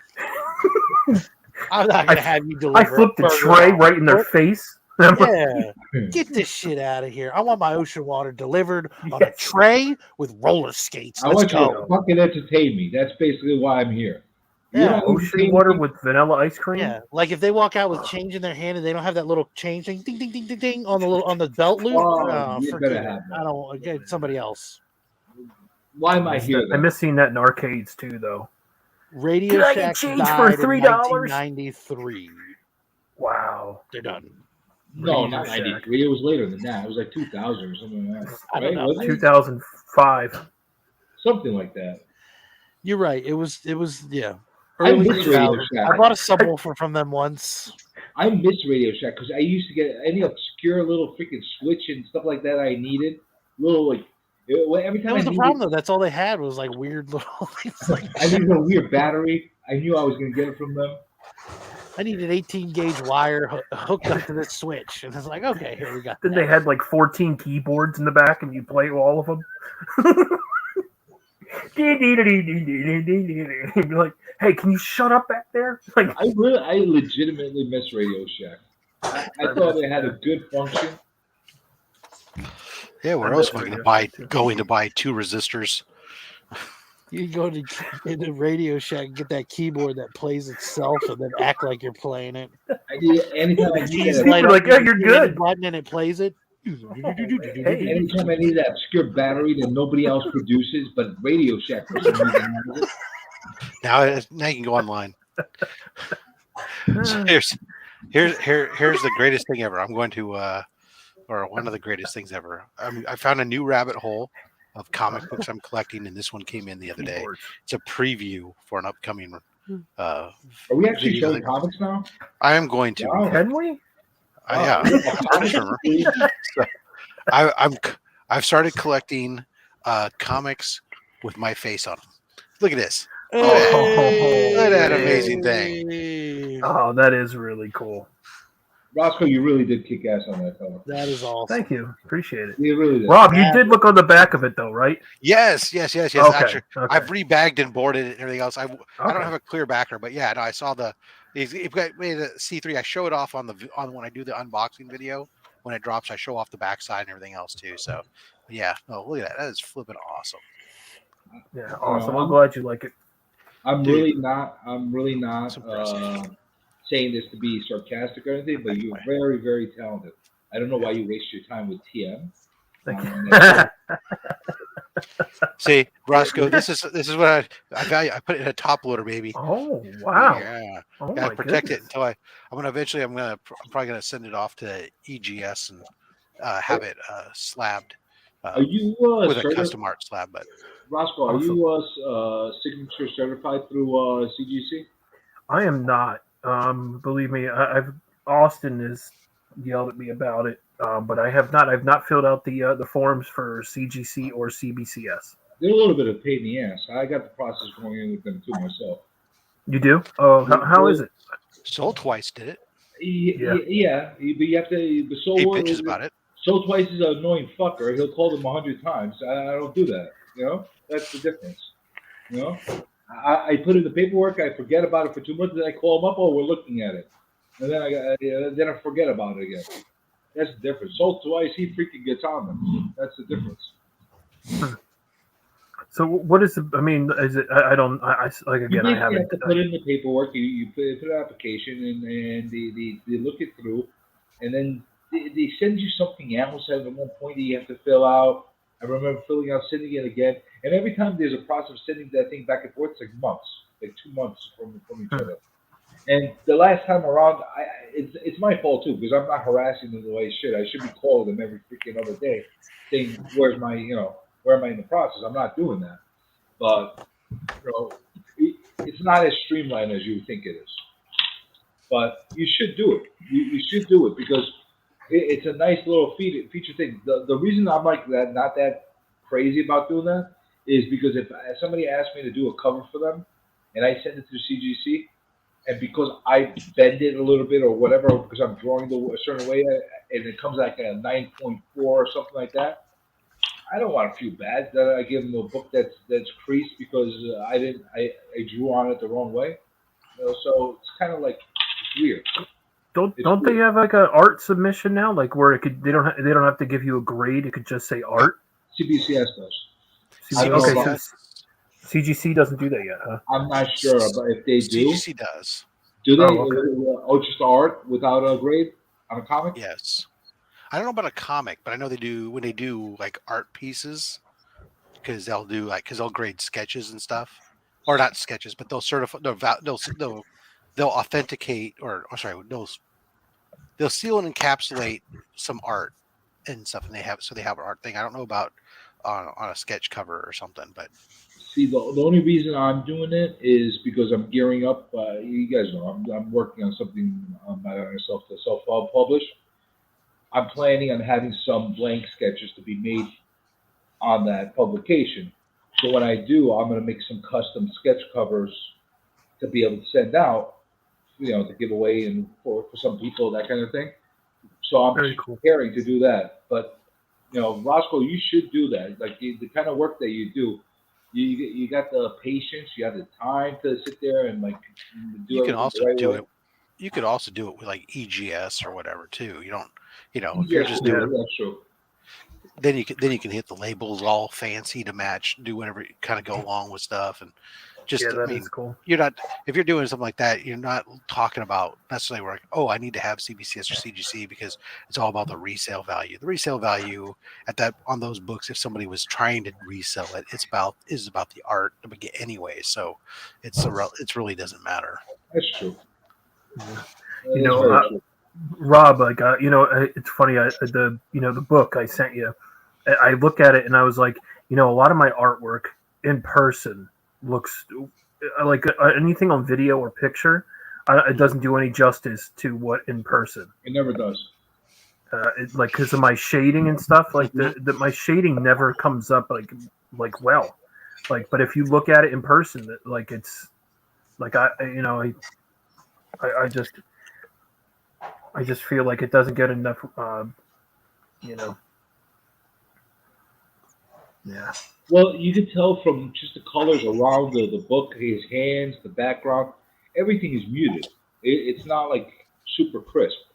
So you're always going to get that issue with some of video or pictures, unless you're doing really, really high resolution pictures with a professional camera.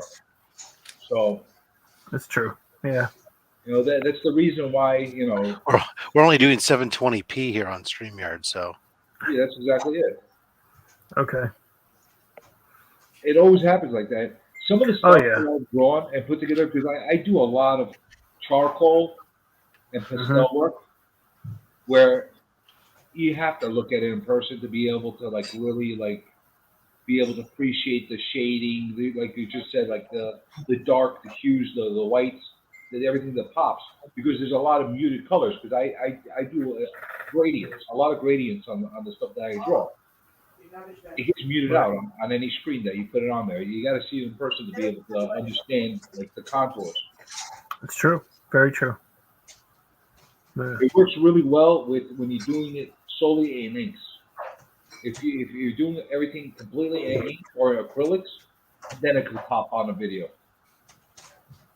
Then it could really pop. Anytime I've done acrylics, that works. Yeah. I wish I did more art. I wish I could do more. It's just my hands only let me do so much. Well, you should. Honestly, you should, because you got a talent. I'm not. Like I said, I'm not being sarcastic about it. You got some real talent, and you should. Thank you. You should really put more energy and effort towards it, because I think you have something that could be helping you put money in your pocket down the line because of it. Yeah. I really do. It's nice that we're all doing it as hobbies and stuff like that. But you're a young guy. You could actually turn your talent into something that could be profitable for you down the line. So why not have a hobby that you really enjoy that could actually pay your bills at the same time? Well, also the thing is, a lot of if I were to do art for different places or for companies or anything, there's deadlines. And now with me, because now my hands, I suffer from psoriatic arthritis, and my hands are actually crippled. I can't open my right hand all the way. It doesn't open all the way. My left hand doesn't close. So for me, to draw, it takes a lot out of my hands. So that's why, for sometimes if people want commission pieces and stuff, I usually tell them, hey, it's going to take a little bit of time, because sometimes, depending on what I'm doing, it's my hands sometimes can just. Hey, Roscoe. Yeah. If it takes longer than 7 years, don't worry about it. Well, it definitely doesn't take me longer than 7 years. God. Well, you ever think of it from this perspective? If you ended up doing stuff, you're a creative guy, putting together images and putting together stuff that you could actually think of it towards a commercial type of use down the line. If you do stuff like that is imagery that could be used for some kind of promotion or a campaign down the line that also reflects your style. It's stuff that people could actually purchase for you, the rights to be able to use in their ads, in their magazines. As long as you start promoting that and showing that to some of these agencies, you might be able to do that stuff. And if you're looking for a recap on what Roscoe's talking about from C3.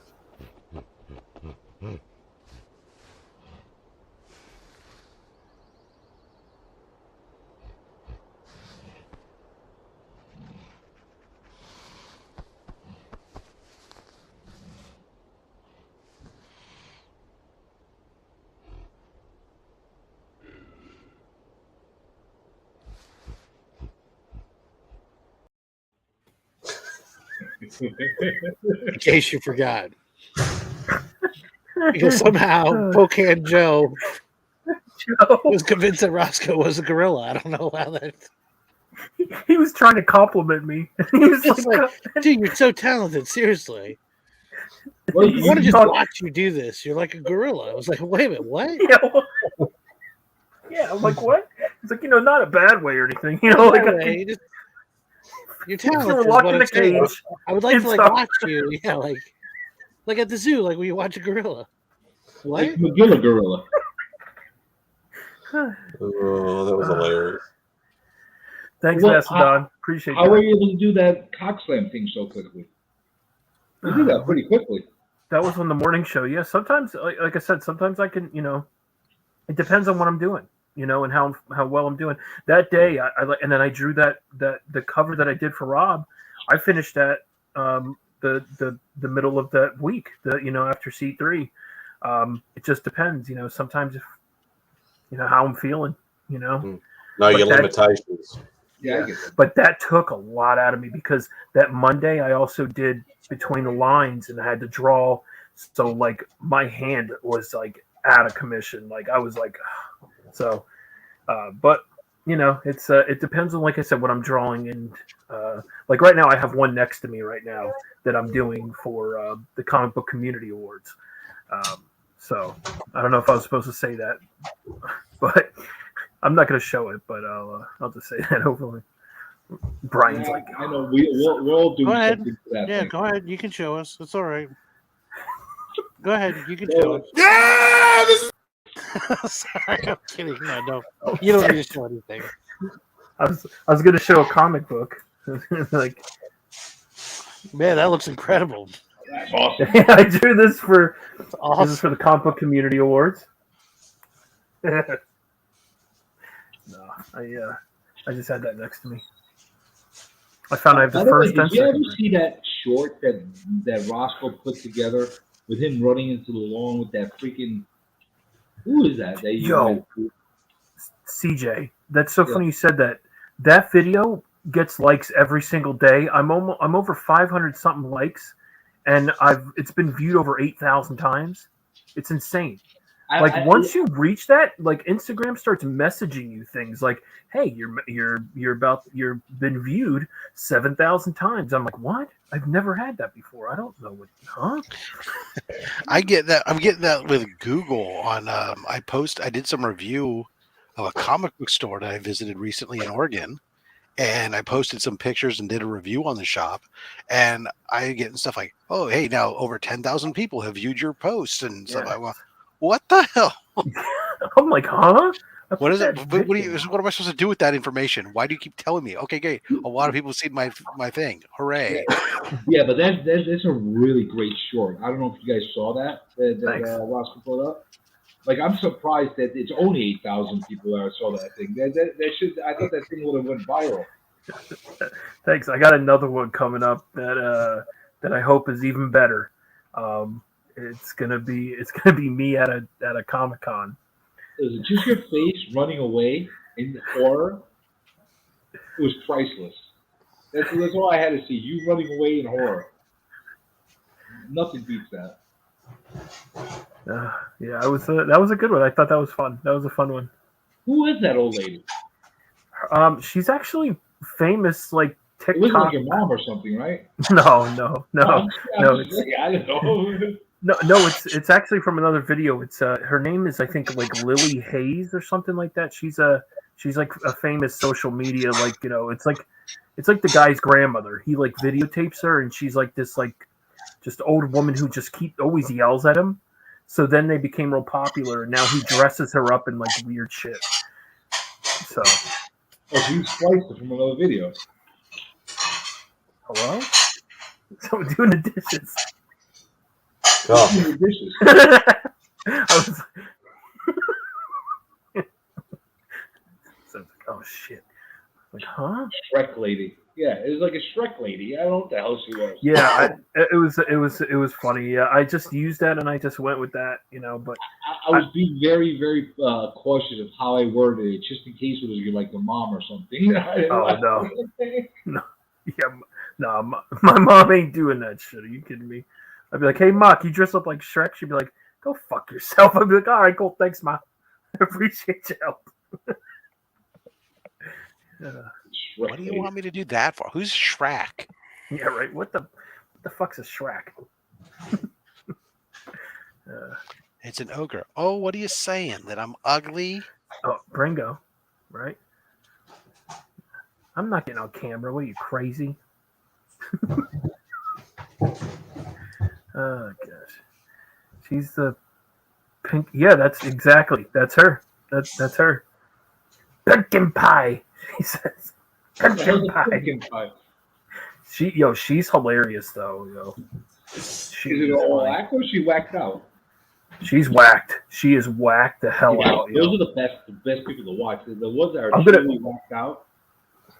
I'm gonna send it to you, Journey. I'll send you because someone tagged her in that video, in my video. I'll send you her thing. Oh, sounds good. I love how I start off. Hello. Okay. Yeah, she's a nut though. Holy shit! And just like that, I just realized that the last post I did was is getting attention on IG. I'm learning this IG stuff. The last post I put on there was of a freaking chick eating a hamburger to promote a whatnot sale that I may or may not do, and and for some reason people like that. They like the idea of your cartoon face on a female body. Oh, you saw it? Yeah, I saw it. Oh. I just turned on my phone for a second just to see something, and I just saw like all these things on it. Well, some people are not liking it. They're kind of pissed for some reason about it. I don't know why. They just love you. Everybody loves me. Oh my god, that's nuts. Love you like hemorrhoids. Wish there was an ointment that makes you go away. Yeah, that's her, dude. Like, yo, she's bonkers. She is wild. Yeah, she's got issues. Oh yeah, there's no That's doubt. awesome. That's you're gonna see. Yeah, I am. Yeah. If I really put my focus and attention, I could probably clickbait the world into clicking on anything. But You even put the word clickbait on your picture, and people still clicked. Yeah, that's the whole point. I was like, what? That's the whole point, man. I like to be painfully obvious. I can't stop looking. I went to pumpkin pie. I went to pumpkin pie. That's awesome. Oh my god, this woman is like an endless treasure of Yes. clips. Yes. I'm not gonna lie. She is out there. And as she's starting to do like movie recaps, like I saw her doing the Predator movie, and like she's like dressed as like the Predator, like too, and she's like, and then she's like, "No, stop it! Get away from me! Get we got to the chopper!" And the way she says it is just amazing because she has an accent, so she's trying to do Arnold's accent, and it's ridiculous. It's so stupid. Oh gosh, yeah, she's funny. See, that's gold. You can't duplicate that, no matter how much you try. No. All right, I think I'm gonna call it a night for myself. I need to get out of this chair. Thank you, Rob. All right, Rob. Good seeing It's you. amazing Rob. how We'll probably even cut though it it's a comfy chair, it gets fatiguing sitting in it for too long. Yeah. This I have one of one's these here too. now. I have one of those chairs too, Rob. But even though I love it, sometimes you're like, you know what, I gotta get up out of this, and then go to my recliner. Exactly. That's exactly where I'm going. After I go to the bathroom, I'm going right to the recliner. Exactly. That's what I do. Because you know what? There ain't nothing better than a lazy boy, baby. All right, guys, make sure to catch Rob on Silent Rob. Yeah, Rob. Do you have anything you want to talk Promote? about? Sure. Well, I'd like to talk about that. Let's talk about it on Thursdays. Is a show that everybody should be watching, and it's right here on this channel, Remy Q Studio. So if you don't see that subscribe button has been clicked, then you should do that right now, and then hit the notification bells. That way, you are alerted when great content pops. Then you will be cool like all the other Remy Q Studio fanboys and girls. Timestamp 4 hours 28 minutes into Remy's place, and send Rob $20. I appreciate it. Yeah. Aside from that, on my own content, as we're marching to 1,000 finally, we do have, and we'll be probably pretty soon I'll have to actually start planning and thinking about what we're going to do and all the goodies that we'll give away for the 1,000 subscriber giveaway event. Since I haven't done one since 500, I think it's time. But on Monday will be mail call. I got an all signature series mail call, so several boxes of slabs, all come back from CGC and CBCS from signing events, whatnot, and so that'll be that. And then Thursday, I have a CBCS submission that's been sequestered for over a year. With a bunch of Silver Age Spider-Man stuff and some Golden Age books in there that we'll crack into and take a look, see what we got. Nice. Awesome. Then, of course, Saturday we'll be back with only slabs again. Who's the guest? Mighty Collectibles and Comics. I think. Oh, nice. You got a lot of stuff. Yeah, Mighty Comics and Collectibles. Nice. He's got a lot of stuff. Are you still looking for January, people? Oh yeah, of course. We're always looking. I'm looking for late January, February. I'm just scheduling out in advance because I So always if anybody out there is interested in going on, hit up Rob. Yeah, or even ever thought How about many it. slabs do you have to be able to be 25 on to the show? 30. Oh my That, gosh! that all is right. the reason you will never see me on that show. Same. I could never plan that far. I don't know. advance. Come on, CJ. You got about like half that many already just from C3. Pretty much. But I can't plan that far advance. If you ever have a cancellation, a week or two before, you know who to call. Yeah, Remy. I'm Rob's eternal backup. You need slabs, I got them. I don't think you'll like any of them, but I got them. Remy and Mark are on eternal standby along with usually what I do first is I look at some of the future guests that are on the schedule and try, especially since I usually plan 2 to 3 months out on my booking, and I try to bring somebody who's on the back end in sooner so then I can backfill later on. And then I go to then I have a couple of people who are on standby that have said that, hey, you need somebody last minute, let me know. But I'll add you to that standby list there, CJ. It seems, I know sometimes when I talk to people, I'm talking about January, it seems like it's a far out there, but in reality, if you take into account Thanksgiving and Christmas in here, there's only like 4 episodes between now and January. So, wow. So it's like I'm actually behind on where I would like to be on planning stuff, and it generally works out well. I tell people when I book people 2 to 3 months out, I'm usually 3 months out, or sometimes even more. I'll tell them, hey, look, I'll pencil you in. This is not written in stone. I'll circle back with you when we get closer, see if it's still a date that works out well for you. I'll add you to the calendar invite if you want, or you put on your own. And when we get closer, say, okay, you know what, I need to adjust. Something's come up. Okay, great, no big deal. We flex people around. We might change the schedule up, or they go, "Yep, we're good," and it's all good to go. Yeah, that's just not going to happen.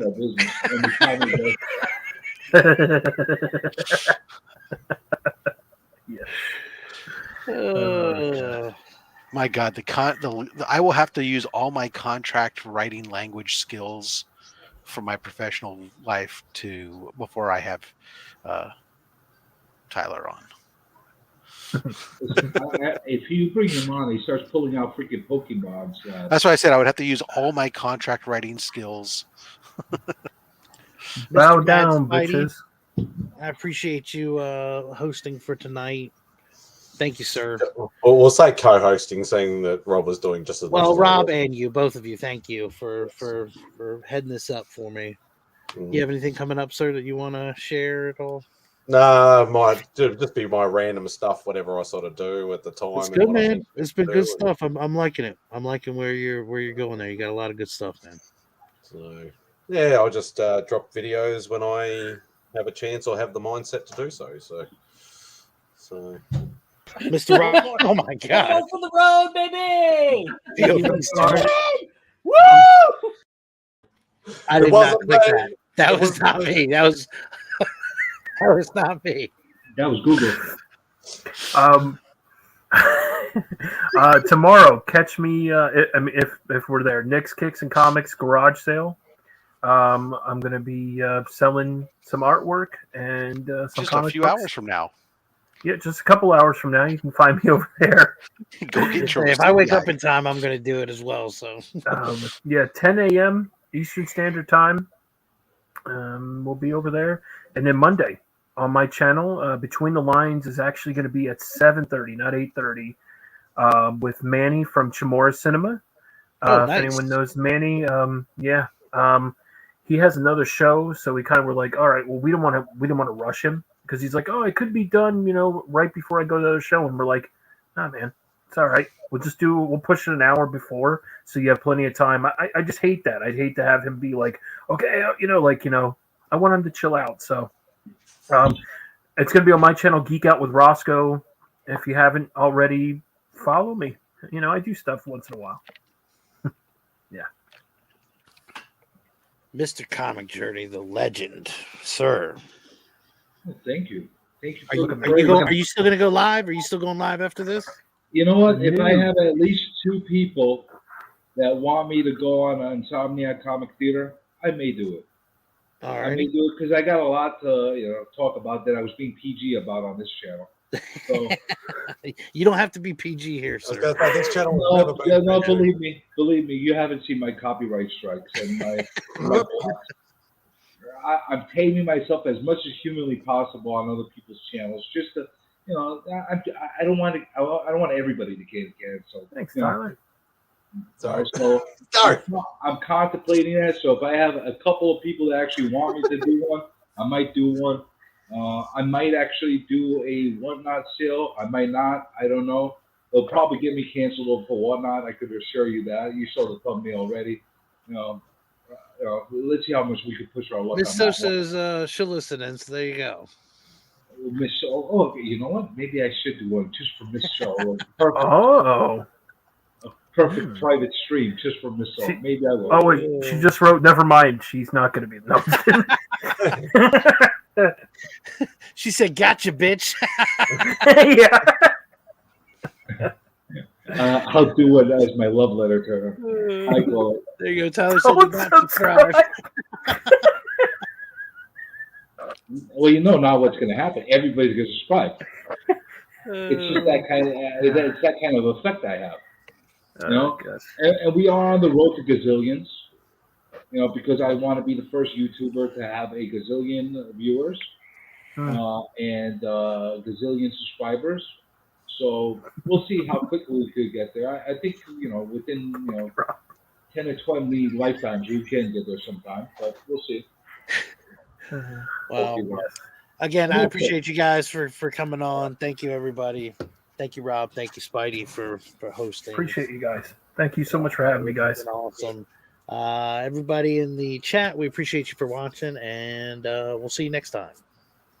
Goodbye, children of the night. Gobble, gobble, whack, bitches. Closing time.